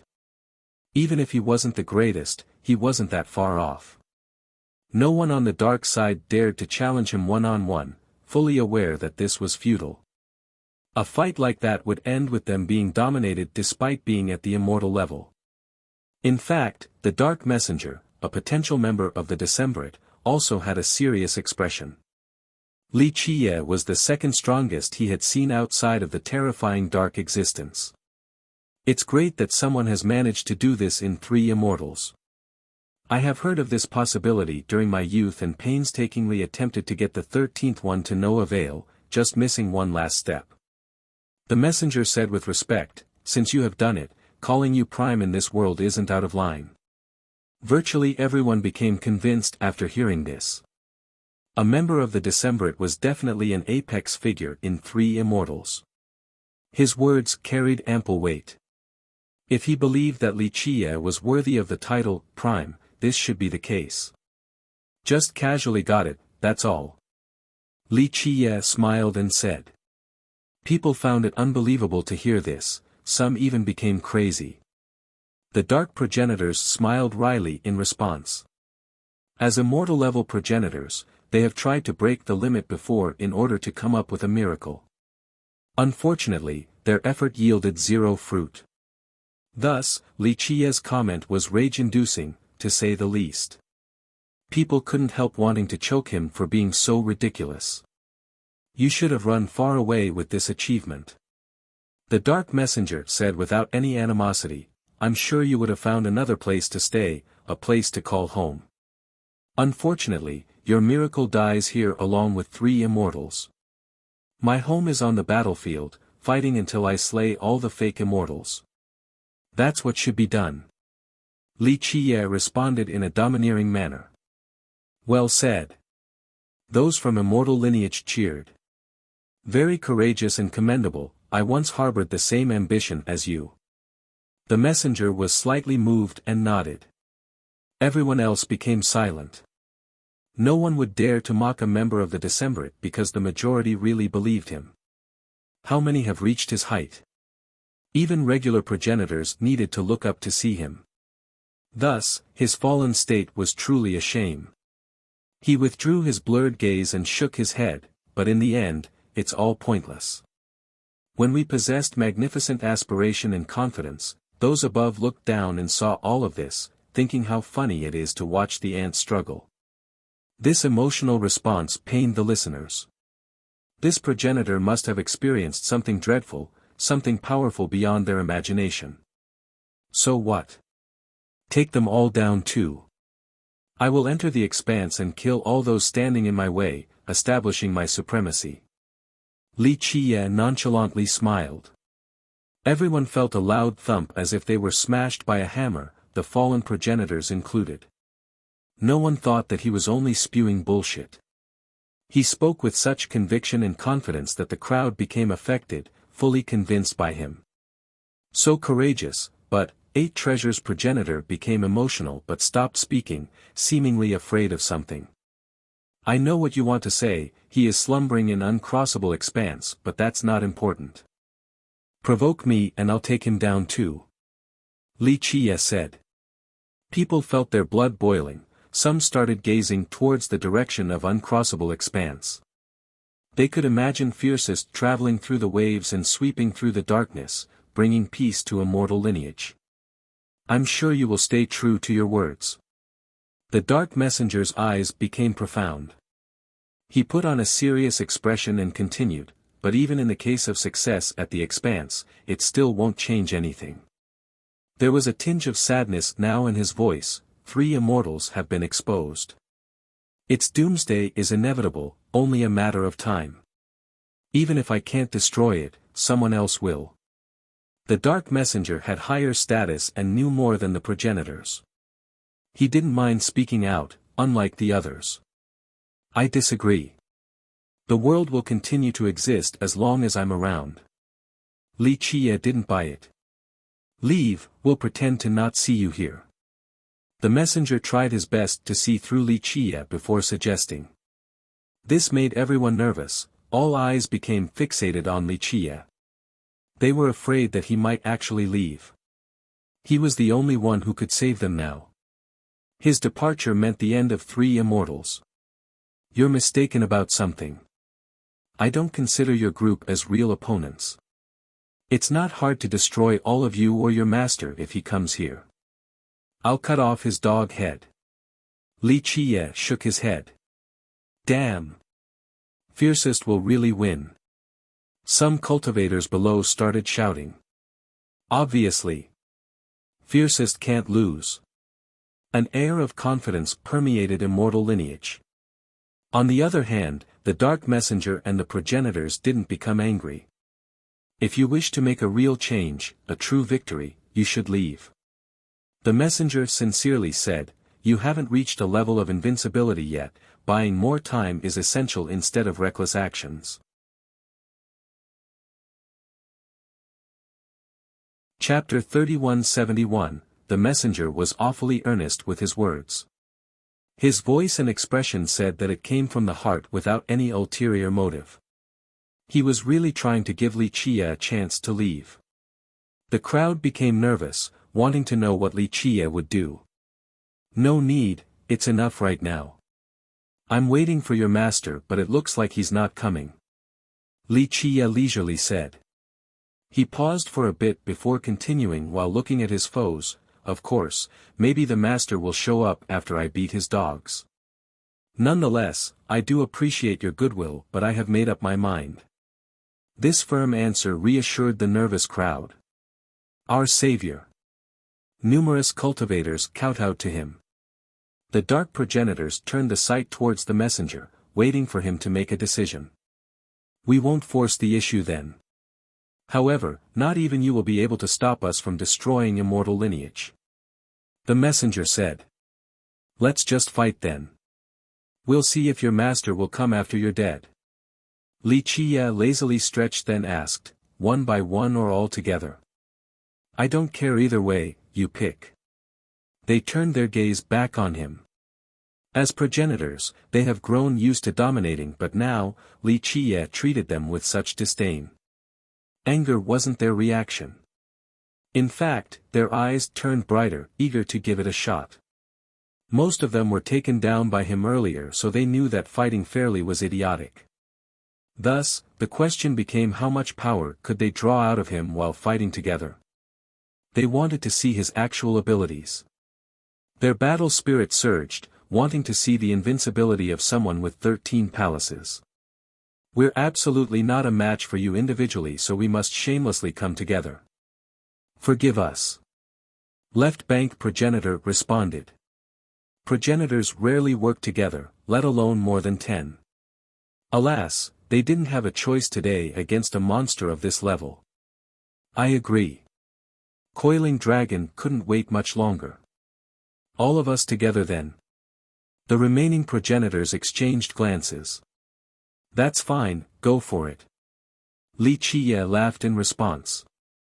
Everyone below started sweating for him.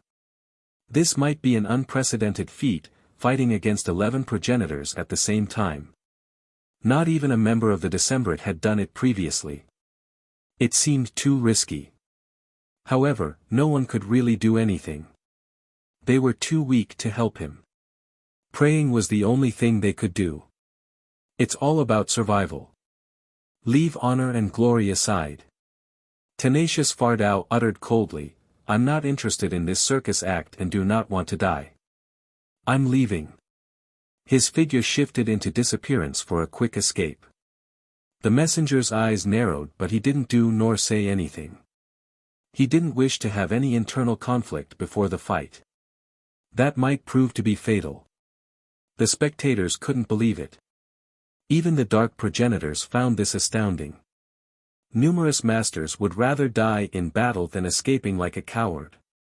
However, Tenacious Fardao didn't give a damn.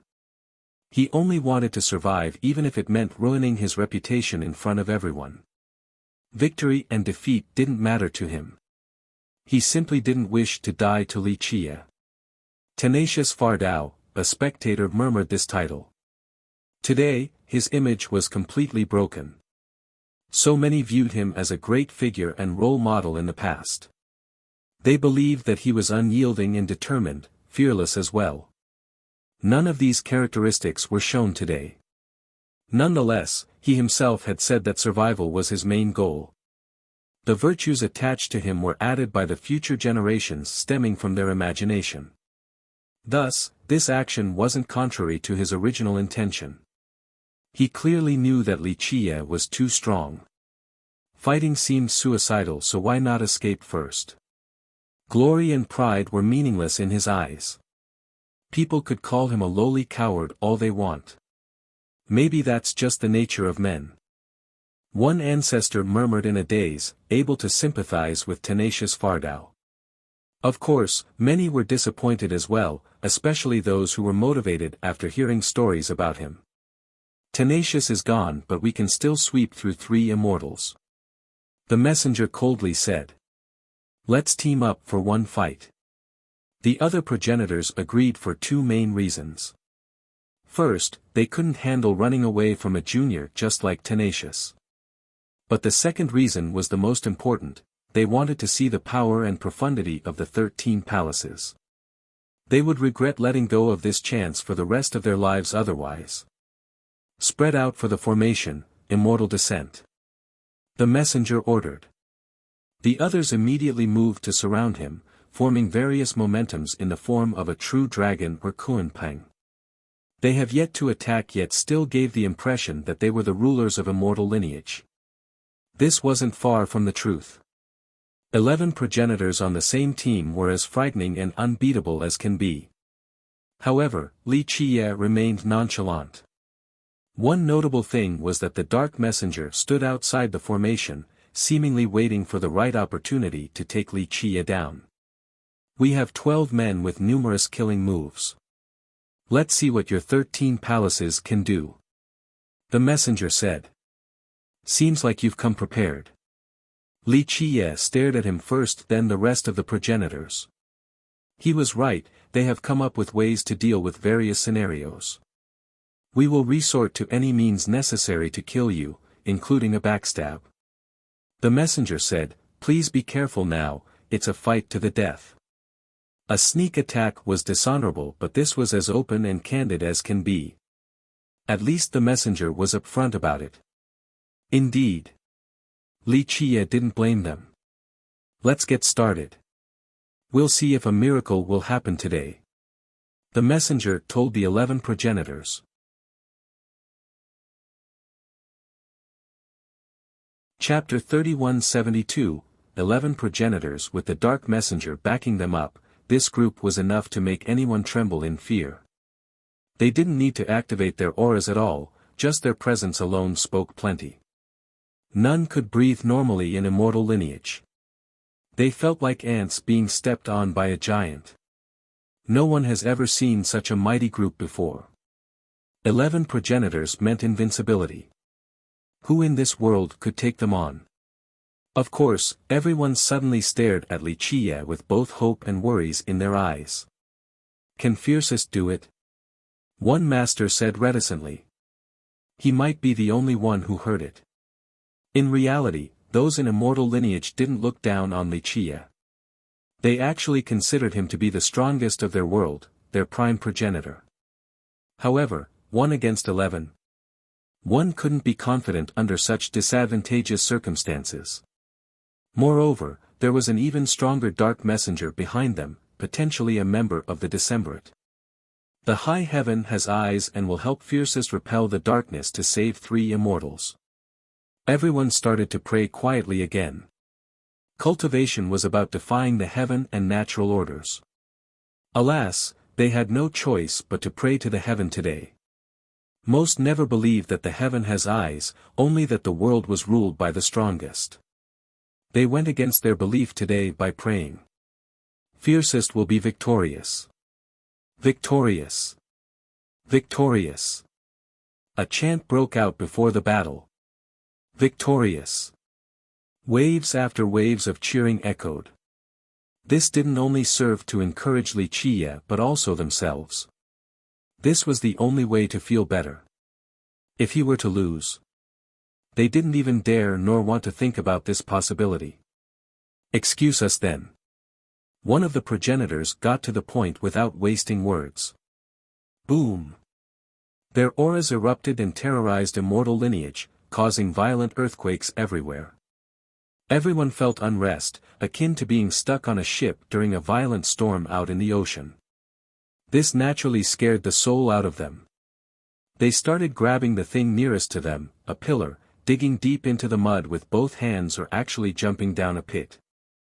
The power present could turn this world and its inhabitants into dust at any moment. Boom! The domain around them became engulfed in flames. Even the sun rays couldn't pierce through. Each spark of flame had an unreal destructive property. The strongest lineage and cultivator would stand 0 chance. They gathered into a grand momentum. This eventually resulted in a temporal blockade in the form of many waves. Time has always flowed since the start of the world. This flow never changed regardless of what happened. However, the flow of time has been stopped here due to a massive tsunami created by these progenitors. The future was no longer there. Only the past and present existed now. Everyone suddenly lost their future, no tomorrow, no descendants, everything stopped here and now. This was a bizarre yet dreadful feeling. Nothing was scarier than not having a future. Immortal descent. The 11 roared in unison, mixing the yin and yang together to form a new world. An immortal ray suddenly descended from above, illuminating the river of time. It wasn't affected nor withered by this temporal flow at all. Normally, crossing the river of time would age anyone to death. This was inevitable. Alas, this ray crossed through billions of years and remained unchanging. It didn't weaken, seemingly eternal. What's going on? Everyone had a bad feeling while watching this. Time was the most frightening affinity. No one wanted to be caught because just one wrong move would result in grave consequences, potentially death. Thus, this move focusing on the river of time was as ominous as can be. Rumble. The ray issued continuous detonations. It seemed to be absorbing the chaos energy of the myriad realms and ages. Yin and Yang became friends, the karmic cycles met the reincarnation cycles. This resulted in a wondrous phenomenon. Karma turned into the head, the reincarnation cycle turned into the body, Yin and Yang formed the 4 limbs. A massive figure stood among the temporal river, looking like the Lord of Time. Chapter 3173. This figure was made from 3 incredible affinities and seemed to not belong to any era in this world. Perhaps someone like it could only come from the immortal world. Even the strongest characters in existence had a physical body, usually made from flesh and blood. Who else could use the yin and yang, karma, and samsara to form a body? This was a peerless feat, impossible to replicate. As the world stared at this figure, they suddenly saw some images belonging to the past. Everything of theirs became bare for the figure to see. Being auraless didn't make it any less imposing. It didn't seem to be restricted by time. Splash! They heard a splashing sound as the figure took a step forward to cross through everything. Splash! It was heading upstream. Meanwhile, people were remembering their first cry after being born. They saw themselves as a newborn, eventually learning how to walk and the first time wandering away from home. Essentially, their most important memories were being replayed.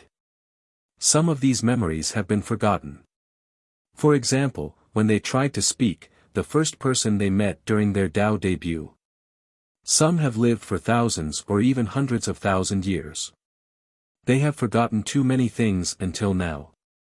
Everything appeared so clearly in their mind, resulting in a phenomenon close to a rebirth. Shit! An invincible ancestor shouted in horror, he wants to reverse time and change the past. What? An everlasting couldn't believe it. What do you mean? One expert didn't realize the significance behind this. Imagine you without your birth. The invincible ancestor turned pale. The expert trembled with fear. He imagined himself being crushed in the womb, this meant that he would cease to exist. Changing the past was absolutely horrifying. Just one minor thing could cause great changes. Numerous people and systems would disappear. The figure suddenly stopped and bent down. It reached into the river of time, causing bright ripples. It seemed to be looking for a particular period. What the hell? All of 3 immortals suddenly swayed back and forth, nearly assuming a liquefied state. Everyone and the landscape became fuzzy. He's not attacking fiercest, he's trying to change time. Another screamed. These 11 progenitors were trying to change the past, perhaps stopping fiercest from being born or preventing a particular event in history. Any of this would have unthinkable ramifications. If the river of time collapses, the world will turn to ashes. One everlasting concluded. These progenitors didn't need to attack Li Chia. They just needed to break a section of time. That might be enough to destroy the past of this world.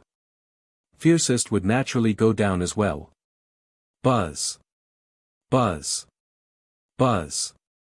Many people started disappearing. The remaining spectators saw the figures raising the flow of time. This caused gaps and errors in history. Because of this, some people in the present disappeared from thin air as if they have never been born before. No. One peerless everlasting felt this ahead of time and bellowed. Rumble. One system after another in immortal lineage collapsed.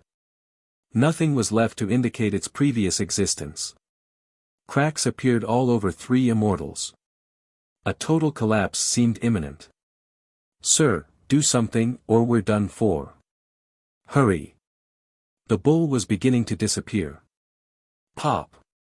It was gone in the next second. Buzz. Li Qie emerged in the river of time, right in the place held by the great figure. He was pulsing with temporal affinity as if he represented time itself. The him right now was only an avatar made by time, a temporal messenger of sorts, the true master of this river. Or in other words, he was time and time was him. Looking for me? He chuckled while staring at the figure, not really nervous in the slightest. It was as if he couldn't give a damn about the destruction of the world and all living beings. The figure took one step backward. Starry lights gathered in its eyes, the power of the ages. Boom! A devastating beam shot out with enough intensity for an eternal illumination. Unfortunately, you don't know that I am the lord of this river, an undying spectre. Li Qie smiled. Boom! He raised his finger and the entire river suddenly pierced through the figure's chest. Time instantly corroded the figure even though it was made from three incredible affinities. This wasn't enough to stop the withering of time. Boom! It exploded into little particles, looking just like decoration for this river. Pop! Three immortals reappeared. This time around, the grand momentum of the 11 progenitors exploded. All 11 were blown away. Chapter 3174, The powerful progenitors still couldn't withstand the explosion of their momentum. They were the closest, so escaping was impossible. They suffered varying degrees of damage. One got his head blown off, another had a hole on the chest, one more lost his arm. Meanwhile, the fuzzy world and liquefied inhabitants appeared again and became normal as before. I'm still alive. One ecstatic man shouted before hurriedly touching his face and body. He didn't lose a single hair from the ordeal. Others looked around and saw the erased systems present. The land they stood on seemed the same as ever. The only real change was the damages inflicted on the 11 progenitors. The figure on the river of time was no longer there. Fiercest can win. They realized that Li Qie had stopped the figure from altering the river of time. I'm sure he got this. Fiercest will be victorious. The inhabitants of immortal lineage started shouting, the loudest they have ever gotten in their life. By this point, it became as clear as day that he was the only one who could take down the darkness. The spectators clenched their fists, waiting for his inevitable victory. Meanwhile, the Dark Messenger stood there patiently in spite of his allies' first setback. It was as if none of this had anything to do with him. Perhaps he was waiting for the right moment, the right opening, in order to deliver a fatal blow. Li Qie needed to be careless for him to have a chance. Of course, it wasn't that easy to kill a progenitor. The 11 progenitors created a new body in no time at all. Not a single wound could be seen. The crowd took a deep breath. Killing one was hard enough, let alone 11. So how can he kill them? One expert said. They haven't reached a level high enough to know this. Li Qie didn't seem to give a damn and let them do whatever they wanted. I have absolute authority with regards to the temporal domain. I've experienced the samsara in that river, trying to end me there is foolish, to say the least. He smiled and shook his head. Remember, the time scripture was in his possession and he had researched its origin.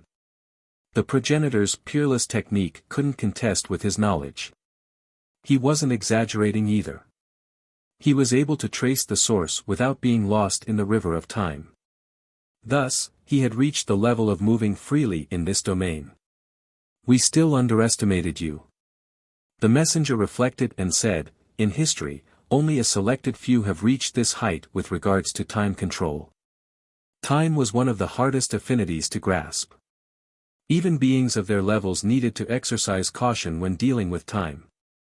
On the other hand, Li Qiye could move around freely there, quite a shocking development. You're not underestimating me, just overestimating your technique. You think that just because your master gave it to you that it'll be able to change time? You're nothing more than experiments. If changing the past is this easy, people would have done it long ago. Li Qiye paused for a bit before continuing. The high heaven would be able to change everything with a flick of his finger, no need to bother with so many tedious things. Oh wait, I forgot, this is Three Immortals. You haven't seen it yet. Li Qiye was right. Heavenly tribulations were awfully rare in Three Immortals. Supreme existences like progenitors or other masters only had a faint idea of the high heaven. I understand now, you don't belong to this world. The dark messenger slightly raised his brows and finally concluded. And? It shouldn't be surprising. Li Qiye smiled. There is always a higher sky and a better man. The messenger nodded in agreement. I have heard of this possibility before but lacked the ability to do so. I truly want to go visit your world. Unfortunately, I do not welcome any of you. Li Qiye snorted in response. No eggs will stay intact beneath a toppled nest. The messenger sincerely said, once Three Immortals are finished, your world will be next. No worlds are lucky enough to be the exception. No, no one is lucky enough to dip a finger in the pie while I'm around. Your master is no exception. Li Qiye smiled. The messenger seemed to be thinking about something. His eyes flashed with a glint. I hope so. Your power is undeniable and worthy of admiration. Alas, you still won't be able to escape. We will show you our Paragon artifacts today. Paragon artifact? A complete one? Everyone was shaken to hear this. In history, numerous progenitors have tried to craft these weapons. Unfortunately, very few could actually finish one. In order to be eligible, one must be at the immortal level first. That's why very few Paragon artifacts were around. They were rarely passed down to the descendants too. After all, they were the ace cards of the progenitors. I have seen some before, no big deal. Li Qiye smiled. These invincible treasures were priceless in the eyes of others.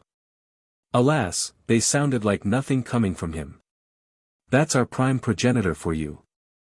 Numerous experts became excited and didn't think that he was being arrogant at all. It's different this time. The messenger didn't become angry and said, these treasures are a set of 3 made by our Lord, powerful enough to surpass anything. I'm sure you'll change your mind after seeing them. A set of 3? This made the crowd feel worse. None has ever seen a set of Paragon artifacts before. Chapter 3175. The 11 progenitors briefly exchanged glances before splitting into 3 groups, forming a triangular formation. Boom! Each group took out an item, resulting in a massive blast quaking 3 immortals. Something seemed to be taken out of the ground, the very core of heaven and earth. Everyone else felt their heart being pulled out of their chest as well. Their grand Tao power, vitality, and energy were instantly taken. What's happening? They lost their strength and fell to the ground like a pile of mud. 3 immortals also lost its life force. Its core and Tao source have been robbed. In reality, they were perfectly fine. Everything was as it used to be. However, these treasures seemed to be the void itself, capable of containing 3 immortals. Due to their spatial vastness, they also contained the most majestic life force and might. Each strand of light emanating from their radiance could illuminate everything. People couldn't look straight at them at all lest risk going blind. Even 10 suns seemed dark in comparison. This blinding radiance stopped others from actually seeing their shape. Everyone felt as if they were looking at immortal artifacts and became envious. Some felt the urge to prostrate. The world felt as small as a speck of dust in their presence. Thus, the inhabitants were infinitely small in comparison. The disparity in size made them feel inadequate even though these treasures have yet to activate. All things, space and time, life. The messenger spoke as if he was an immortal from above, preaching to enlighten all living beings. While beneath these treasures and hearing his voice, everyone shuddered and thought that they had become fireflies, wanting to join the darkness. This wasn't an attempt at conversion by the dark messenger, just a byproduct of the treasure's power. They seemed to be refining 3 immortals, ready to convert it to the darkness. Do you know the significance of possessing these 3 affinities? The messenger asked. No. Li Qiye smilingly shook his head. Creation. The messenger said, Our Lord is capable of this, granting life and starting a new era. Thus, he has eternal life and is indestructible. Some inhabitants in immortal lineage were on their knees, willing to join the darkness after hearing about this supreme creator. Creation. Li Qiye smiled and said, Immortal and indestructible. Did he tell you or show it to you? You got brainwashed. I know that he can do it. If immortals actually exist, they are immortals. The messenger fell into a brief silence before declaring. Fake immortals can't reach the apex. Li Qiye chuckled. True or fake, it doesn't matter. Perhaps on an individual level, there are those stronger. However, they are an immortal race. The messenger didn't try to defend the first claim. Greedy parasites calling themselves a race of immortals. Li Qiye said, myriad creations, space and time, life. That's what it takes to be an ultimate creator. Has he asked the villainous heaven for permission about granting life? If he and his race can do so, they wouldn't need to covet the 3,000 worlds.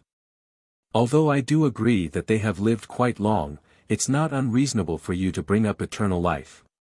Nothing is stronger than that race. One person alone can't do so, but all of them. That's why our Lord can definitely create an eternal world. Devils, gods, light, darkness, they won't be anything more than a single thought. Everything will coexist once it is created. The messenger said seriously. The 11 progenitors put on a respectful expression while listening as well.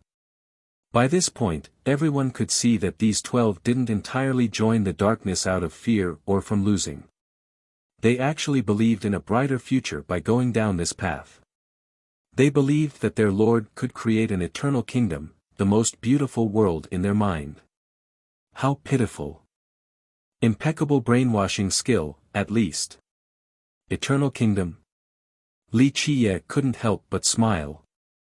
You're prejudiced against the darkness, but the eternal kingdom can really come into fruition. The messenger said. It's a possibility. Your Lord is strong, but he alone can't create this. All of them together. Maybe, but the prohibitive difficulty remains. Li Qiye said. I know that our Lord will be able to figure it out. The messenger said with confidence. Okay, let's say that he can fulfill your wish of creating an eternal kingdom. What comes after? This is similar to someone with a fish pond. The fish become fat and delicious in time. What do you think this person will do? Keep on taking care of them? Li Qiye said.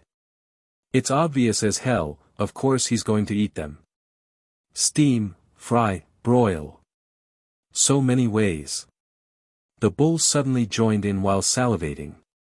The messenger didn't say anything else and only stared at Li Qiye. This logic of Li Qiye was obvious. Everyone could reach this conclusion, let alone a member of the Decemvirate. We're wasting time. Our beliefs are different, so are our plans. We don't know what will happen in the future, so let's fight it out. The messenger uttered coldly. So be it, let me see how strong these paragon artifacts created by your lord are. Li Qiye agreed and took one step forward, entering a domain of boundless life force from one of the three weapons. This exuberant life force was comforting and endless, always multiplying. Entering meant that one person could suddenly multiply into many copies. Sure enough, a second Li Qiye showed up, and another. It didn't take long before there were 100 of him or so.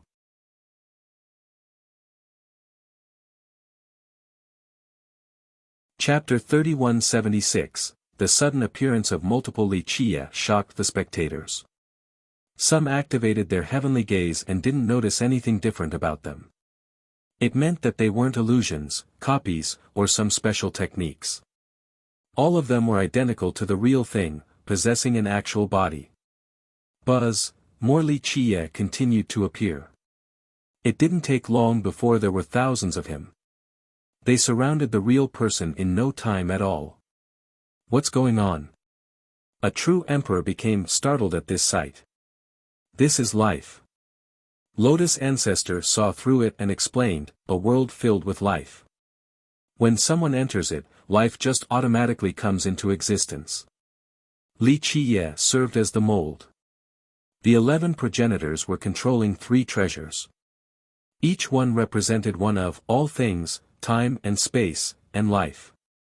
Li Qiye had entered the domain of the treasure representing life. So those are duplications. Everyone became frightened by the sheer prowess of this treasure, capable of instantly producing thousands of copies. What if one of the copies could replace the real person without anyone knowing?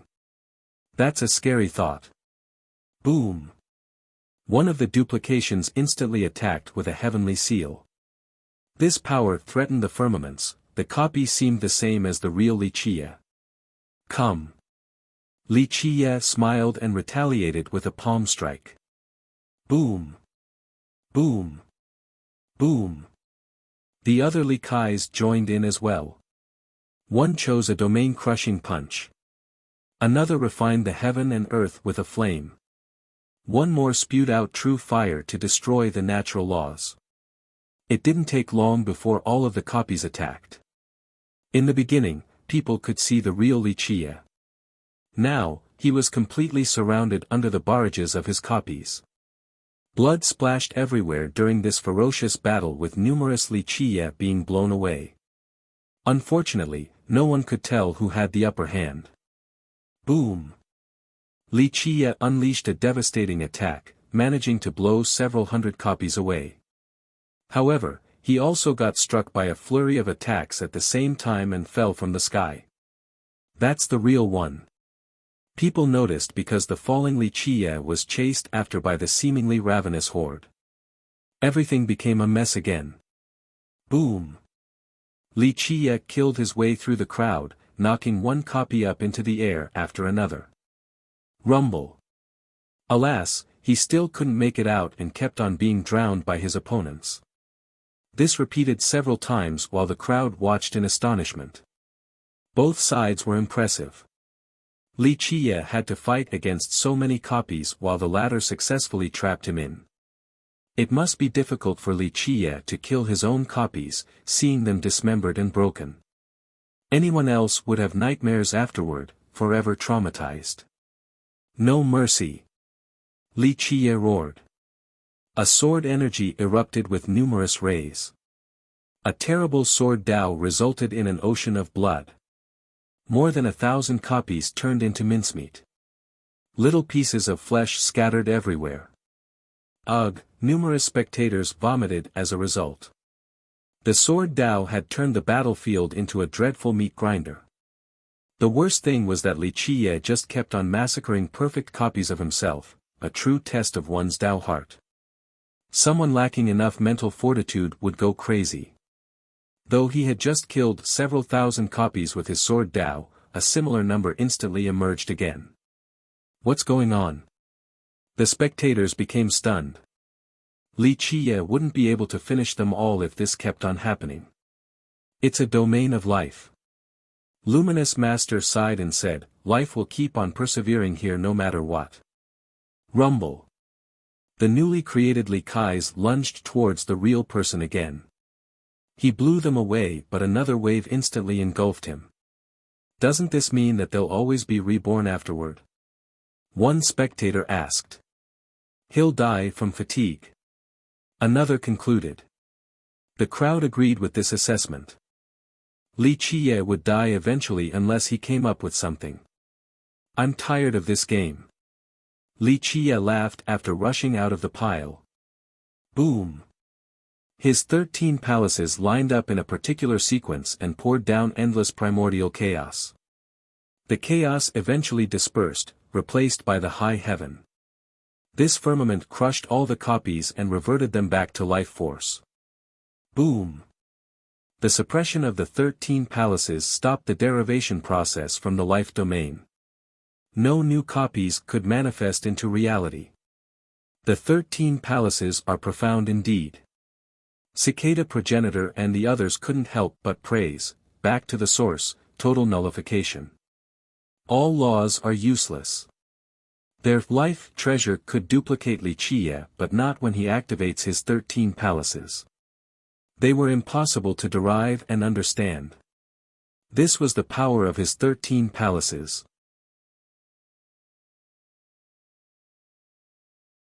Chapter 3177, Boom. A second treasure came the moment Li Qiye suppressed the endless life force, the one representing time and space. Its domain overflowed the area without being oppressive nor dangerous. Buzz.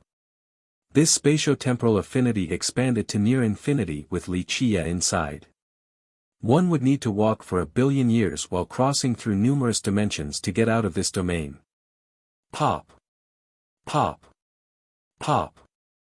Li Qiye leaped through countless years and dimensions.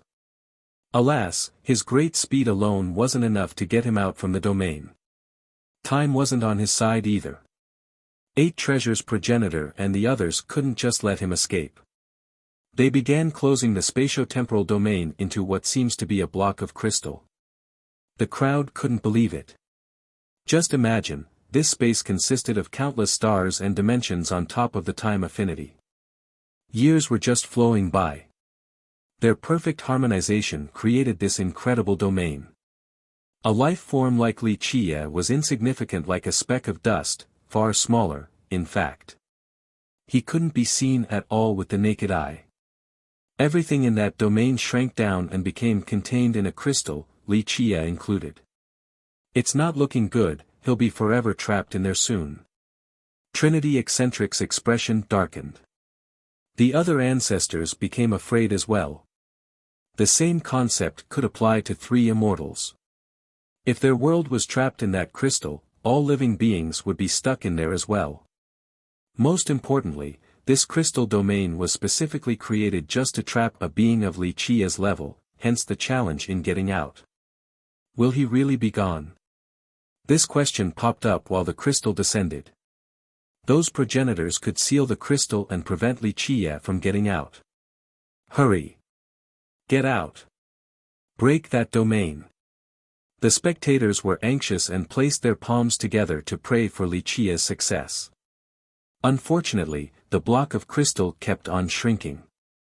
It fell into the palm of 8 treasures Progenitor and Li Qiye was still nowhere in sight. This is it. Numerous felt despair now that the crystal was the size of a tiny spark. Li Qiye would have been shrunk proportionally to that endless space. There was simply no chance of him breaking out of that shell now. He's forever trapped in that space. Even in the chance of him getting out, it'll still take thousands of years or more. One everlasting became dejected. The atmosphere in immortal lineage turned mournful. 3 immortals would be finished by the time Li Qiye got out. There's no hope for us with fiercest gone. Despair took over immortal lineage as people lamented. The power of this affinity, the dark progenitors had a look of respect while looking at the tiny spatial spark. They would be trapped just like Li Qiye. Perhaps they would be able to get out one day if they could live long enough. Once they got out, everything would have changed anyway. He can't get out. Another progenitor expressed with confidence. Buzz. However, the area next to them suddenly splashed downward like liquid. A figure emerged from this chaotic space. The progenitors staggered backward in shock. A trip through space is amazing indeed. Just a speck of dust is as large as a boundless world. However, the size of the world is the same as the size of your Tao heart. As long as the heart knows where it wants to go, nothing can trap it. Li Qiye smiled and said. He spread his palm and turned that tiny block into a stream of liquid. It came to his summon and floated around his palm. He did it, he got out. Joy returned to the inhabitants of immortal lineage. I knew it, I just knew it. Another shouted. Thunderous cries of jubilation echoed across the land. Boom! However, the third treasure immediately rushed over and attacked. It represented all things. This domain was as black as ink, filled with the most basic and oldest matters. It seemed that light itself couldn't get out of this dark domain. It possessed the greatest gravitation in existence. The largest black hole couldn't compare either. This domain could suck a black hole and reduce it to the simplest matters. Li Qiye stood in this domain, seemingly indestructible. The all things domain could instantly break down all matters, but his 13 palaces prevented this process with a protective barrier around him. Pop! Pop! Pop! The domain continued to try and disassemble him. Alas, the golden barrier nullified all attempts. The 13 palaces again. Many progenitors became frightened. In history, a few progenitors have died in this type of domain. Immortal-level progenitors such as themselves would be reduced to pieces too. They would need a long period of time to rebuild their body. However, the absorption and pulling force here couldn't do a damn thing to Li Qiye. That's why these progenitors were overwhelmed with envy and jealousy. Some started fantasizing, if only they have 13 palaces as well.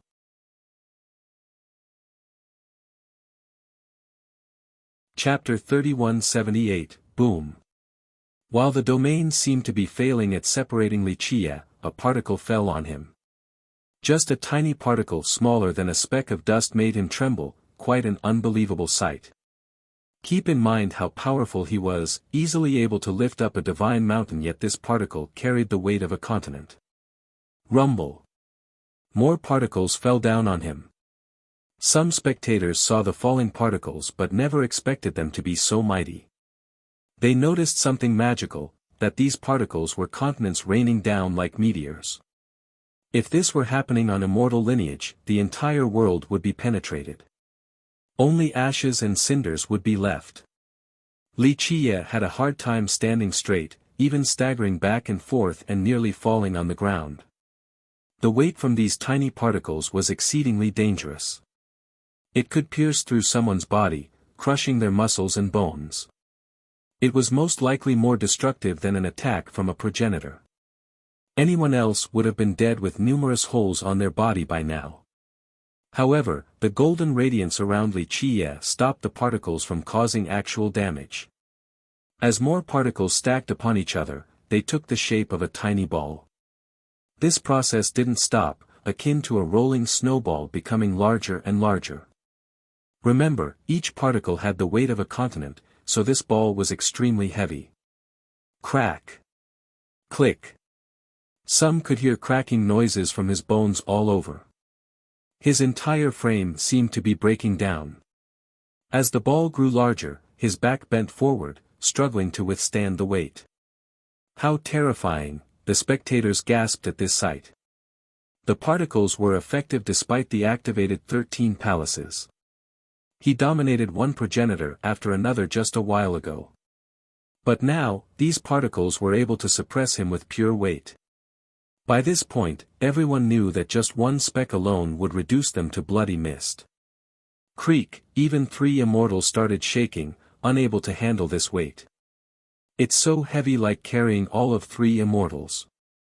One ancestor noticed that Li Qiye was bending down more and more.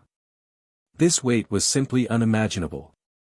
How could anyone ever shoulder the weight of 3 worlds? So this all-thing domain, does it consist of all possible matters? One true emperor began grasping the concept. Up. Li Qiye roared with an eruption of light. His power crazily surged. As he pushed up against the massive weight, this resulted in violent shaking from the increased pressure. He didn't go all out before. Left bank progenitor took a deep breath. He still isn't. The dark messenger said with a serious expression. The other progenitors couldn't believe it. How could this guy afford to hold back against 3 paragon artifacts? What would his real limit be? They shuddered and thought about the same person, their lord, the terrifying dark existence. They have never seen him in full power either and didn't know his limit. Rumble. The rumbling felt as if meteors were smashing into the ground, almost like the end of the world to the horror of the crowd. The tiny ball on his back gradually turned into a large one, pressing down on his spine. However, after the recent influx of power, he slowly straightened his back. Unfortunately, the other side didn't relent. More particles forced his spine down again. Rumble. The balls had the momentum so his back looked as if it was folded down. Crack. People could hear a loud noise coming from his spine. How long can this go on? Some felt pain just by watching. Please, heaven, protect fiercest. The nervous spectators got on their knees and prayed. Heaven, 3 immortals needs him, please don't forsake us. Kowtow could be seen everywhere. Click, click, crack. All of his bones issued strange noises, on the verge of falling apart. There's no way he can last, many gasped at this sight because that spine couldn't bend anymore. The 11 progenitors watched with a solemn expression. Those particles were also too much for them to handle. In fact, the 3 treasures were immensely powerful. One of them alone couldn't exert their true power. Thus, they needed to be in groups in order to do so. Up. Li Qiye roared and his grand Tao exploded. He suddenly became gigantic, the largest being in the universe. His bent back immediately became straight again. Meanwhile, his power continuously surged along with his size.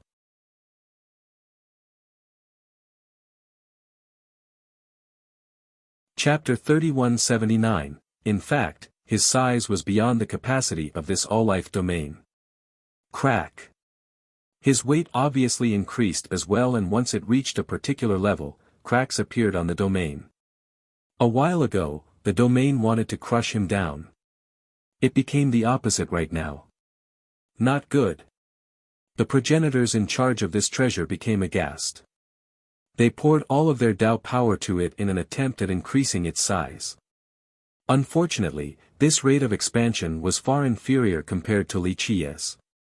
The domain was indeed expanding at a swift rate thanks to their flood-like energy, but Li Qiye's transformation was simply faster. Crack. The entire domain crumbled like glass as a result before astonished eyes. Wasn't too challenging. He walked out and smiled. This was indeed the case. He possessed several scriptures right now, so this type of domain couldn't trap him. As expected. The messenger seemed to be prepared for this and nodded, although, the 3 treasures are in position right now. Crack. They engraved themselves into space, forming a special spatiotemporal dimension with abundant life force and all things. This triangular dimension engulfed Li Qiye with haste. Their preparation was finished. Begin. The messenger commanded. Activate. The 11 progenitors roared in unison and channeled their strongest power, vitality, and grand Tao into the 3 treasures. Boom! Primordial chaos emerged. Everything inside this dimension returned to the origin, a fresh start. Something flashed and Li Qiye's gigantic frame was cut into 2 halves, akin to a statue being slashed by the sharpest saber. Everything happened so quickly. People only saw a flash. What's that? Numerous spectators screamed. The light of creation. The dark messenger calmly revealed. Since that dimension was brought back to the start of time, an original flash of creation instantly dismembered Wuxia. This absolute power surpassed even the greatest masters, whether they be an invincible progenitor or a supreme overlord. Boom! The area exploded and numerous particles sprinkled outward, creating a new world. This looked like the work of the high heaven. The blast was powerful enough to destroy all of 3 immortals. No one or anything could ever stop this explosion of Genesis. People saw Wuxia's body turned into little pieces just like the particles. He turned into the dust for the earth and became a part of the stars. Every blade of grass would have a little bit of him as well. First came a galaxy with a sun and moon, then an actual world. Living beings were in gestation. People couldn't close their mouth as they watched this creation process. Numerous lives came into form in a magnificent manner. They would have never gotten the chance to see something like this if it wasn't for the combination of the 3 treasures. This is the power of creation. A true emperor said with trepidation. No one could even dream about stopping that terrible blast. Wuxia was the best example. He was strong enough to dominate any progenitor, yet this light still blew him to smithereens. No, no, no. This can't be. One spectator bellowed. No one would be able to stop the darkness when it possessed the power of creation. 3 immortals seemed insignificant compared to the Dark Overlord. This blow alone could annihilate everything. No way, Fiercest must still be alive. Another person dropped to the ground with tears, like many others across immortal lineage.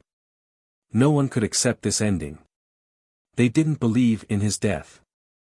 The emperors and everlastings turned pale, overwhelmed with despair before absolute power. Did we do it? A dark progenitor wasn't so sure. Rumble. Suddenly, lightning bolts emerged all over the newly created world, a cataclysmic scene. The 3 treasures shook back and forth, completely unstable. We're losing control. 8 treasures progenitor became astounded. The lightning bolts ravaged and illuminated the new world. A face appeared in this ocean of currents, Fiercest's. This is just an emulation, not the real thing. Your master doesn't have the power of creation, how disappointing. I am now the ruler of this world. Wuxia smiled.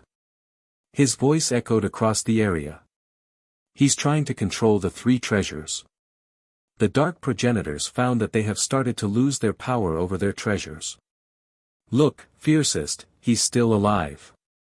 Immortal lineage fell into a furor. Those who were sitting on the ground in dejection jumped up and cheered. So many became emotional and started to cry. He'll be victorious for sure. Their confidence was ignited once more. Fiercest will be victorious. Waves of support could be heard everywhere.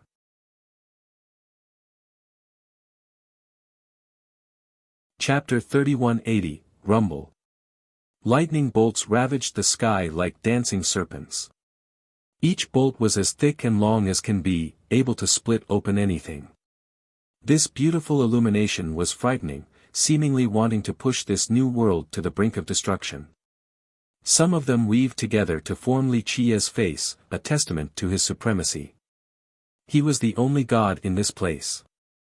The rumbling spread to the 3 treasures that have created this world as well. They were no longer under the control of the 11 progenitors. They continued pouring various affinities and powers into the treasures, but stabilization seemed impossible. Boom! Boom! Boom! They pulled closer together, causing the world to shrink. Remember, they served as this world's foundation. If they were to touch, that would spell doom for this place. The resulting explosion would be devastating beyond words. Boom! A deafening blast affected everyone. Even the 11 progenitors felt their eardrums nearly rupturing. Everything returned to the origin while the flow of time was reversed. The celestials and everything else created earlier turned back into myriad particles resembling the previous all things domain. These particles seemed to be attracted by something and gathered together. In the next moment, people finally understood what they were forming: Li Qia's body. The matters and substance of this world were under Li Qia's control as part of his body. They were no different than his cells. He used an entire world to rebuild a flesh body. The result would be something unfathomable. During the crafting process, the three treasures continued to pull closer to him. He was also using their power and profundity for his aim on top of the vitality, energy, and grand Tao of these progenitors. So, if the matters and the power of the three treasures served as the flame and materials, then the essences of the three progenitors served as the nutrients. Shit! This is a trap. He wants to take everything from us. We need to stop him now, or he'll grow stronger and drain all of our power. One progenitor shouted after realizing Li Qia's plan. The rest understood the development now. The power during the genesis of this world didn't kill Li Qia. The guy intentionally fused with this world in order to rob everything from them. Stop him now. They took a deep breath and made up their mind. Their foe was already terrifying enough. This would only get worse once he took everything from them. Boom! The spectating dark messenger finally joined in once Li Qia's wreck-rafting process reached a crucial moment. He raised his hand and summoned a bronze mirror. A light rushed out from the mirror and illuminated the gigantic figure. Boom! This was the force of a sovereign, enough to crush everything. The gods had no choice but to prostrate before it. Another paragon artifact, the spectators shouted. This mirror was definitely a top-ranked one too. But this shouldn't be too surprising since the messenger was potentially a member of the Decemvirate. An ancient ancestor became startled after seeing the bronze mirror after recalling a particular legend. It told of a great progenitor who created a heaven-defying treasure in the form of a mirror. However, this treasure wasn't completed and eventually vanished. Boom! He seemed to be holding a sun instead of a mirror by this point. It exuded a fiery beam that was as pure as could be. A bronze layer eventually condensed around Li Qia. Time and space became frozen, the same with this new world and Li Qia. Yes. The sealing is complete. The progenitors felt a stabilization within the three treasures. Their essences were no longer being drained. Meanwhile, those back in immortal lineage couldn't believe it. This bronze mirror was able to seal a new world with one move.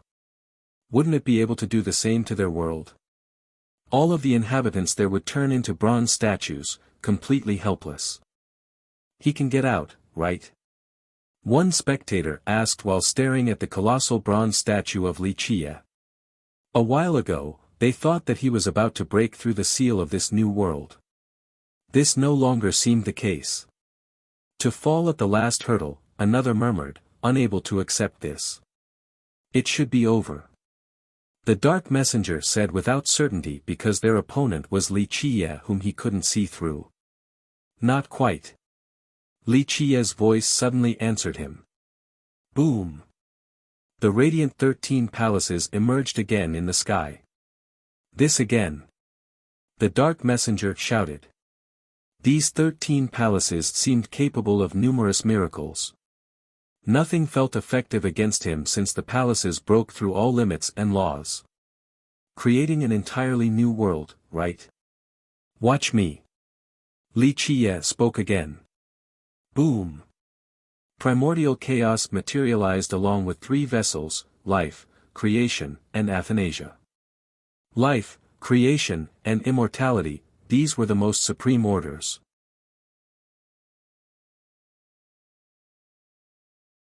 Chapter 3181, The Vessel of Life exuded boundless life force, too much for any world to handle.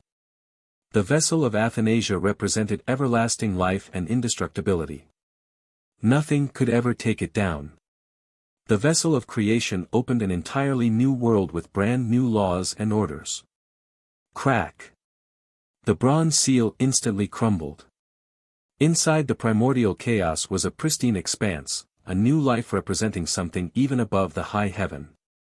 The dark progenitors and even the dark messenger felt alarmed, thinking that their lives were in danger in this split second.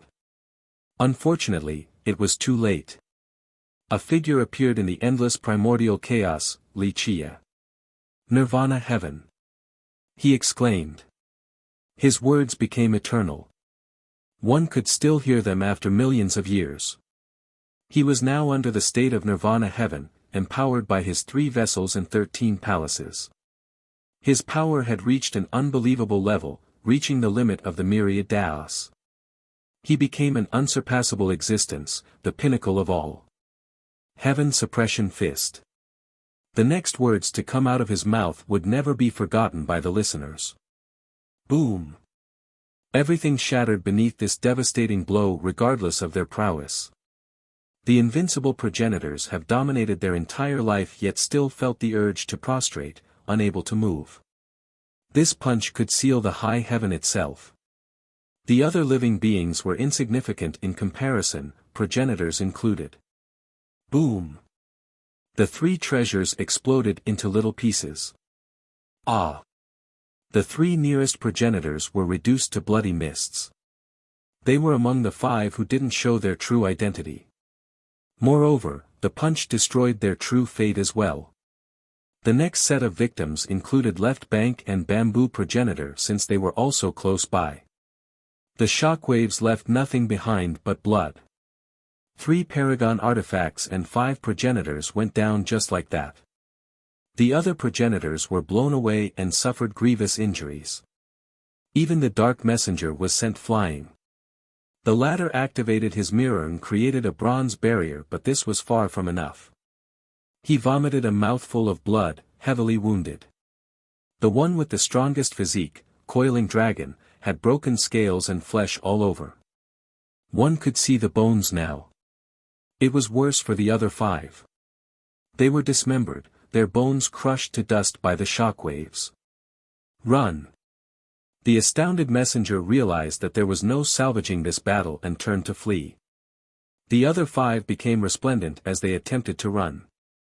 Where do you think you're going? Wuxia came out of the chaos while holding Terra Damnation. Buzz! The spear moved like a torrent and trapped the 6 progenitors. Ah! The 2 unknown progenitors bellowed, left with a bloody hole on their forehead. The spear had penetrated their true fate as they fell backward to go meet their maker. No. Stone Harmony progenitor's wound was located on his chest. He didn't even notice until he was 10,000 miles away and looked down due to the pain. His true fate was crushed as well. He watched blood gushing out from his chest before falling to the ground, painting it red. Whoosh! Cicada and 8 treasure progenitors were skewered together and lifted up into the air. The spear vibrated and turned them into bloody mists. Boom! Coiling Dragon got quite far away. Alas, the spear still caught up and crucified him into the ground. He struggled, destroying the ground in the process. This lasted several times before he twitched once and stopped moving. The one who got the farthest away was the member of the Decemvirate since he was the first one to run. He had made it through Sky Pass in no time at all, heading for uncrossable expanse. His speed was something else, allowing him to reach the shore in the blink of an eye. Die! Wuxia threw the spear forward. Boom! It pierced through numerous dimensions and appeared by the shore, showing up in front of the Dark Messenger. Guard! His bronze mirror became a massive wall in front of him, a defense resembling Sky Pass. Boom! Unfortunately, the wall couldn't stop the terrible thrust and exploded upon contact. The spear hit the mirror and also annihilated this incredible treasure. Pop! The messenger couldn't block it and was reduced to blood. However, a faint ray managed to fly into the expanse. This move wasn't enough to kill him. This remnant soul disappeared from sight after entering the ocean. Wuxia didn't pursue, only smiling and staring at the expanse. Eventually, he said, "Well, I guess having a messenger about my arrival is fine." He then turned towards the empty space and licked his lips. An entire world is nutritious indeed. Immortal lineage was completely silent during all of this. Even the wind stopped, not daring to bother him. All living beings were on the ground, slack-jawed. They had been suppressed by Li Qia's supreme power earlier. Heaven suppression fist simply reigned above all else. Everyone believed that it had more than enough power to penetrate 3 immortals or even turn them to ashes. This height was unreachable even for progenitors. Even Lotus Ancestor and her peers were on their knees.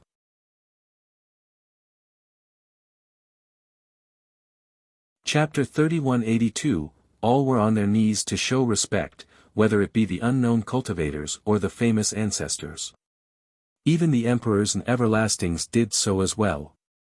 Lotus Ancestor, Trinity Eccentric, and Everlasting Jiang among others followed suit. No one dared to breathe loudly by this point. Fiercest has become a supreme existence, no, the sole ruler of 3 immortals. Destroying 5 progenitors at the immortal level with one punch and nearly killing a member of the Decemvirate. No one else in history could do such a thing. The Decemvirate and 10 Radiants paled in comparison. This applied to any type of existence. The greatest geniuses were also taken down a notch, needing to lower their head from now on at his sight. They needed to assess their right to be arrogant and prideful after this. For example, Lotus Ancestor as one of the 10 Radiants was as peerless and brilliant as can be. Yet, she was still utterly won over by him. All of these great historical beings have completely lost to him.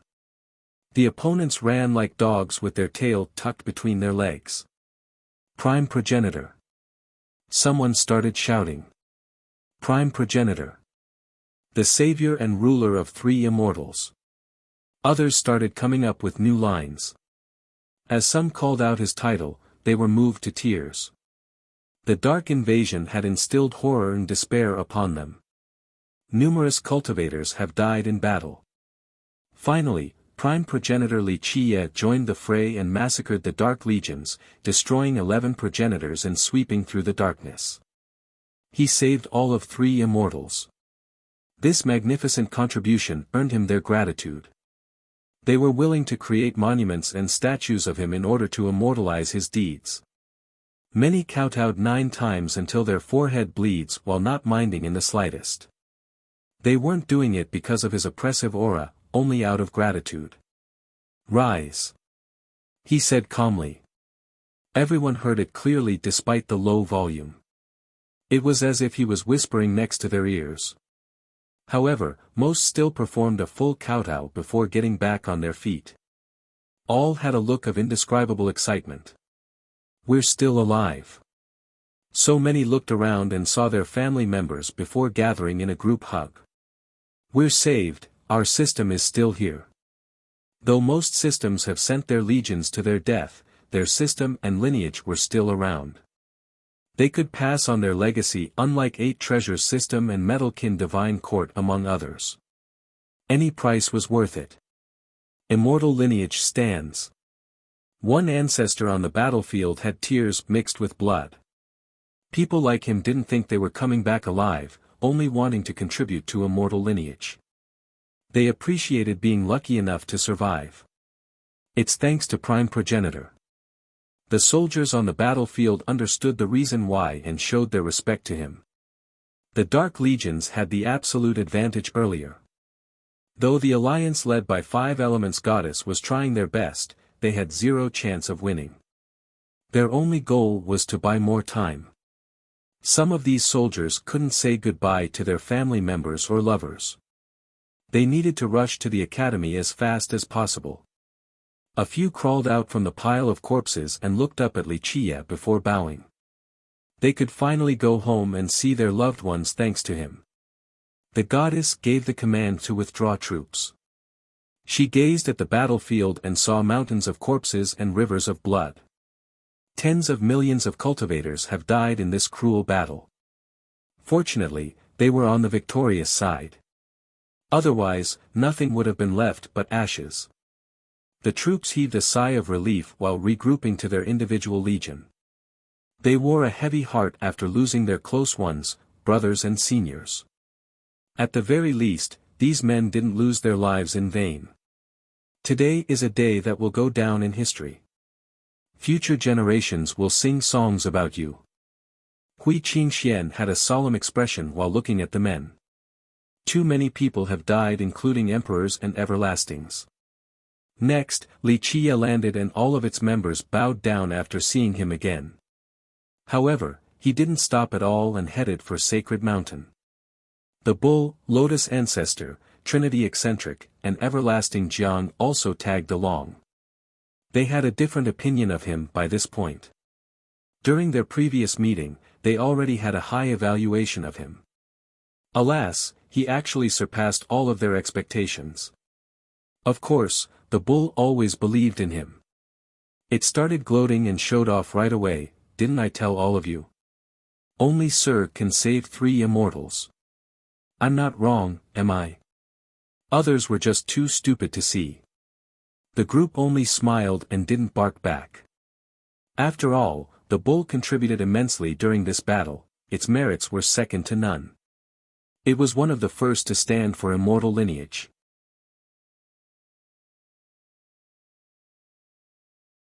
Chapter 3183, Trinity Eccentric felt awkward after hearing the bull. He bowed towards Li Qia and said, "I was blind back then to try and establish a connection with you, young noble." He had met Li Qia in a pavilion back then while the latter was trying to avoid the rain. He was still wheelchair-bound then. Nonetheless, the eccentric still handed a jade pendant to Li Qia in order to betroth Hui Qingxian to him. Anyone would find this unbelievable given the circumstances if they knew the eccentric and the goddess's background. After all, very few would be able to climb up the hierarchy to reach 5-element mountains, let alone marrying their successor. That would be akin to a bird becoming a phoenix, the luckiest thing in their life. This was the case for any cultivator in immortal lineage. This was far from the case currently. Hui Qingxian was indeed prestigious and brilliant, but now, Fiercest was the sole ruler in immortal lineage on top of being the greatest progenitor in history. No one could stand on the same level as him. Thus, Hui Qingxian had quite a way to go. In terms of a match, the woman must at least be an immortal-level progenitor. That's only the starting point. For example, Lotus Ancestor. A member of the 10 Radiants like her might be more qualified.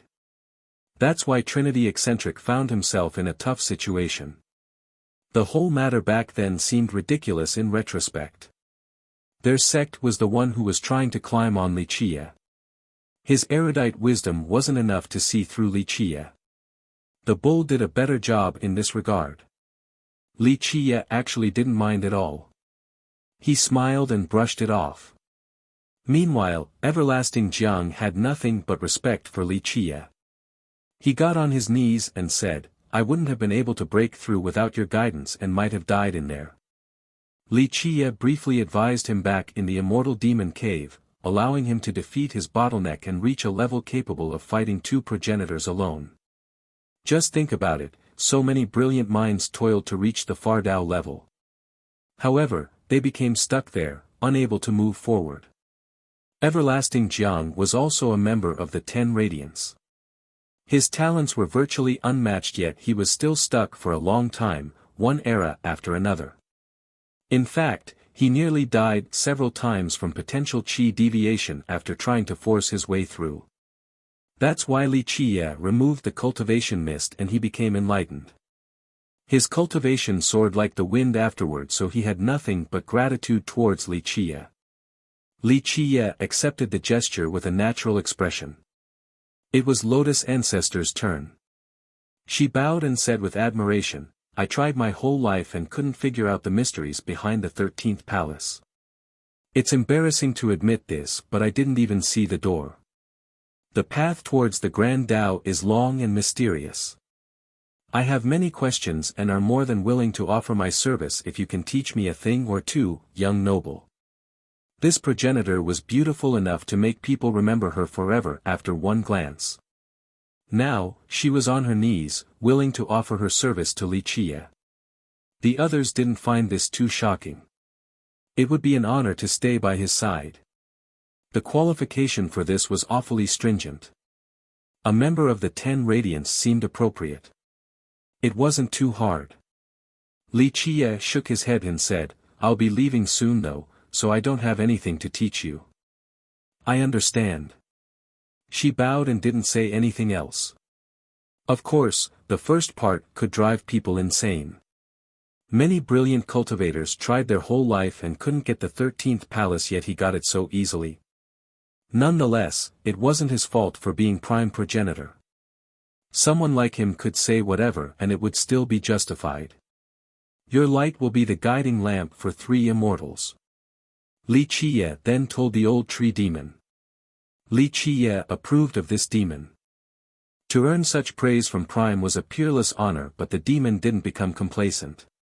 He bowed and said, "You're too kind. You can become a devil or a saint with a single thought, far superior compared to me. You can create a light that can also illuminate and save the living beings in a split second while it took me a lifetime. It's already amazing enough." Desolate Saint could have gone farther, but he chose a different path. The light was only an experiment to him, but you are different, never wavering once during your journey. You are better than him in this aspect. Li Qiye nodded. "I simply worked hard to compensate for my limited abilities." The demon said. Though they were enemies, he never once criticized Desolate Saint in public. "Desolate Saint started this path for others' sake, he has done more than us." He continued on. The bull naturally didn't buy this, but it only shrugged and scoffed this time, not bothering to respond. It always believed that Desolate Saint kept some dirty secrets and that it would actually be bad for 3 immortals if he were still alive. "Since I'm just a visitor, there are some things I need to leave behind for 3 immortals." Li Qiye smiled and changed the topic. He then took out a shiny rock, taken from the old palace. Sword Saints group protected it with their lives while Fire Ancestor desired it. The wise sages left this for 3 immortals. I initially wanted to refine it, but no time. This thing should be given to Qingxian, but she's young and not strong enough, so I will leave it with you. Your light is beneficial for it as well. You can give it to her when the time is right. Li Qiye told the demon. This rock only exists in the legends. Lotus Ancestor's eyes widened with astonishment. I can't believe it is real. The eccentric became startled as well. I will do my best. The demon bowed and accepted the rock with both hands. Hee, brother, let me touch it, just one little touch. The bull salivated at this sight and became envious. It coveted this rock but never had the chance to grab it. That's why it immediately tried to play nice with the demon. Unfortunately, the demon ignored it and carefully wrapped up the rock. The bull gritted its teeth in rage and glared at the demon with its round eyes only to be ignored again. Li Qiye smiled after the demon accepted. That's the reason he came here. He originally planned to give it to Hui Qingxian since she was the most qualified among the young generation. However, due to her age, she couldn't control it yet, hence his current plan. It wouldn't be late for the demon to give it to her later once she was strong enough. Please let us know so we can fix it as soon as possible.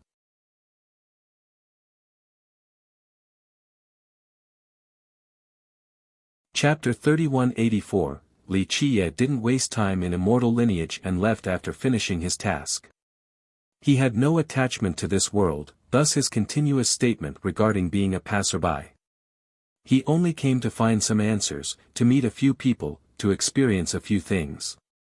There was no emotional past or lingering feelings here. He didn't need to stay or protect this place for anyone. He returned to the deepest part of Ascension Pond in order to refine his weapon. It was virtually finished by this point, he only needed to carve out some minor finishing details. You let that progenitor escape. The master of this place spoke. He was referring to the Dark Messenger. So what? Just one progenitor who will serve as a messenger to let others know that I'm coming. It's a matter of politeness. Li Qiye didn't mind at all. The master didn't pursue this matter. Even a member of the Decemvirate wasn't much of a threat to someone at Li Qiye's level. What did creation taste like? The master asked after a brief pause. Not bad.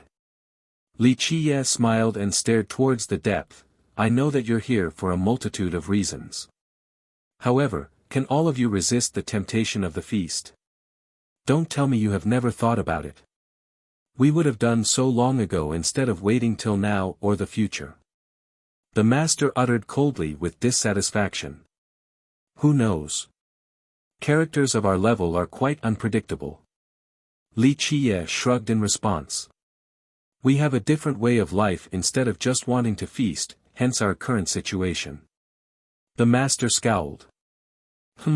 That makes sense.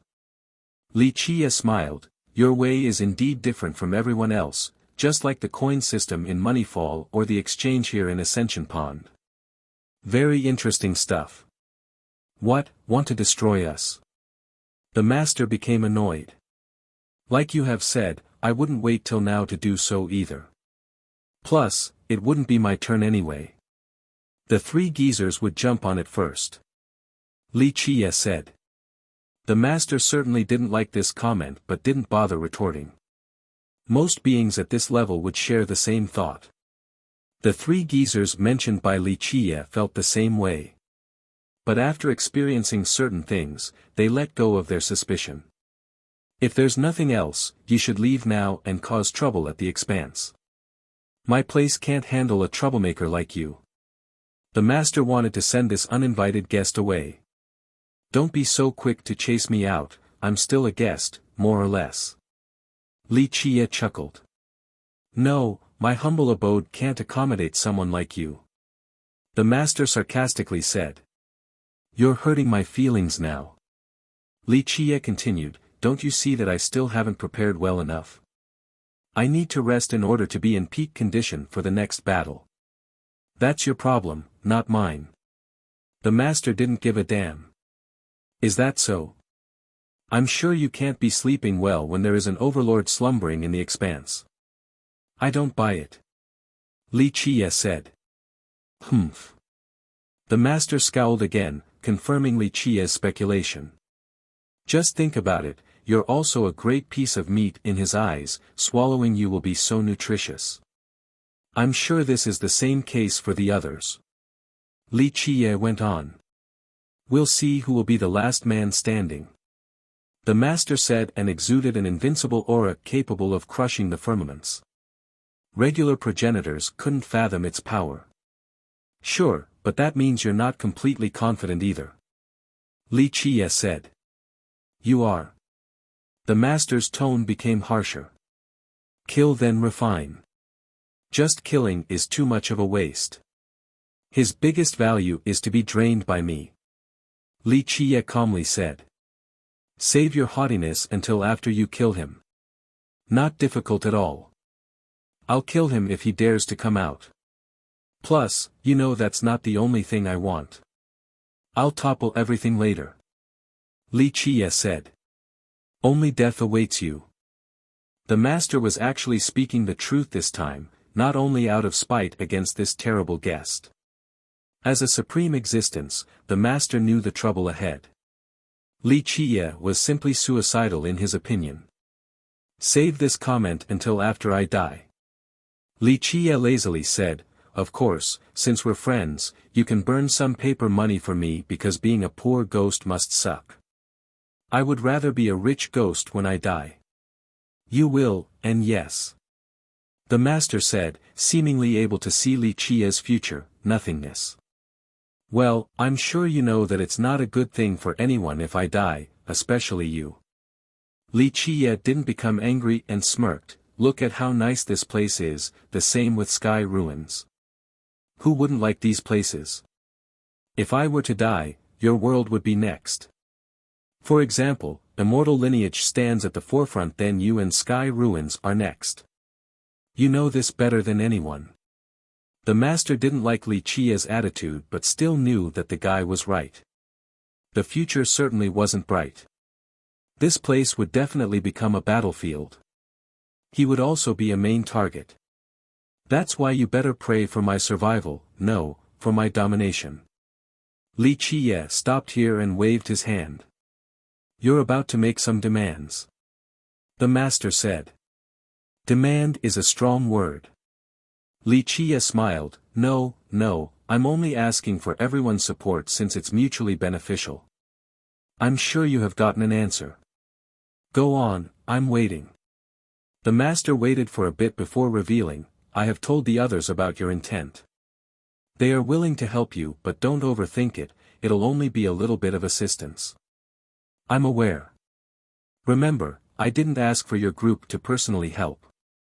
Just give me all your good stuff so that I can throw it at the enemies, that's the best support.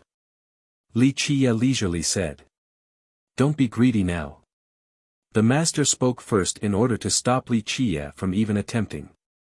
I disagree. Li Qiye elaborated, just think about it, if you all were to personally mobilize, leaving success aside, how much resources and heavenly materials would be required? Now, since I'm doing it instead, all of you can just sit back and relax. Isn't that the best? A lot of value for your money. Another lull ensued. The master eventually asked, what do you want? Not much, just a few decent items. Li Qiye smiled in response.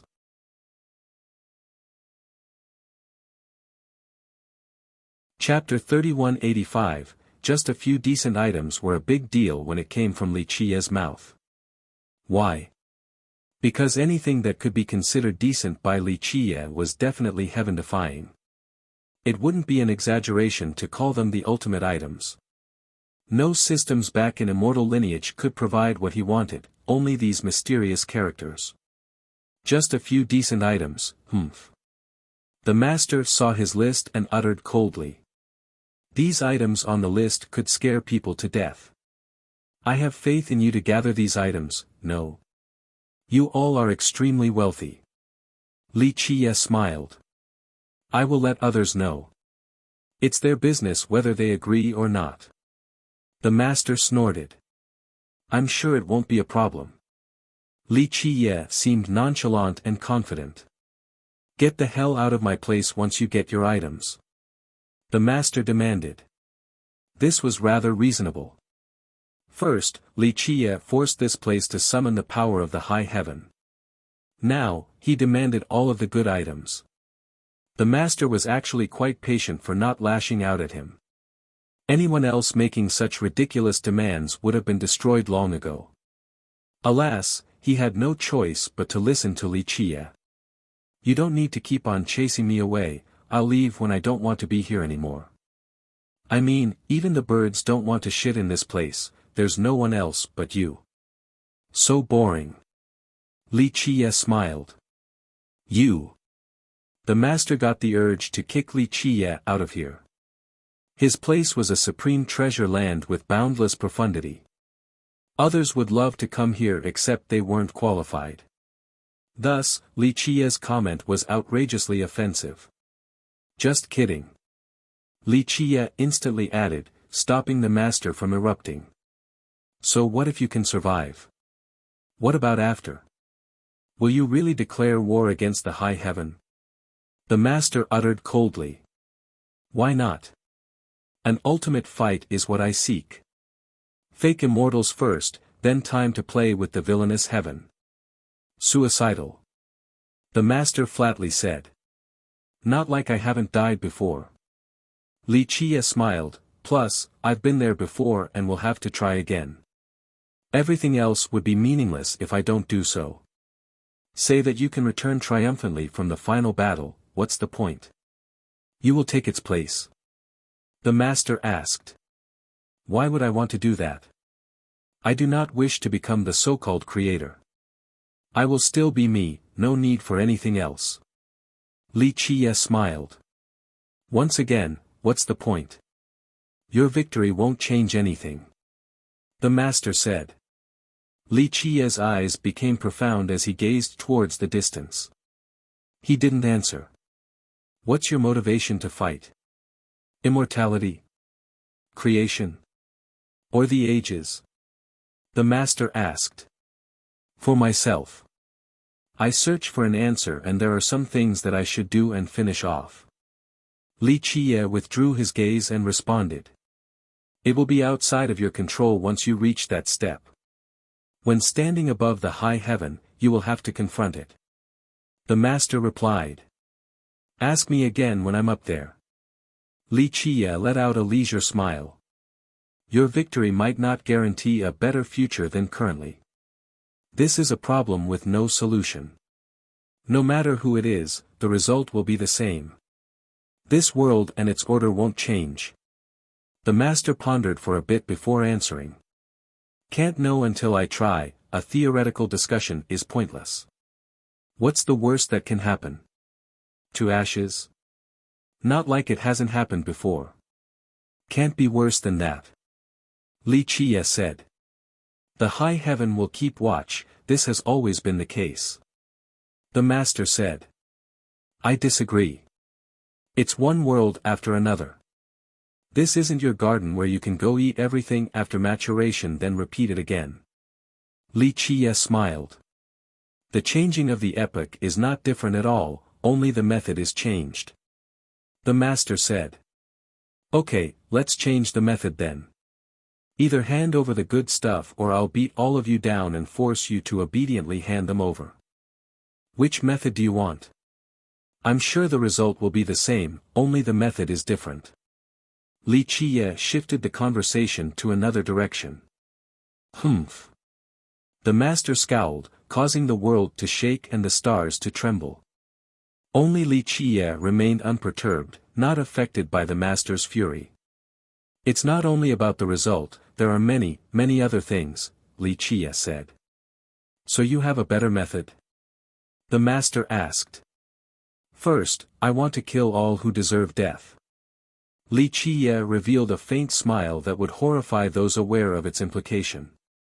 The master certainly read this smile correctly and became silent. What do you think about that? It'll make other things easier before my final battle. Li Qiye said, in my eyes, orders are meant to be broken and changed, not lasting for an eternity. And the time for change is now. The master realized that Li Qiye had made up his mind. They wouldn't be able to stop him nor the villainous heaven. He would move forward as an unstoppable reaper. In history, no one has truly grasped the power of creation. The existence of one would easily solve these problems. The master said.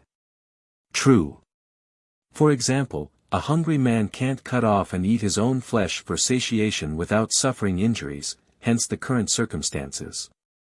Li Qiye smiled. Many have searched for this but success is nowhere to be found.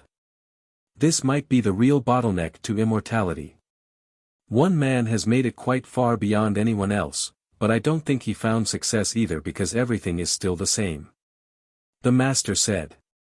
That's your pursuit, not mine. I don't care for immortality or the power of creation. All I know is that I will kill anyone who stands in my way regardless of how far they run. Li Qiye asserted with a cold glint in his eyes. The master knew that he was telling the truth. The guy was asking them for help right now, but if they were to ever provoke him, he would kill them without any hesitation. As powerful as he may be, intuition told him that he would be the one falling in a battle between them. That's the result of those crossing this man named Li Qiye.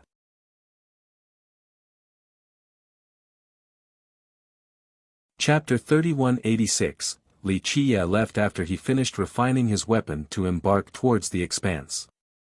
The bulls group for some reason knew that he was about to leave and were there to send him off.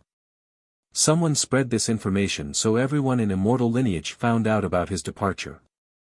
Numerous came to say farewell. Why is he leaving so soon? Peace only came recently. Many systems and masters wanted him to stay. After all, 3 immortals would be safe under his protection. If he were to leave, who knows when the darkness would come again. It would be best if Prime Progenitor could stay. So many started praying to the heaven. Most were unwilling to see this, some were actually hurt. In recent days, they have considered him to be the guardian of 3 immortals. His departure would leave a void in their heart. I heard he's going to uncrossable expanse. Someone who had received this news early revealed. Uncrossable expanse. Those who heard him looked up towards the mysterious ocean, boundless in size. They suddenly felt an instinctive fear. This ocean had brought too many problems to their world, so it became an ominous symbol by this point. The returning fallen progenitors extended their grasp, trying to attack their own world. Prime Progenitor is going there. That's why he's the greatest of all time. He wants to destroy the nest of darkness to forever rid the world of this problem. One insightful ancestor commented. Many powerful masters assumed that Wuxia was going there in order to fully take the enemies down. Yes, this is better than waiting for the darkness to come again. Might as well go on the offensive. Others nodded and praised. Only Prime has such peerless decisiveness and the abilities to do so. Nowadays, the Expanse was considered a terrifying no man's land. No one would dare to go there, progenitors included. However, Prime Progenitor was heading there alone. He was the only one capable of doing this. The lair of darkness is in the Expanse. Who will he find there? What if he meets a terrible being? A few people became worried. You're worrying about nothing. Have you forgotten who Prime is? The strongest progenitor in history. He'll definitely be able to clear a bright path for 3 immortals. Someone else laughed in response. This comment won the crowd over. Prime was able to destroy 5 progenitors with a single punch, then kill 11 of them. Even a member of the Decemvirate couldn't compare to him. Thus, the darkness should stand no chance against their Prime Progenitor. That's true, but Prime is still alone. As the saying goes, 2 hands can't beat 4 fists. Another expert remained worried. Just think about it, so many progenitors have gone there before. How many of them have fallen like the others? This made others shudder with a deep chill, as if they have been engulfed by the darkness. This expert made a lot of sense. More members of the Decemvirate along with top progenitors and everlastings have entered the Expanse. None of them have returned, and by this point, everyone had a good idea about what happened to them. That lair of darkness would have so many incredible existences, the most terrible place in the world. Would Prime be able to fight against their sheer number? This pessimism gradually took over the crowd. Instead of worrying for no reason, it's better to just pray for his victory. One senior said, if all of our progenitors have fallen to the darkness, then it will return to immortal lineage one day anyway, regardless of whether Prime enters the Expanse or not. Just this possibility alone frightened everyone. Not long ago, 12 progenitors and 1 Fardao nearly destroyed all of 3 immortals. Yes, let's just pray for his success, that he'll be able to defeat the darkness. Numerous people all over the world started praying. Some even organized official ceremonies for this purpose. Numerous cultivators lined up in silence, waiting for Wuxia to leave. Supervisors weren't necessary because everyone knew to be respectful and quiet. Night has taken over, yet 10 million cultivators were still present for this event. One could only hear the sound of breathing. Wuxia finally showed up before many anticipating eyes. He crossed the sky and reached the shore. Everyone got on their knees in unison, resulting in a wave of movement across the crowd. Greetings, Prime Progenitor. They greeted him. Every showing of respect came from the heart. The Black Bull and the others approached him, Holy Frost, Hui Qingxian, Lotus Ancestor, Everlasting Jiang. Even the old tree demon was present. Since he had taken root at the academy, his true body couldn't go there. This was only his Tao avatar. You're leaving, young noble. Holy Frost became emotional since she had stayed with him for a long period and truly benefited from it.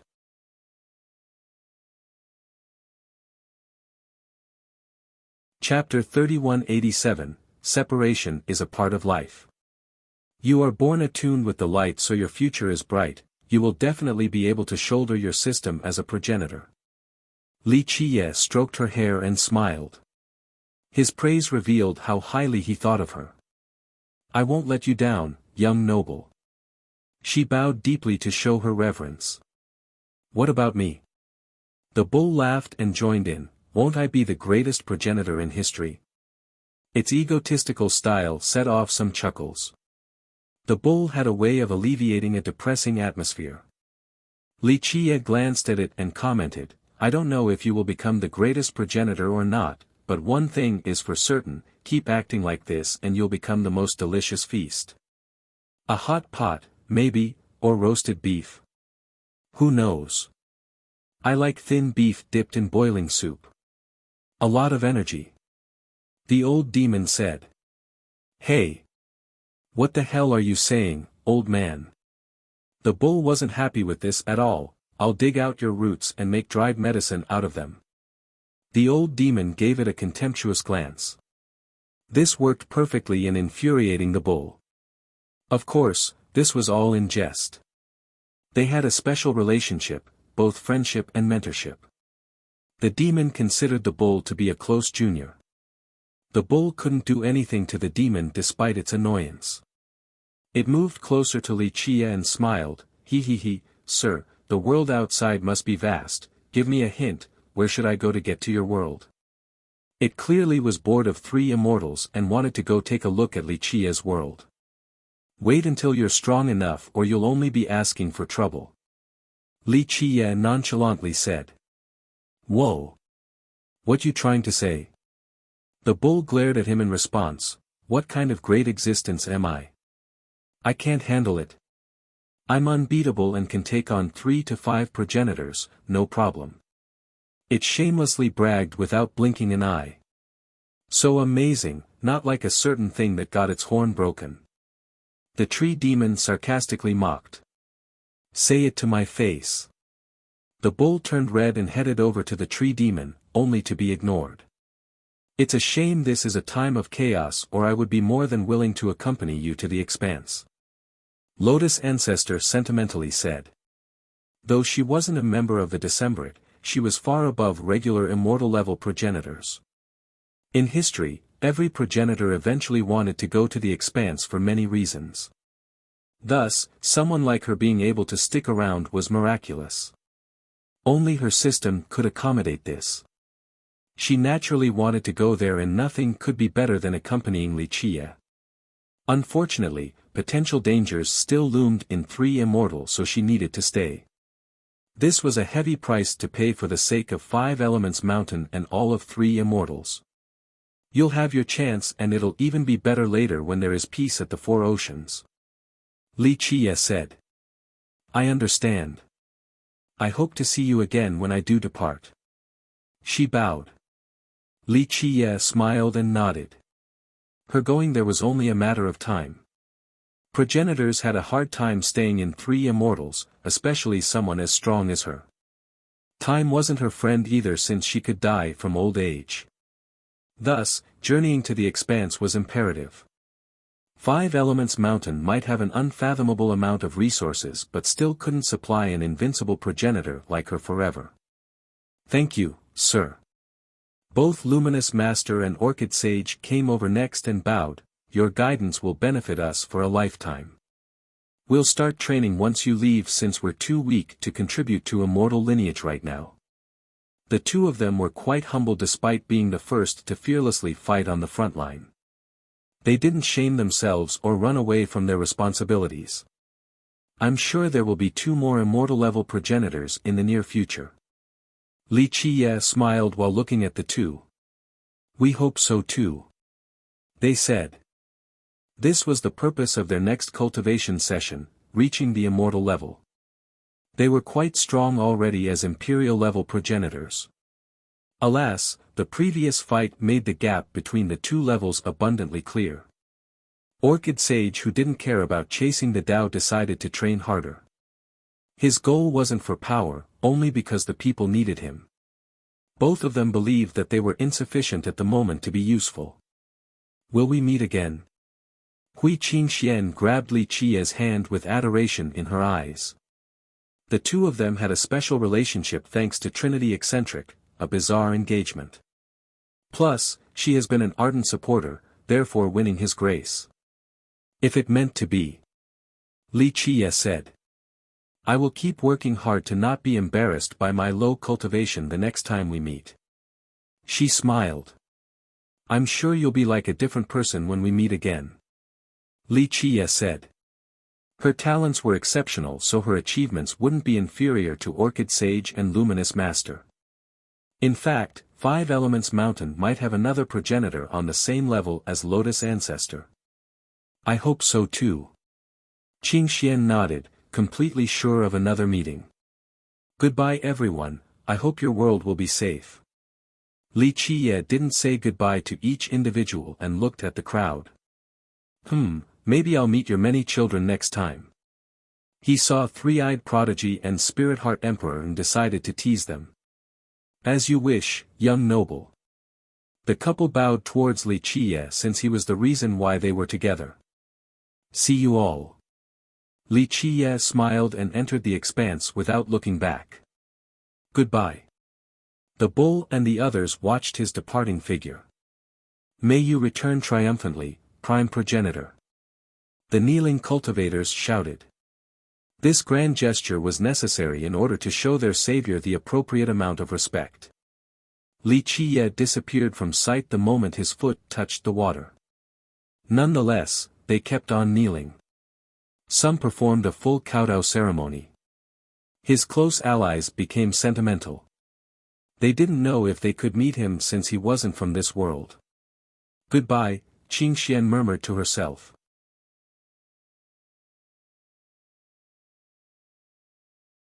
Chapter 3188, Uncrossable Expanse, An Eternal Mystery. No one knew how deep or vast it was, especially not its magical properties. Discussions regarding this place sprung up across the years, just nothing concrete came from it. One legend told that the mystical other shore existed there. Reaching it meant being able to enter the immortal world. Another stated that it contained the secret to immortality for those lucky enough to find it. One more belief asserted that this expanse was a boundless world, provided that one can find the true entrance. All in all, numerous legends regarding the expanse passed on through the generations. Numerous top masters would go there after reaching a certain level. No one forced them to do so, there weren't any rules about this either. However, their departure has been consistent. Another consistency was the lack of returners. This dark invasion was the only exception. At their high level, their lifespan would start running out, death from old age became inevitable. Thus, they needed to enter the expanse despite knowing that there was no return, at least in the past. That's the only way to replenish their vitality and life force. Many agreed with this statement, progenitors included. The sky seemed rather low in this way ocean. One might be able to touch the sky just by reaching up with both hands. The stars were right there. Li Qiye felt considerable moisture in the air and winds. They were gentle, akin to a lover's caress. The place was as horrifying as expected. On the contrary, it felt so pleasant and comfortable. Upon entering, one fused with the ocean, becoming a part of it. It wouldn't be an exaggeration to say that anyone here would feel as if they were returning home. They naturally wouldn't want to leave afterward. This feeling was ridiculous. The place was famous for being dangerous and full of the unknown. How could it feel like home? Alas, this was indeed the case. The sensation was as real as can be. Uncrossable expanse. Li Qiye murmured while the winds caressed his face. The supreme existences would appreciate the boundlessness of this place. They felt so free and unrestrained. On the other hand, a world like Three Immortals felt so tiny in comparison, almost like having shackles there. It was understandable why the progenitors never wanted to return to Three Immortals. He looked back and saw nothing but an ocean. The shoreline was nowhere to be found, let alone Three Immortals. Just taking one step into this place meant leaving Three Immortals completely. It would be impossible to find the initial path, let alone find the location of Three Immortals. One needed a heaven-defying method to return to three immortals, leaping repeatedly from one dimension to another. Keep in mind that this level of spatial leap required a long period of time and vast power. A powerful progenitor might not be able to handle this. This was another reason why these progenitors didn't return after entering. Li Qiye stopped looking back for three immortals. He tried to feel this area and the waves with his eyes closed. He became a part of this ocean, able to sense a strange turtle swimming 10,000 miles below. 1,000,000 miles ahead, he spotted a large aquatic creature resembling an elephant spewing out water. Then 1,000,000,000 miles up above, a star was dying. He sensed all of these things so clearly like the palm of his hand. In fact, a fish letting out a bubble anywhere in this ocean would be known by him. He stood there like a statue for a long time. After a while, he opened his eyes with a faint smile. His body flashed while ripples appeared in space. This was the start of his journey. This ocean was vast beyond imagination, perhaps more than 100,000 three immortals put together. A progenitor could spend their entire life yet still be unable to cross it. Li Qiye continued moving across this area and saw many magnificent sights not found anywhere else. In one place, numerous peaks towered in a particular formation. Water circled around them in the form of a maelstrom capable of tearing everything apart. Nothing would be able to escape its powerful current in one piece. However, the peaks weren't affected by the maelstrom at all. They looked like special pillars serving to keep the ocean in place. As the steam and water evaporated from the maelstrom, one could catch a glimpse of the pavilions and cities on top of the peaks. Countless carriages and people moving about, a prosperous place to be. This all disappeared the moment one set foot on the actual peaks as if they were mere illusions. Alas, the sounds of galloping horses and carriages, the people talking or the cries of the cicada were clearly heard. It felt so real yet impossible to reach. Another area was engulfed by year-long fog and mist. Numerous moons could be seen in there, they moved in an eternal rotation. Its name was Moon Valley, seemingly the source of all the moons in existence. Their light gave this part of the sea a silver hue. Unfortunately, the moons weren't the only things floating around. Corpses would also fly out from the ocean, completely covered in white cloth just like mummies. These mummies would swallow the moonlight. As they absorbed more of this affinity, ancient inscrutable runes emerged on their white cloth. Anyone would feel their scalp tingling after seeing this sight. This place seemed like a land of the dead. Li Qiye stopped here for a bit to watch the corpses devouring the moonlight. People have tried all kinds of terrible methods for rebirth in history. How disappointing. He shook his head and said. He didn't bother them and moved forward. This wasn't too out of place for him since he knew their goal. This ocean also had broken places. Li Qiye made it to one and felt a powerful destructive aura. The water surface here has been torn apart, resulting in a chaotic flow hitting the cliffs nearby. The celestials above have fallen down. One broken star could be seen floating on the water. A great battle had clearly taken place here.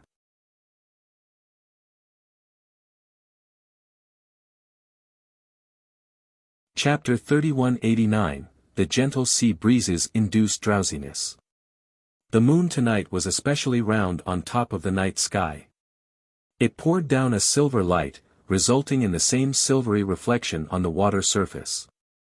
Whenever a carp leaped out of the water, the splashing resembled a flower blossoming.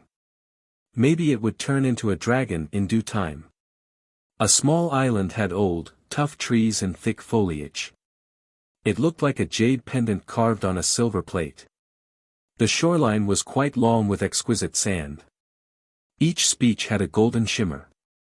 Picking the sand up and letting it run down one's fingers would create a beautiful golden stream.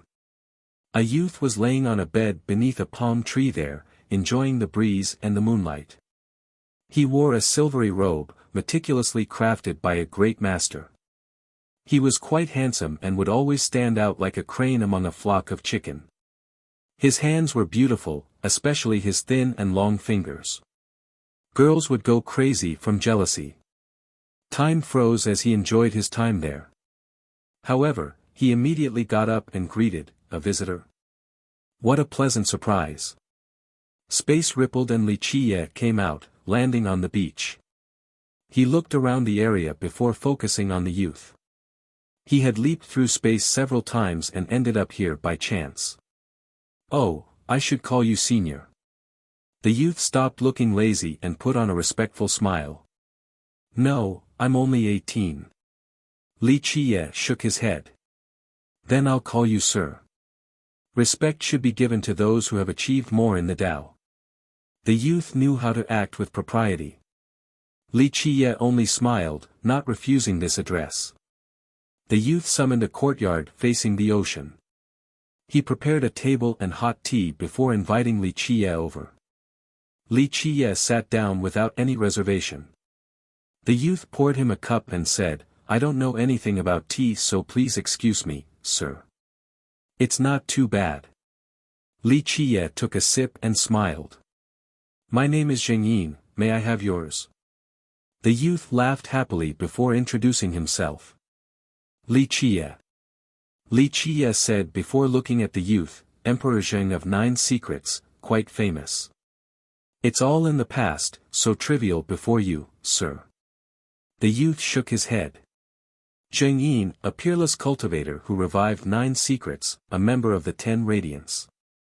He was famous alongside Everlasting Jiang and Lotus Ancestor. Born in War Saint Dynasty in a declining system, he rose above everything and revived it.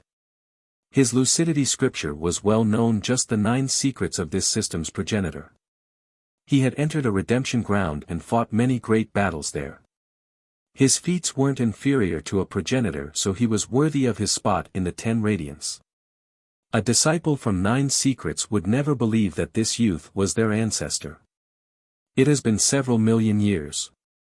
A peak progenitor now, worthy of being a member of the 10 Radiants. Li Qiye said with a smile. Just a false reputation. Nothing brilliant about being gifted from the start thanks to the heaven. Otherwise, someone as lazy as me would never be able to reach the progenitorial realm. Emperor Zheng humbly said. His humility didn't imply weakness. In reality, he was just as strong as Everlasting Jiang or Lotus Ancestor. Li Qiye smiled and held his teacup while gazing quietly at the horizon. Why are you here, sir? The emperor asked. Just passing by. Oh, and killing anyone who stands in my way. Li Qiye took a sip and responded casually. So daring and imposing. No one in this vast ocean should be able to stop you. The emperor praised. The two of them stopped talking and simply enjoyed the night sky. Why are you here? Li Qiye eventually broke the silence. I actually don't know the answer. The emperor pondered carefully and eventually put on a wry smile. Some progenitors come seeking everlasting life, others want the other shore, more seek strength, he went on with a soft tone. I came out of curiosity while hoping to break through. Someone told me to go, so I did. Now, so many years have passed and I've forgotten most of my original intentions. Time is the best thing to have while capable of being a source of torment. Li Qiye nodded. Yes, I've forgotten so many things. I only remember myself now. The emperor became slightly emotional. Both fell into silence again, looking like two old friends.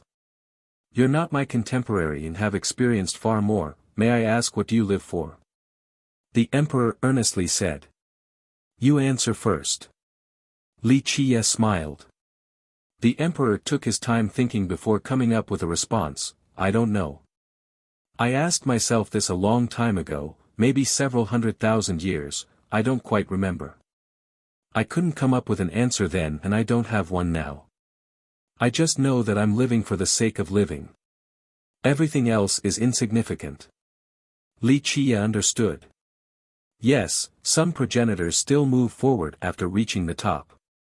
They want to become true immortals. Others searched for everlasting life. Some are righteous and wish to protect 3 immortals. He paused for a bit and sighed, I had enough. I've experienced the pleasures of mortal life and dabbled in the myriad Tao. This is my limit. Trying more won't turn me into a true immortal. Thus, I no longer have a goal. I don't care for everlasting life or the battle between good and evil either. Everyone has their own fate, the epochs will continue to cycle, no need to try so hard to survive. Seems like the rest of my time is doomed to boredom. He then finished with a bitter smile. His words contained plenty of emotions, a testament to his rich past. As a brilliant emperor, his life was magnificent, to say the least. He had both authority and prestige, more than enough beauties as well. The things people so desired. He possessed them all. He also swept through the realms uncontested. People wrote tales about his battles. As for his talents, he understood the mysteries of this world and wrote the incredible lucidity scripture. Did he have any regret in life? No. Next came his journey to the expanse. He survived the danger and saw many things, eventually becoming a top progenitor. What more could he ask for in life? Therefore, his future prospect came to a halt, for he no longer had any desire. That's why self-reflection became necessary. What was his reason for living? This question haunted the great genius.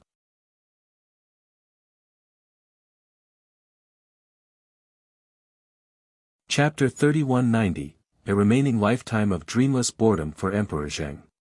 Perhaps others wouldn't be able to understand him, for they lacked the same talents, the same fortune bestowed upon birth. It's all in the past. To not have any pursuit is the best pursuit. Li Qiye nodded and said. Li Qiye didn't think he was being extreme. The peak was cold and lonely, not something ordinary men knew about. Life and death stop mattering as well. The emperor said with a profound gaze towards the stars. The emperor no longer cared about his survival, since he had done everything previously, from fighting on numerous battlefields to teetering between life and death.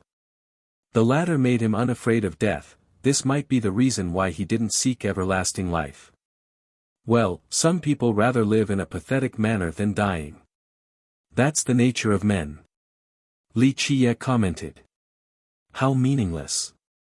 Emperor Zheng smiled and shook his head. Dying is a salvation of sorts, no more living on in boredom. Others would find this irrational.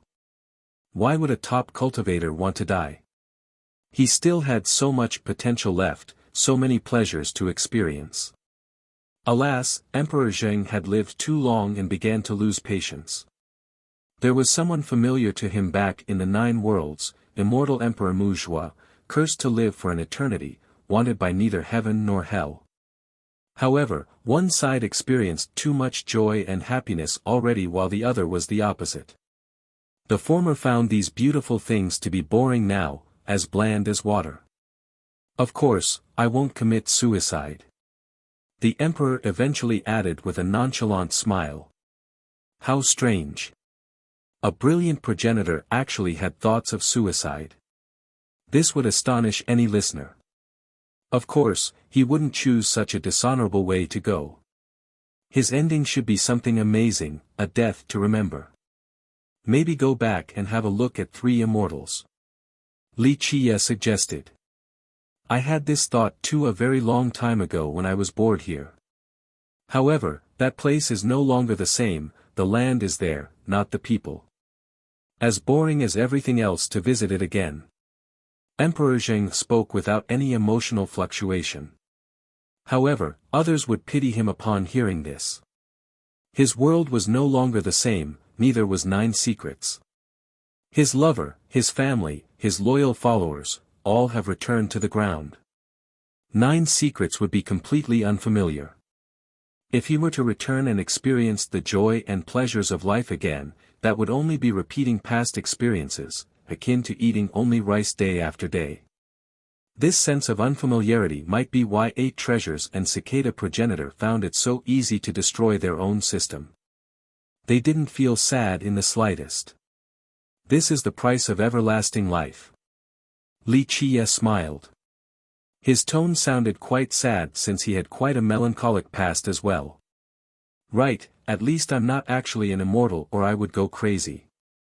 The emperor nodded in response. He seemed to find sweet salvation in death, unlike other top cultivators. Well, if you have no other pursuits or desires, then just a short life of brilliance is fine. Having no regrets is the toughest thing to obtain. Li Qiye said. What are your pursuits? The emperor asked. An answer and a fight to the end, that's all. Li Qiye nodded.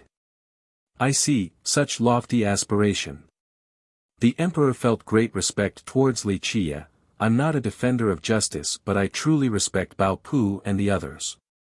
They should be loved and respected by all, the same as you, sir. Cultivators should aim to be like you but I'm afraid to say that I have no desire of being virtuous. Everyone has their own will, no need to force others to do so. Li Qiye shook his head, the light and darkness are always present. There is no light without the darkness and vice versa. Now, not having a pursuit is the best pursuit. No pursuit, no desire, no darkness, then there's no light. Their pursuit is why there is darkness. He finished by pointing at the sky. Your words are made of gold, sir. The emperor appreciated his perspective. Li Qiye smiled and immersed himself into staring at the sky. There seemed to be something up there staring at everything below. Immortality. The emperor sighed and said, no one can really resist its temptation. He then turned towards Li Qiye as if insinuating something. Don't worry, I won't change even if I obtain immortality. It won't be my choice. Li Qiye shook his head. I don't doubt you, sir. The emperor said. It's fine, you have seen it. Immortality isn't granted by the heavenly Tao. The heaven will not tolerate it, so in order to obtain immortality, there must be a trade. Oneself, someone else, or even an entire world. That's a choice one will have to make. Li Qiye said. The emperor agreed. He has been here for so long and saw things beyond imagination. Thus, he had a different perspective and thoughts on immortality than most. Everyone says that a true immortal can live forever. What do they look like if they actually exist? The emperor said. Have you seen that dark being?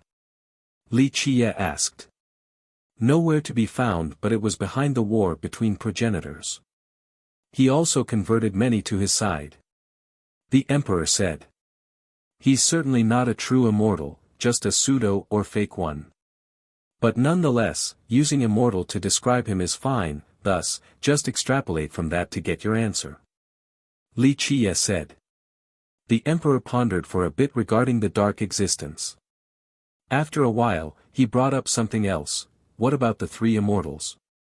At his level, he was able to make contact with these legends and had respect for them. In order to become an immortal, one must either be crazy or a saint. Li Qiye said, however, this world is their heart system. The emperor murmured to himself before choosing to be quiet. The latter part encompassed too many things. No need to go deeper or it would become disrespectful. The expanse is actually quite fun. The emperor brought up something else. I haven't seen the other shore but even if it does exist, it won't be my turn to ascend. I can't reach it before being freed from myself.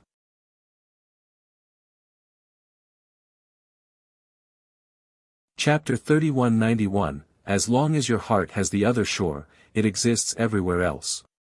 If your heart can be freed, there is no need to find the other shore. Li Qiye said. Listening to you is better than reading for 10 years.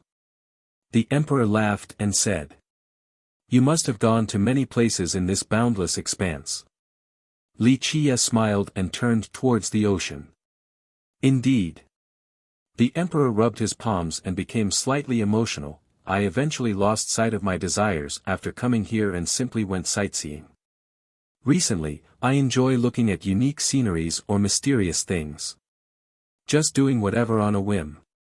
However, this place is just too vast, or maybe our heart is not vast enough. I can't see all of it, I don't think anyone has done so. Maybe only the three immortals. He paused for a bit and said, maybe this is my little wish, to be able to see all of the expanse before dying. Someone as powerful as him could travel through dimensions. Alas, this still wasn't enough to see all of the expanse. Its size was unimaginable. There are plenty of incredible phenomena, just seeing a few of them makes life worth it. Li Qie smiled. Coincidentally, I have been thinking about going to one. There is a place called Soul Hook only appearing once every 3 million years. That date is coming soon.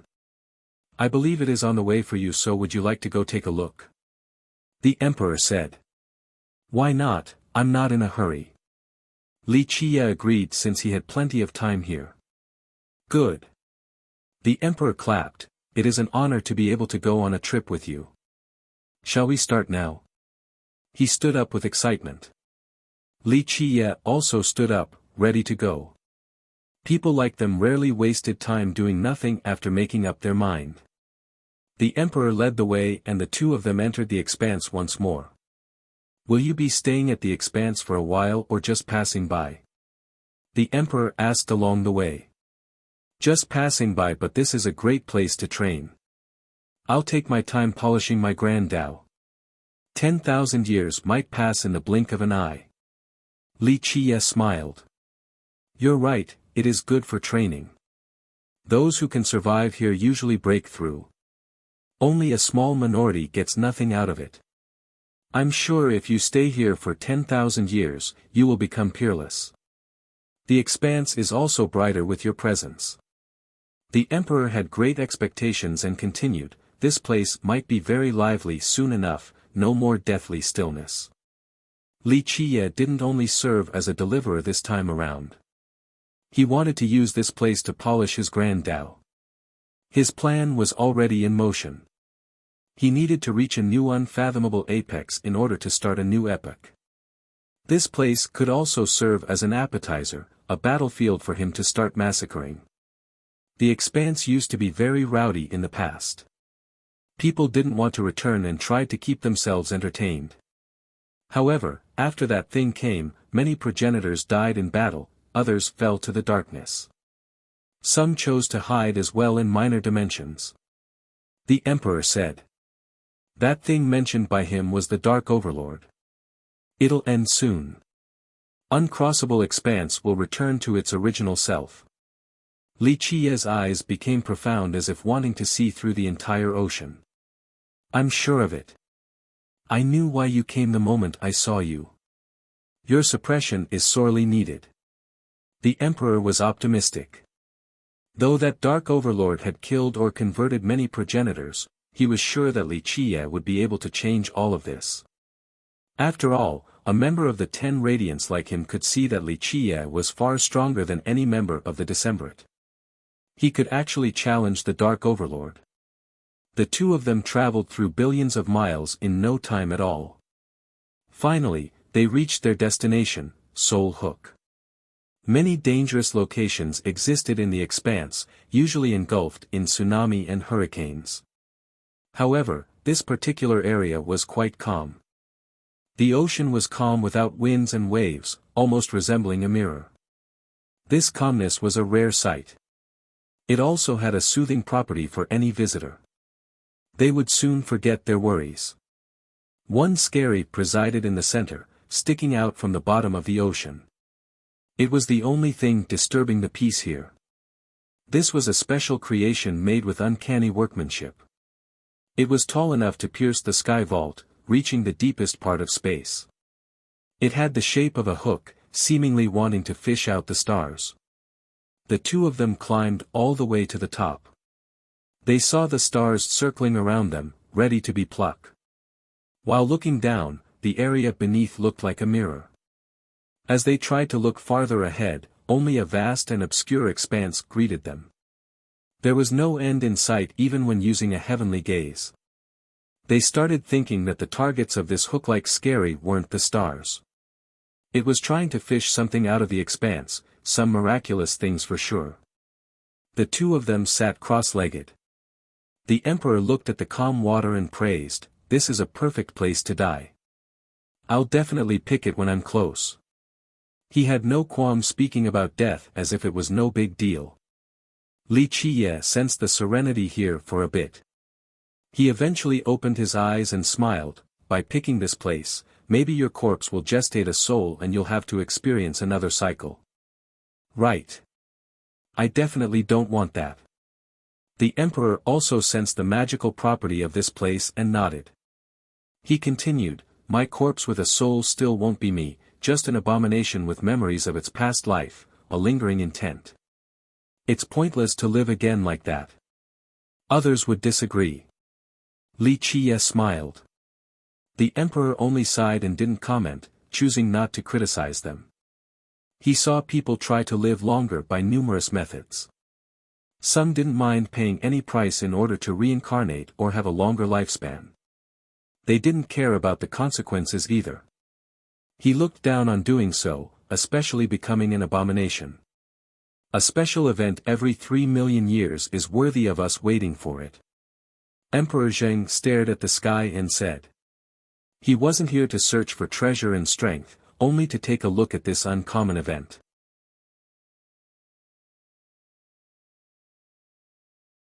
Chapter 3192, The night sky seemed gentle and inviting like the embrace of a loving mother. People naturally slept well without worries on their mind. Li Qiye and Emperor Zheng sat quietly on top of the skerry, waiting for the incoming miracle. After a while, a buzz sounded, muted and melodious like scattering powders. A river came down, filled with starry crumbs along with individual sparks. Each spark seemed to be filled with the water of life. The water currents varied in color, gold, green, blue. This river contained the essences and light of the stars, the particles of time, and light of life, and other youthful affinities. It hit the skerry and split into two flows. The collision shot off numerous particles, akin to Mercury colliding. This was an ethereal and beautiful scene, almost dreamlike. Those immersed by this river would find themselves being able to see the changes in history, how the ocean turned into mulberry fields. Pop! The tip of the skerry had splashes everywhere. The drops of water shooting out had images while falling down, flying phoenixes, prostrating gods, the heaven and earth began to move. A world seemingly opened at the tip with 5 beautiful colors. Splash! The flow of the river intensified. It had ancient runes and Tao laws on top of the previous affinities. Some Tao profundities also emerged. Everything magical in existence seemed to be mixed together and turned into this river. Waves began to form due to the powerful current, resulting in loud commotions. The two felt as if the myriad Tao were rushing past them. They could see the fundamental essences that make up the world, the birth of the grand Tao. However, the skerry stood strong in spite of the mighty waves. It looked like a hook wanting to pull down the entire river. Eventually, 2 fish started swimming playfully down the current. They were the manifestation of the yin and yang. From yin and yang came the 5 elements. Ra. A star dragon leaped out of the river, flickering with gorgeous starlight. A phoenix joined in as well, carrying the 5 elements. Space rippled wherever it went while the myriad laws tagged along. Rumble. The river continuously increased in size, eventually turning into a surging lake. More phenomena and images took form. A divine diagram enjoying the worship of many followers. The rotation of the sun and moon, the birth of 1,000 stars, an immortal tree with swaying branches. Just one of them alone was shocking enough, unseen by the majority of cultivators. Moreover, just one drop of this lake contained the mysteries and profundity of the Grand Tao, the power of time and life. This only happened once every 3 million years. Calling it a miracle wouldn't be an exaggeration. The seasoned emperor became immersed at this wondrous sight. The lake eventually turned into an ocean. The visual phenomena became grander and more impressive, causing him to sigh in awe. Nonetheless, the surging ocean wasn't enough to move the scary one bit. It divided the ocean into two halves. This process happened in the past, present, and future. Sitting on this scary would give the impression of being on an eternal hook. They have become an unchanging existence across the ages. This observation lasted for a long time. The immovable scary allowed the two to watch without needing to worry about their safety. The tides eventually receded, so did the great ocean. Everything returned to normal. The sky found peace once more, the water below assumed the calmness of a mirror without a single ripple. How wonderful, the Tao initially doesn't have a root. When the heart has the Tao, it will take root there.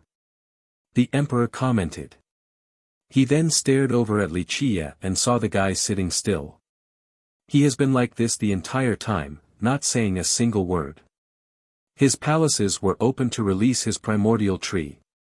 The primordial aura poured down like a waterfall as more fruits appeared on the branches. Each fruit had reached maturity and became shining.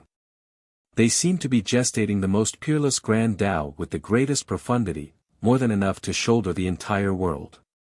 The tree didn't look like one to shoulder the sky, but each branch and leaf contained amazing mysteries. It could contain the past while opening the future. One branch could push forward an era, a leaf could launch a new world. The entire tree itself felt like a new epoch, gestating numerous worlds and living beings. The grand Tao and primordial energy stemming from the tree had started an epoch. A system existed here, allowing its inhabitants to cultivate and learn the Tao. Meanwhile, the man sitting there, Li Qie, was the source of all this. He would create a new epoch with a brand new system. His power would engulf his creation. The emperor couldn't believe it, his mouth left agape. He had met plenty of progenitors, including members from his own list and the Decemvirate. However, all of them were far from being comparable to this man. A brilliant progenitor could start a new era, but Li Qie wasn't doing that. He was starting a new epoch. In the future, after generations and generations of cultivation, each living being there would be affected by him. Their grand Tao and peerless merit laws would be created in accordance to his rules. He would become a being similar to the high heaven. The emperor knew what he was trying to do while staring at the primordial tree. This act was majestic, greater than anything else others have accomplished. He wasn't chasing after invincibility or eternal life. This far exceeded that.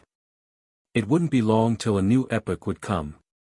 The emperor began trying to understand the mysteries and profundities of the tree. His talents were nearly peerless. He had seen the most complicated and magical grand Tao before. Alas, they became insignificant now versus this attempt of Genesis.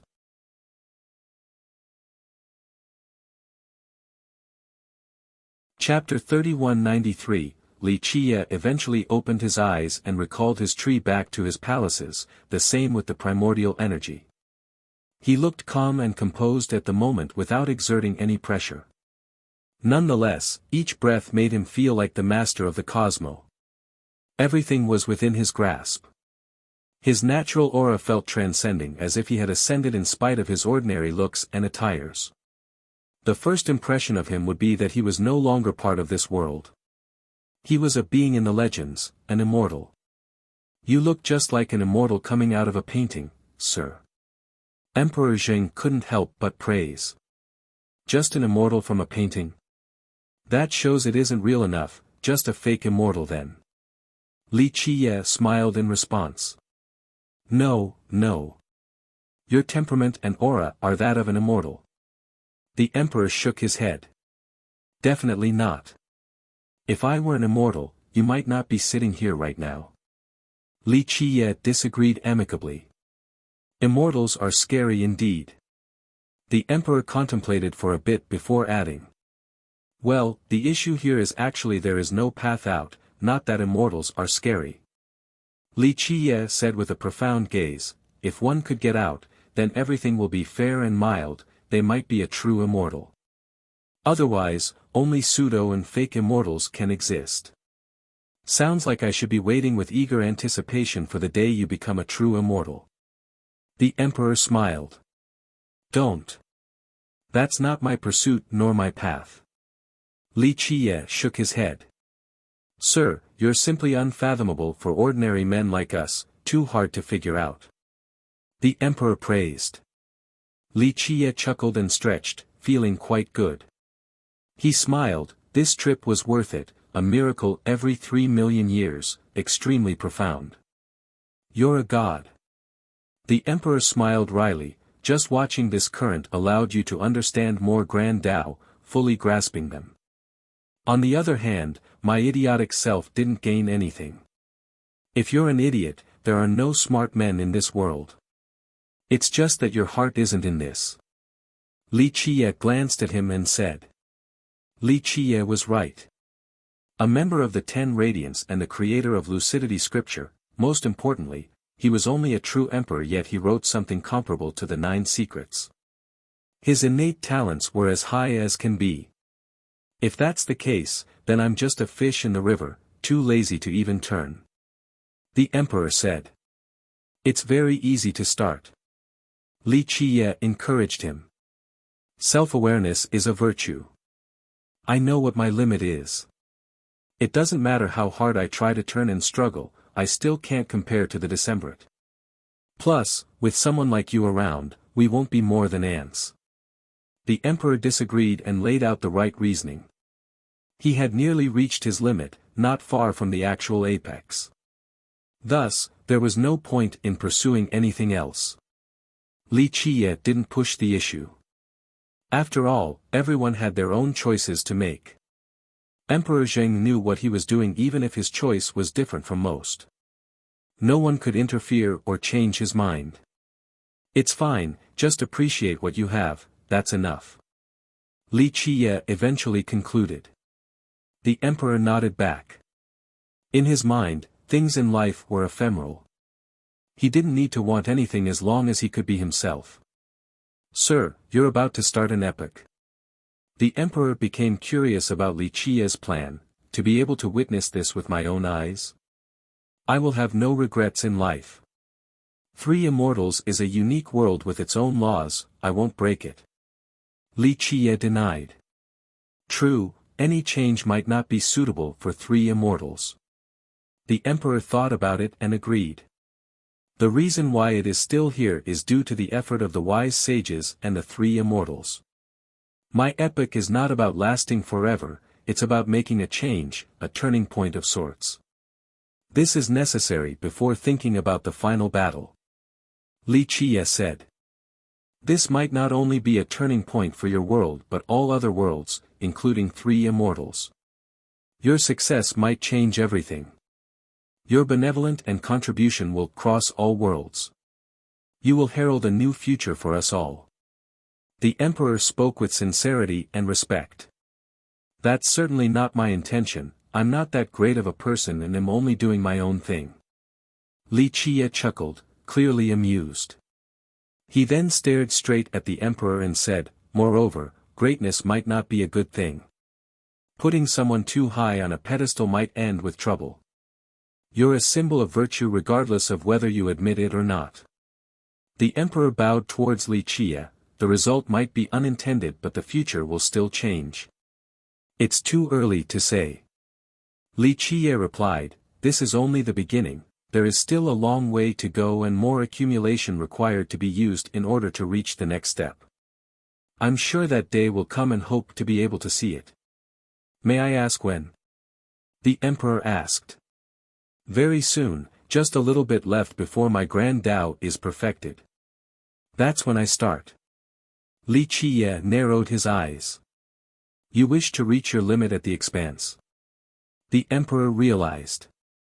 Is there a better place? Li Qiye smiled, this place is vast and can withstand anything, the best type of battlefield with all kinds of danger. It's the best place to obtain perfection, then it would be time to fight. Yes, this is the perfect polishing stone for an immortal blade like you, sir. The emperor understood. He also knew who Li Qiye wanted to use in order to sharpen his blade. That day would be monstrous. Very nutritious too. Li Qiye gazed deeper into the expanse with a smirk on his face. The emperor shuddered. Someone had become Li Qiye's target.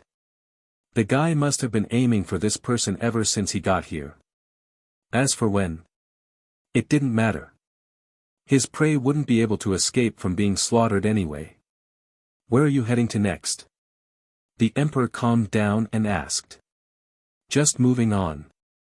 Li Qiye smiled and didn't have a particular location in mind. He was only following his whim. Only those unfortunate enough would meet him on this random path. If you wish to train, I know a dangerous nest.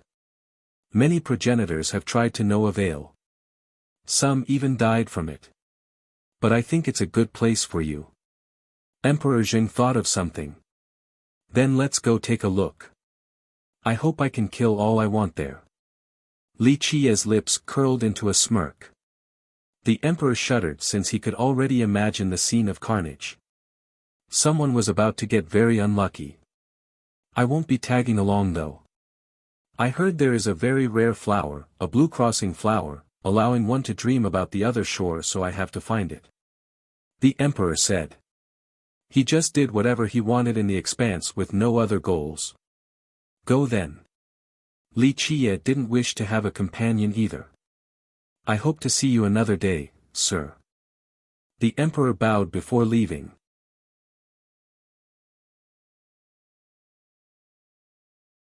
Chapter 3194. The name of the dangerous area mentioned by Emperor Zheng was Burden, a famous place in uncrossable expanse. According to the emperor, there were 9 great monsters in the expanse, the strongest and the most dangerous. They have devoured numerous existences. Even some progenitors weren't lucky enough to escape. Moreover, though they were monsters, they have gained great intelligence, eventually gathering other monsters and became their kings. Burden was a nest of one of these 9, also the name of the monster. Most people knew to avoid this place. Some progenitors have entered in order to destroy Burden, only to be killed by it. Of course, for others, this was a good place for training. As long as they didn't go too far inside, they could still leave unscathed. Too many dangerous monsters presided there, which could be a good thing. A few progenitors, when bored, would go there to improve their cultivation. Li Qiye shared the same thought. He wanted to exercise using these monsters to polish his completed Grand Dao, further sharpening its edges. He could sense a violent aura while standing outside of the nest. From the distance, the entire place was shrouded in a mist with an ashen hue. There seemed to be monsters spewing out miasma in there. This miasma was naturally toxic, capable of corroding flesh at a rapid rate. Only powerful progenitors could withstand it. The water there was muddled, almost as if infused with ink. It wasn't black entirely but had some strange affinity that could corrode any spectator's soul. Staring at it for a long time would result in being dizzy and confused. Li Qiye gave it a quick glance before smiling and entering this area. The mist immediately latched onto him. Zzz, its corrosive nature invaded his body. However, just one flash from him was enough to purify this type of miasma. The other danger was looming in the water. Looking at it would result in a mental instability, the true fate would shake too, resulting in being dazed and potentially dropping unconscious. That's when the fatal blow would come. Splash! A massive claw stretched out of the water, large enough to easily crush a mountain. Li Qiye's surroundings turned dark due to the sunlight being blotted out. Alas, he only smiled while looking at the claw. It's about time, I've been waiting for a slaughtering. Li Qiye roared and reached for the claw. Crack! He easily tore it in half. Something bellowed. Next came a loud boom with a tsunami rising out of nowhere. A gigantic monster the size of an island emerged from the darkness. It resembled a lobster with numerous sickle-like legs to the left and right. Each swing from one could massacre thousands. Its shell was gray, seemingly made from countless bones assembling together. Perhaps it didn't have flesh and meat within, only more bones. Anyone would have goosebumps while staring at this hellish monster. It used to have 2 claws, but unfortunately, the other one has been destroyed by Wuxia. Oh oh oh. It angrily swung the other one down, causing more tsunami. The world seemed to be flipped over as a result. Boom. 100,000 miles of sea around Wuxia caved downward. Water rushed up like circular walls around him. Time came to a still. Wuxia easily stopped the claw with one hand. Too weak, can't train my body with this. He shook his head, disappointed. This scene was truly unbelievable. Wuxia was smaller than an ant in comparison, yet he had no problem stopping this claw, even going as far as making fun of its strength. Clank! Clank! Clank! The infuriated monster immediately resorted to using its legs as blades. These divine, sharp bones made direct contact. Fiery sparks shot out, but he was completely untouched. Weakling. Wuxia leaped into the air and punched its weak spot. Boom! Crack! Numerous bones broke down so the monster fell. He then tore it apart, ending its life. It didn't even have the chance to scream. He threw the remains down the ocean. The already dark water suddenly turned black, this time as if more ink had been added. In reality, it was just a bunch of bony feeders around the size of a finger. They coiled together like chains and came up from the bottom, instantly devouring the large monster. Gnawing noises resounded. It didn't take long before the monster was fully eaten, only behind a few dregs. They didn't seem to be satisfied and turned their attention towards Wuxia. Black rays shot out from the ocean as they flew forward towards the next prey with extreme speed. They resembled divine needles that could pierce through space, instantly appearing in front of Wuxia's forehead. Treating me as prey? Wuxia smiled and raised one finger. Boom! Boom! Numerous lightning bolts shot out of the tip and weaved together to form a net. The feeders in the sky couldn't get away, the same with the ones in the ocean. All of them died inside the lightning net. The water surface had another black layer on top now due to their corpses. They unfortunately chose to mess with the wrong man. How disappointing. Wuxia smiled and moved forward. Boom! He didn't get far before another explosion detonated. Large tentacles with bone spikes on them drilled out of the water. These spikes flashed with a chilling glint. Woo! One tentacle opened its mouth and tried to suck Wuxia in. Bam! He slammed one foot down, stabilizing himself. The insane suction force failed to pull him even an inch away.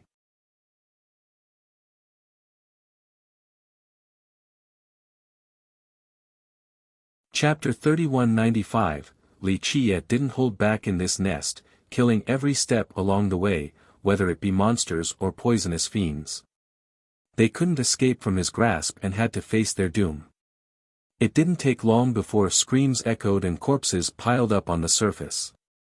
He eventually made it to the far regions of the nest, leaving behind carnage and blood in his path.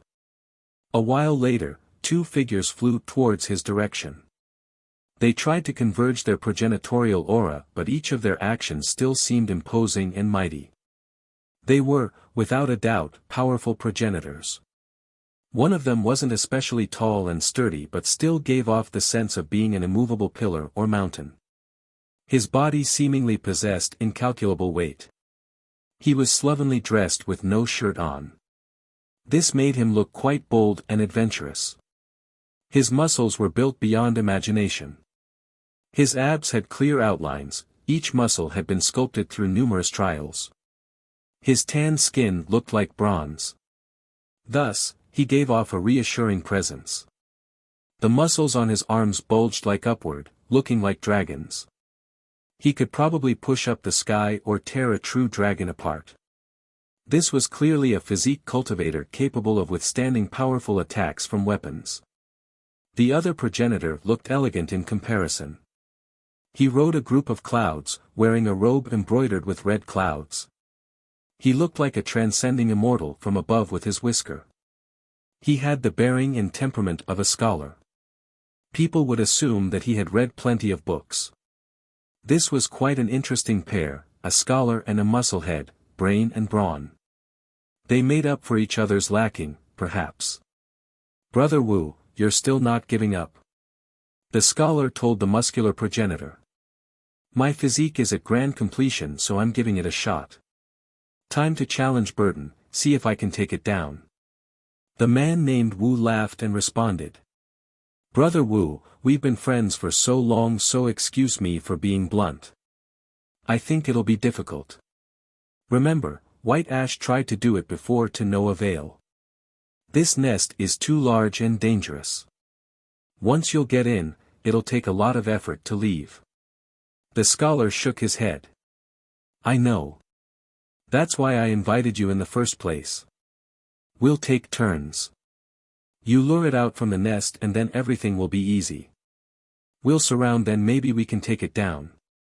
Wu smiled. "I still think it will be difficult. Burden is pretty much an intelligent demon by this point, probably just as smart as us." The scholar wasn't as optimistic. "Several of our peers have been swallowed by it, both their essences and intelligence stolen. It has been growing stronger all this time. Yes, all 9 of them are like this, pushing their border. It won't be good if this continues." Wu sighed and said, "This is still the expanse, let it happen naturally. Even if we kill these 9, maybe 10,000 years later, a different 10 or whatever will pop up. There is no lack of monsters here because the place is perfect for gestating these creatures. We're the outsiders and they're the real natives." The scholar smiled. "Well, natives or not, let's just kill this one. This place has so much more freedom than 3 immortals. We don't need to hold back." Wu said. The scholar smiled, agreeing with the sentiment. After all, progenitors worried about too many things back in immortal lineage. A battle or a war couldn't be fought trivially because using too much power might result in piercing through their own system. This wasn't the case here at the Expanse. They could fight to their heart's content and destroy the area. Plus, the place was large enough that no one else would notice. It became the best battlefield where these progenitors could go all out. That's another reason why they didn't wish to return to 3 immortals even if they could. "Don't you want to have a good fight, Brother Yun?" Wu smiled. "I know that you have created a secret art recently, it should be at grand completion, no? Time to try it then." "It's not a secret art or anything, just a formation technique. I've gathered great materials in the last 100,000 years and refined them into a grand formation." Yun smiled. "Perfect." Wu continued, "Let's lead it out and use your formation to trap it, then we can kill it." "Still very difficult. My formation can definitely stop it from returning to the nest but not for long. It's far smarter now and can break the formation." Yun replied. It's fine. We're just testing our blades. If we can't do it this time, we'll just return another day or get other brothers to help out. We just need to come up with something that can really take it down." Wu said. "So in the end, you just want me to be the bait?" Yun grumbled. "It can't be helped. I'm just a brute and can't do anything that requires finesse, my movement techniques are crappy compared to yours too. You might as well say that I'm the best at running away." Yun smiled wryly. "Hey, that's a good skill to have. Not everyone can do what you do, I can't and envy your cloud dodge art. No one will be able to catch me then." Wu laughed. Their pleasant conversation suddenly halted the moment they entered the nest. This place was red now instead of being black. The thick stench of blood assaulted the tip of their nose. Numerous corpses floated on the surface, some as big as a mountain and others as small as a fist. They were massacred in a direct manner, torn to pieces or pierced completely. These wounds were clearly inflicted by a bare-handed combatant. The two progenitors exchanged glances. Someone is one step ahead of us. Yun became serious. They slowed down while looking at the corpses and imagining the battle. So brutal and fierce, that must have felt good. Wu acclaimed. Far, far stronger than us. Yun had a good judge of this combatant's power. A member of the Decemvirate. Wu put on a serious expression as well. No, things have changed after that disaster. The lucky survivors wouldn't have the time nor the mood to do this. Yun said. That frightening existence then? Wu grimaced. A powerful progenitor like him was still afraid of that dark existence. They stood no chance at all. It's unlikely. He had disappeared for a long time. If he were to show up, he'll definitely be ambushed on all sides. Yun said.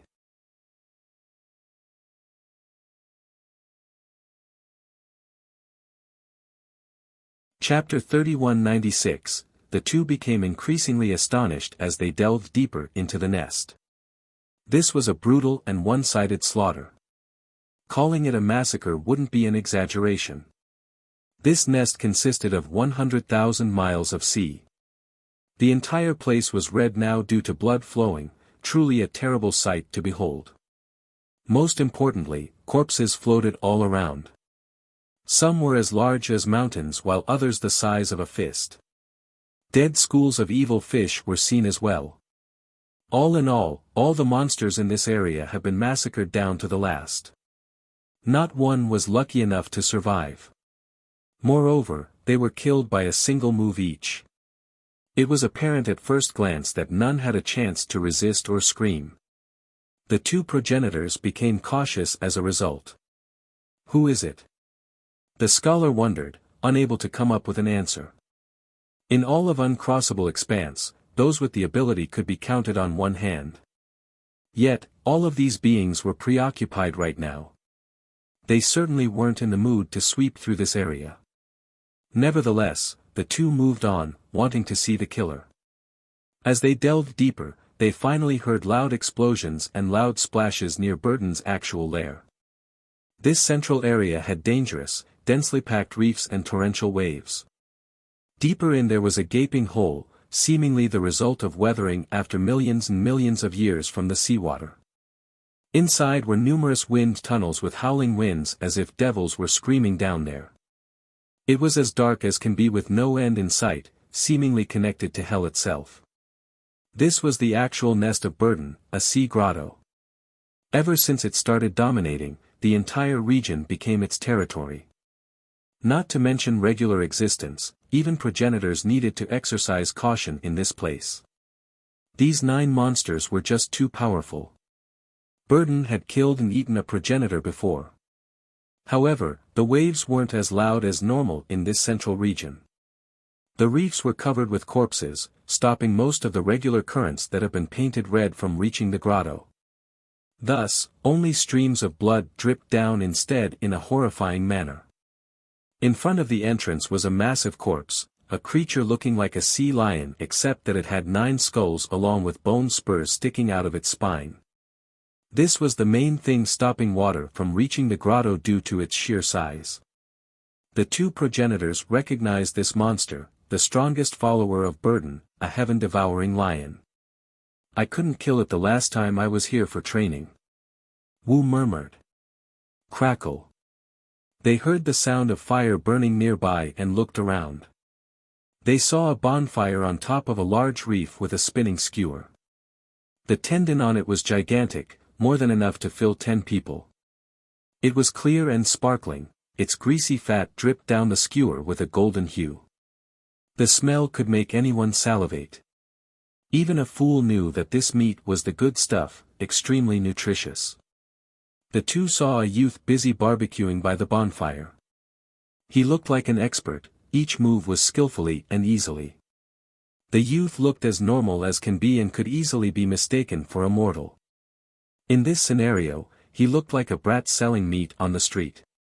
Alas, this wasn't the prosperous street from the mortal world and he was no meat seller.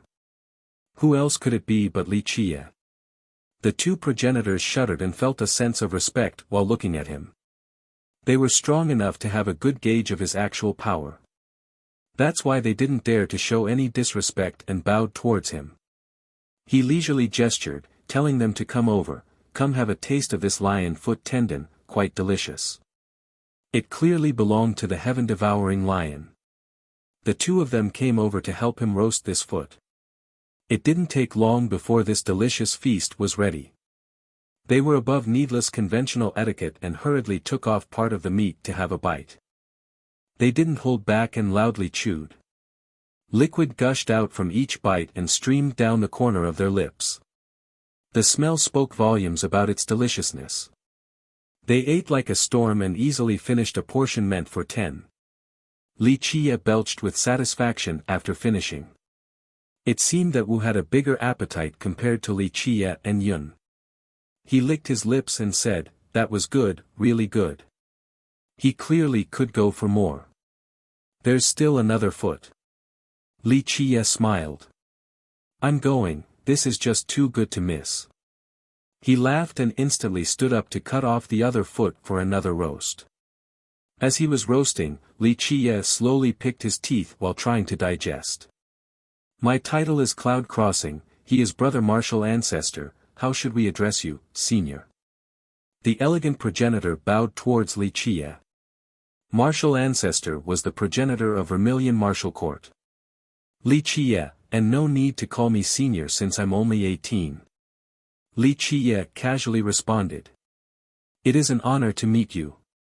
Cloud Crossing said with respect. "Not the first time. We've met before when I killed his heart devil." Li Qie glanced at Martial Ancestor. "So it still escaped." Martial Ancestor stopped and could guess what had transpired. He commented, "The descendants are foolish and greedy, only caring about treasures." Martial Ancestor had some craziness in him, resulting in a heart devil. He couldn't kill it and had to suppress it in his system. Later on, the martial court eventually released it. "Thank you for helping or many would have died." Martial Ancestor bowed deeply towards Li Qie. "Just a matter of coincidence. And a touch of fate spared your system from me." Li Qie smiled. "The unfilial ones probably deserve it in that case and it wouldn't be your fault, Senior." Martial Ancestor sighed. He had spent a lot of effort on his system but since he had left for so long, those he cared about were no longer there. Thus, he wouldn't really mind it if Li Qie had destroyed his system. It had nothing to do with the emotionlessness of a top master. This was an issue of time erasing everything. 1. Yun equals Cloud, Wu equals Martial.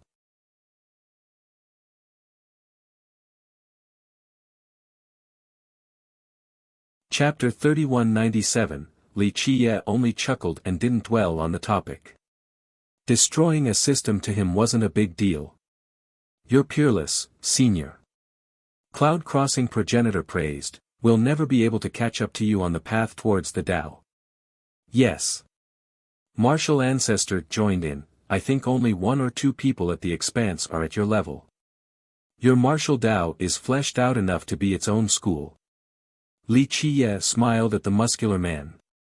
"I'm turning back again to the rugged path, that's why I'm starting from the basics, building up this bag of skin." Martial Ancestor begrudgingly said. "It's not necessarily a bad thing." Li Qie replied. "If this body is useful and can endure, there is still hope. Otherwise, all of my efforts would have been in vain. All of my fortunes and resources are in it now, it's a huge risk." Martial Ancestor responded. He used martial arts to reach the Tao back then. In the beginning, he trained mortal martial arts and eventually abandoned them for the Tao. However, after becoming a progenitor and training at the Expanse, he once again embarked on the path of martial arts with a focus on the physique. He wanted to refine his body into the strongest weapon and container, excelling at both offense and defense on top of containing many grand Tao. Martial art and the Tao are the same things. Li Qie said, "All laws start from a single thought or thing, even the tiniest creation and the weakest thought can become a supreme grand Tao. Your body is a grand Tao that can accommodate everything once you reach that level. Thank you for your words of encouragement, I will keep going. Martial Ancestor bowed. Using regular martial arts to reach the Tao wasn't easy. Training this art again after becoming a progenitor was even harder. He spent all of his vitality and resources on rebuilding his body, a different path from the other progenitors. Brother Wu's determination is something else, that's why his future height will be far greater than mine. Cloud Crossing progenitor added. Brother Yun, please don't tease me, I'm simply risking it all for a bet, who knows if this will work. It's only an experiment. Martial Ancestor shook his head, lacking confidence. Yes, we can't compare to the wise sages of the past and are nearing the end, so we need to take shortcuts in order to break through. Cloud Crossing replied, I just don't have the same boldness as you. Picking the martial Tao again is an amazing choice. He was telling the truth. Though they were quite powerful, there were others above them such as the members from the Decemvirate. They would never be able to surpass these characters since they were inferior in all aspects. Since these 10 served as the peaks, they could see where they stood as well as their limit. They had no chance of surpassing the Decemvirate, let alone breaking through the limit of the Grand Tao. That's why Martial Ancestor made a bold move, picking martial arts. This was a path unwalked. Of course, regular mortals have turned into cultivators by perfecting martial arts. However, he was doing so while being a progenitor. The regular path of orthodox cultivation wouldn't allow them to defeat the top 10 progenitors. On the other hand, the martial Tao might open an unprecedented path, a new height. Martial Ancestor might not be able to beat the 10 with this path, but at least he still created something new. Just surpassing himself could be considered a success. Life is unpredictable, who knows, maybe I'll need your help in the future to stay alive again. Martial Ancestor said. These two have seen and experienced enough to make light of death by this point. You must be chasing the darkness here, senior. Cloud Crossing asked Li Chia. You can put it that way, it's just out of convenience though, a minor task while I train and kill. Li Chia smiled. Though he put it so nonchalantly, these two smiled wryly at each other. They looked around and saw the carnage. What if he were to get serious? Maybe a tsunami of blood would engulf all of the expanse. They didn't dare to think about it much longer. I'm sad to say that we couldn't help with that. Martial Ancestor said. It's not your fault. You have only entered the martial Tao again when Zither Empress mobilized, not enough time to accomplish anything. Cloud Crossing revealed. Darkness invaded the expanse in the past. Zither Empress and the other progenitors formed an alliance against it. Martial Ancestor was too weak back then to join the battle. Cloud Crossing also stayed behind in order to protect him. This will end eventually, the expanse belongs to 3 immortals. We will never let it fall to foreign invaders. Martial Ancestor said while gazing towards the horizon. Soon. Li Chia had a calm expression. It's a shame that the mastermind behind this had disappeared without a single trace. Many have searched to no avail. Some are still looking. Cloud Crossing put on a helpless smile. The war back then was shocking. Numerous progenitors fell as a result. These two didn't participate, so they didn't know the actual outcome. However, the Dark Lord disappeared afterward along with many brilliant progenitors. Later on, they found out that some progenitors have died while others chose the darkness. The latter group also stopped showing up. Their side kept on searching but couldn't figure out the Dark Lord's hiding location. The expanse was just too vast. A powerful being of that level wouldn't have a hard time hiding at all. An opportunity will arise unless he wants to be a turtle forever, no longer wanting to divide the spoils. Li Chia smiled faintly. I hope I'll be able to join that battle and contribute to this world. Cloud Crossing said. Count me in as well. I've lived long enough already. Martial Ancestor laughed. Both of them sounded quite heroic at this moment. Rumble. Suddenly, loud quaking came from below, culminating in monstrous tsunamis. A terrible aura oozed out of the grotto. Boom! The water inside the grotto surged to the sky like a spring. Burden. Both progenitors recognized the aura. Finally came out. Li Qiye stood up and laughed, it hid in there earlier. I'm full now, time to kill it too. The two knew that Burden was dead for sure today regardless of how powerful it was. A while later, dark energy surged out from the grotto. This dark energy instantly swept through the stars above, causing them to fall down like shooting stars. This was a testament to Burden's might. Not bad, it survived one punch earlier too. Okay, time to take it down. Li Qiye smiled at this sight.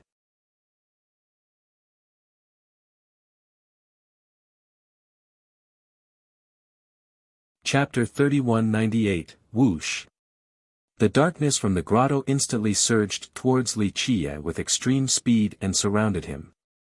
Upon closer inspection, this wasn't a wave of dark energy but numerous bat-like fiends. They had sharp teeth and numerous hooks on their wings, sharp enough to cut a victim's throat with ease.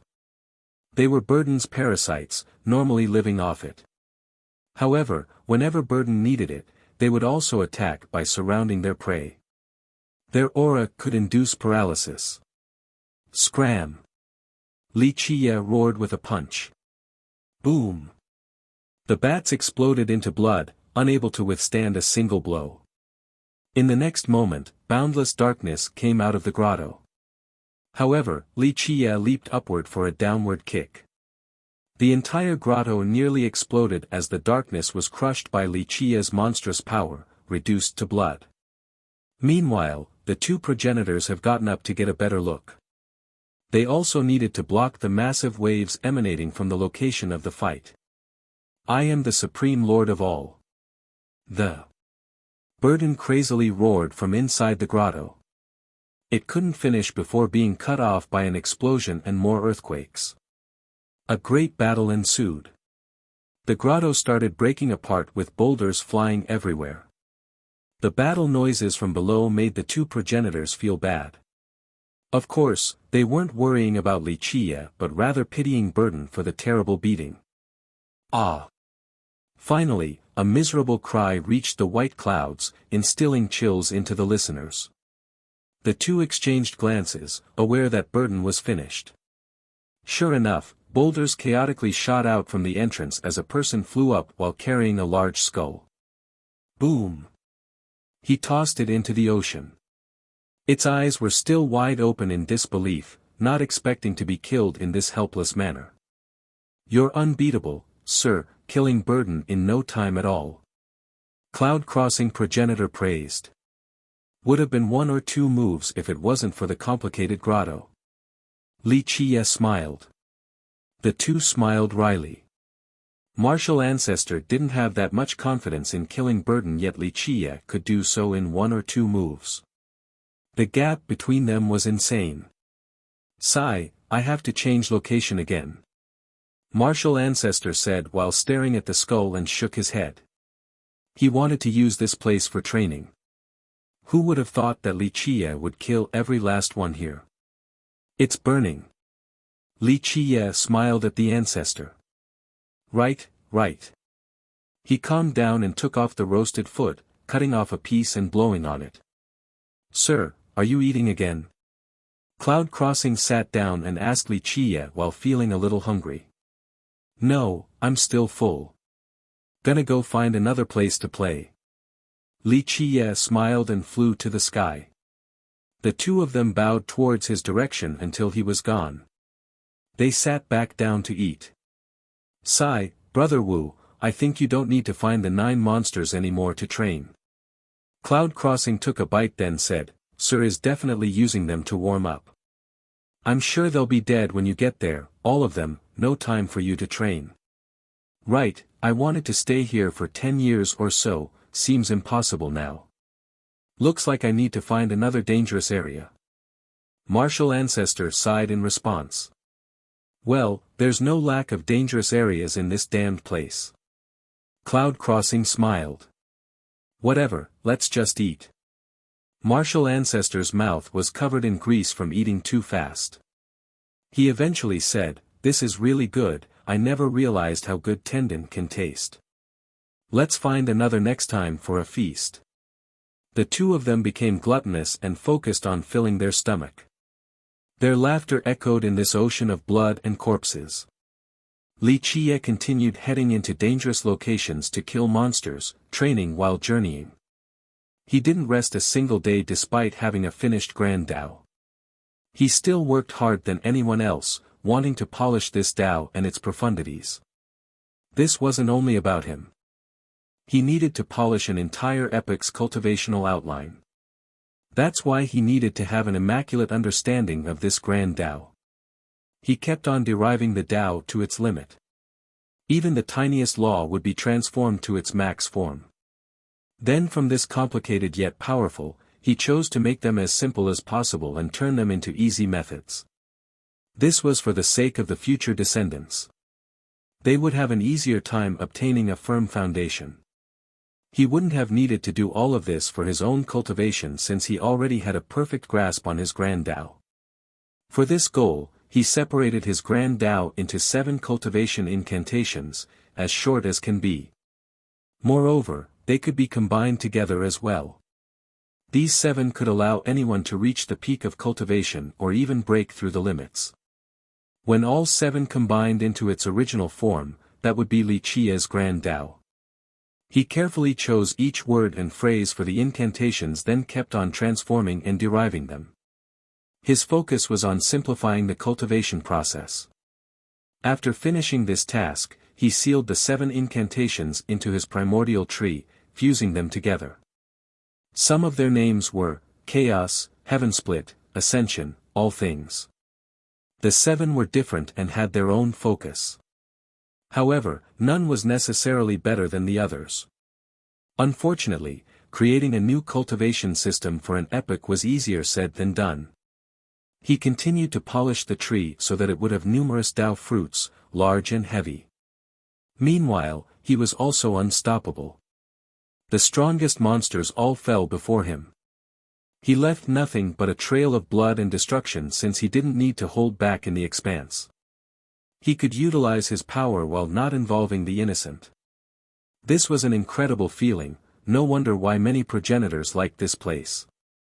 The conditions here were quite harsh and dangerous compared to 3 immortals, but the progenitors felt quite comfortable here, as free as a bird in the sky and a fish in the ocean. Boom! Blood splashed out of a gigantic monster. It fell to the ground. Another one of the 9 has been killed by Li Qie. As the years went by, he had taken several of them down and destroyed their territories. This one wasn't lucky enough to survive either. The next area was quite dangerous due to the colossal hurricanes and lightning bolts present. They were tearing space apart. Even the great monsters didn't want to stay here for long. You're tuning into the Han Li's Wuxia Chronicles YouTube channel. We're so grateful for your support, and don't forget to subscribe to join us on this incredible journey through captivating stories. Your generosity through donations truly makes a world of difference, as it's the primary source of revenue that allows me to expand and enhance this channel for you. Thank you from the bottom of my heart for being a part of this adventure.